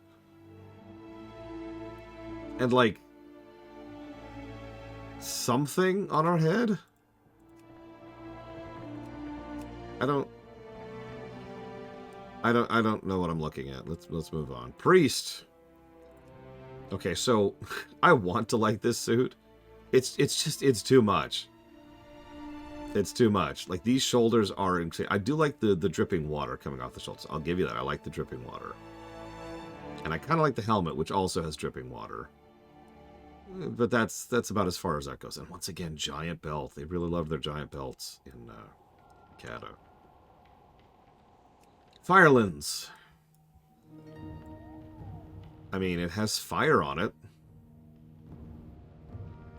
I don't actually know what else to say about that, to be quite honest with you. And this suit is interesting. I kind of like this suit. It's very masked priest, which I guess is literally what it is. But I don't know, it reminds me of the cloth armor you could get in Oblivion. You remember that? That the members of Order had, the priests of Order. And you know what? Yeah, I'll actually kind of give you that. I think I like Raid Finder the best, ironically. So, okay, you know what? Sure, I'll give you that. Death Knight.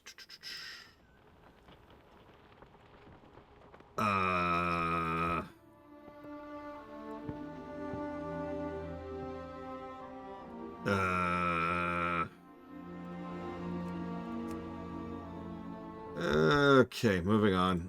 Firelands. What is with these gigantic helmets? Look at this helmet for a second. Look at how wide and tall it is. No, I didn't even see it, Elizar, and I'm not going to answer it. Ask me another day, okay? I'm trying to... What is this color choice? This is Death Knight. What am I looking at? Okay, Dragon Soul. I know they like the bones motif for Death Knight suits. I've never been a huge fan. So this is just to me. And of course, giant helmet. Alright, whatever, moving on. Next, Shaman. This will be great. Here we go, here we go.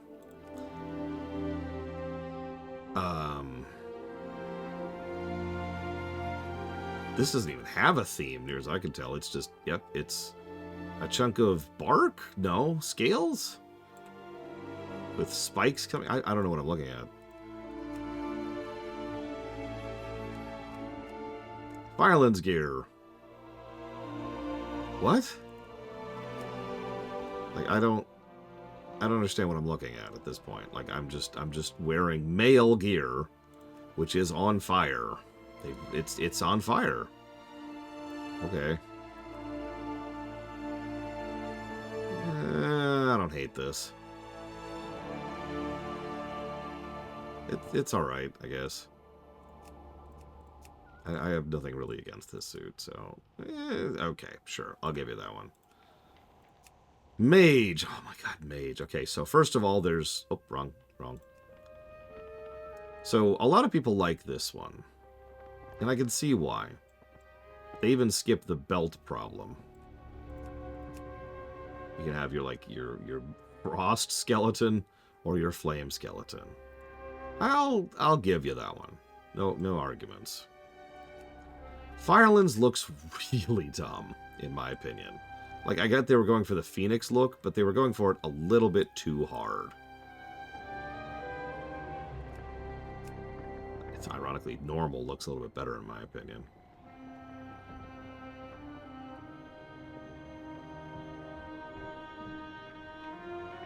So we're going to skip that and go up to the mage suit. Like, this is a weird one. Like, it's kind of a steampunk clockwork mage suit? For some reason? I mean, I don't hate it, it's just weird. Also, what's with all the normals looking better than heroics? That's just a thing. Alright, so down to Warlock.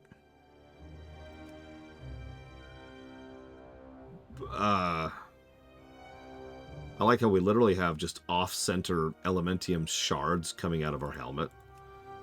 That's very gross. And then, oh, you don't like that? How about wearing spider gear? It's okay, it's flame spider gear. Yeah. Okay, how about this? Because this is very warlocky, right? You can tell because the tentacles are actually moving.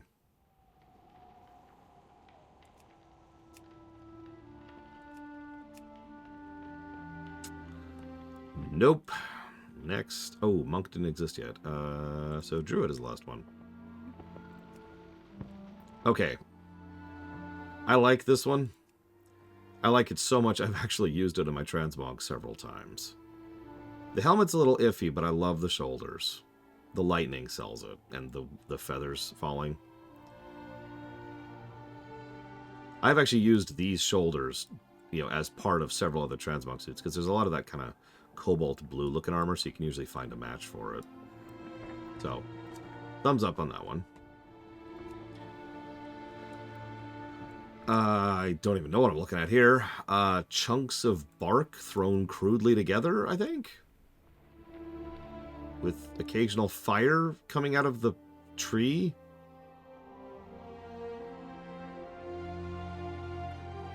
Okay, moving on. This one's kind of interesting. This is apparently the fungus suit, where we just have lots and lots of mushrooms growing on us. Way too many mushrooms. Glowing mushrooms.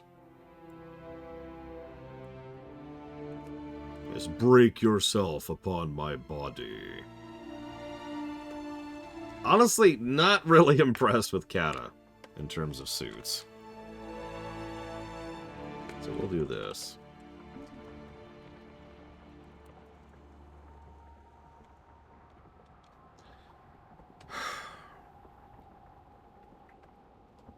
Alright.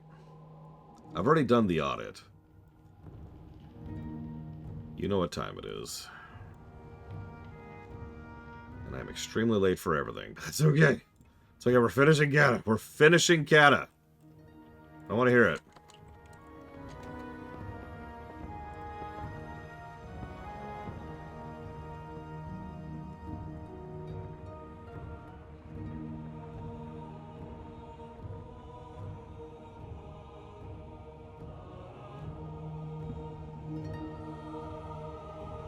It really does. We've been playing Kata this entire year. For real, though, anybody want to guess the length of Kata total?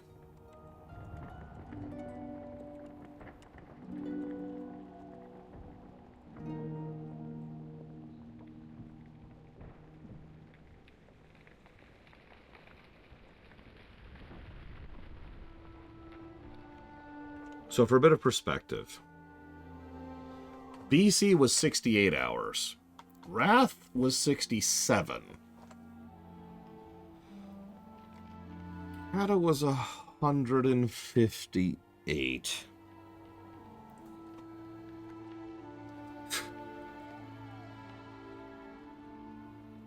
And that does officially beat Endwalker in terms of length, by the way, by several hours.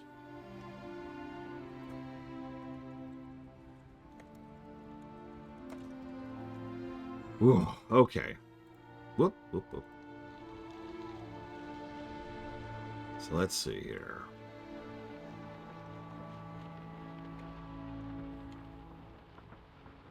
So let's jot down some numbers.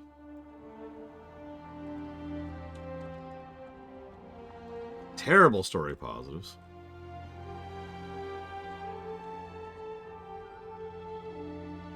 It might be a late start tomorrow. I might need some frickin' sleep. No offense.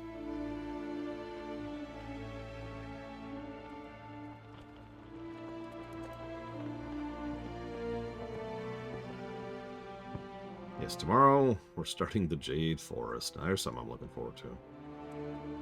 That is still barely a net positive, but I believe, yep, this is our first expansion that has a net positive on gameplay.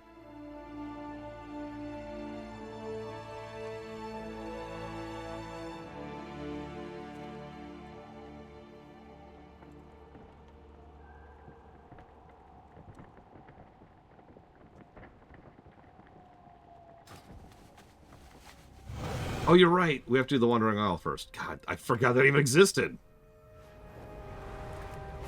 I'm a terrible streamer. Yes, we're doing the Wandering Isle first. There's still a pretty good chance we'll do Jade Forest tomorrow, though. We'll start Jade Forest. It's a big zone. We won't finish it tomorrow. Have some good music.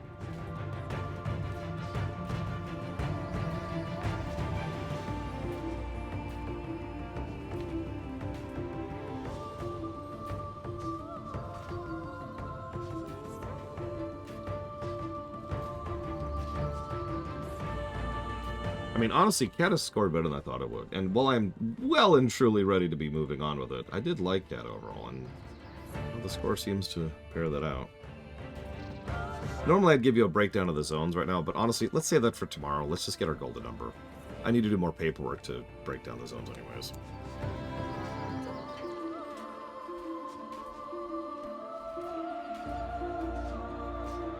What was the golden number for Endwalker? Someone look that up for me really quick, please. Because that's kind of our most immediate competition here, right?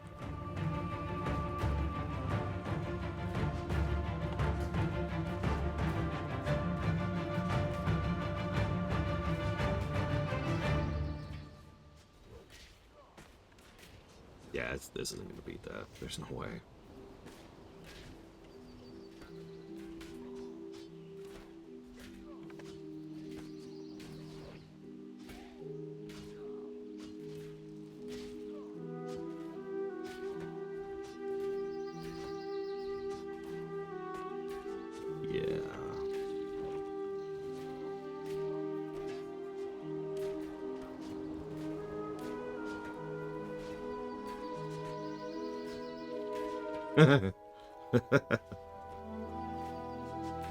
It would do a lot better, Linerith.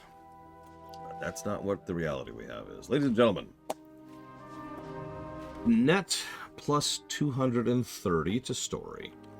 That is a density of 1.46 per hour, which is actually really good. And a ratio of 77%, which is average. Gameplay net plus 29, our first expansion with a net gameplay positive. That is 0.18 pluses per hour, which is terrible, and a 55% ratio, which is terrible. Giving us our final golden number of... Can I get a drum roll, please? Sorry, not golden number. Bronze number. This is giving us our bronze number. Gotta get my own terminology correct here. Let's see.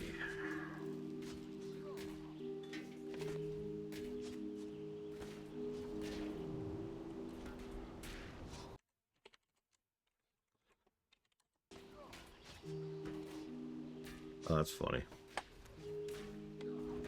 490.67. More or less carried entirely by its story score. But dragged way down by the gameplay, by the density, by the ratios. And I guess that's it. 157 hours, that definitely hurt it. That also means Blades of All 1, which I find rather amusing.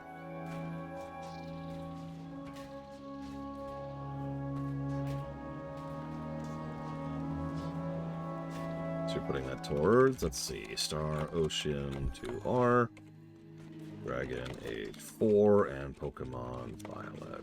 And yeah, let's do some really quick comparisons. In terms of Wrath, Wrath got a plus 90 bronze number. Wrath had 76% and 27% ratios, which says all it needs to.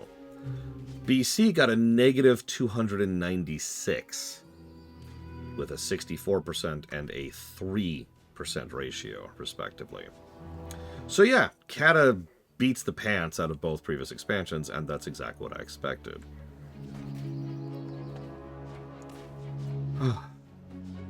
Tomorrow, let's play some Pandaria.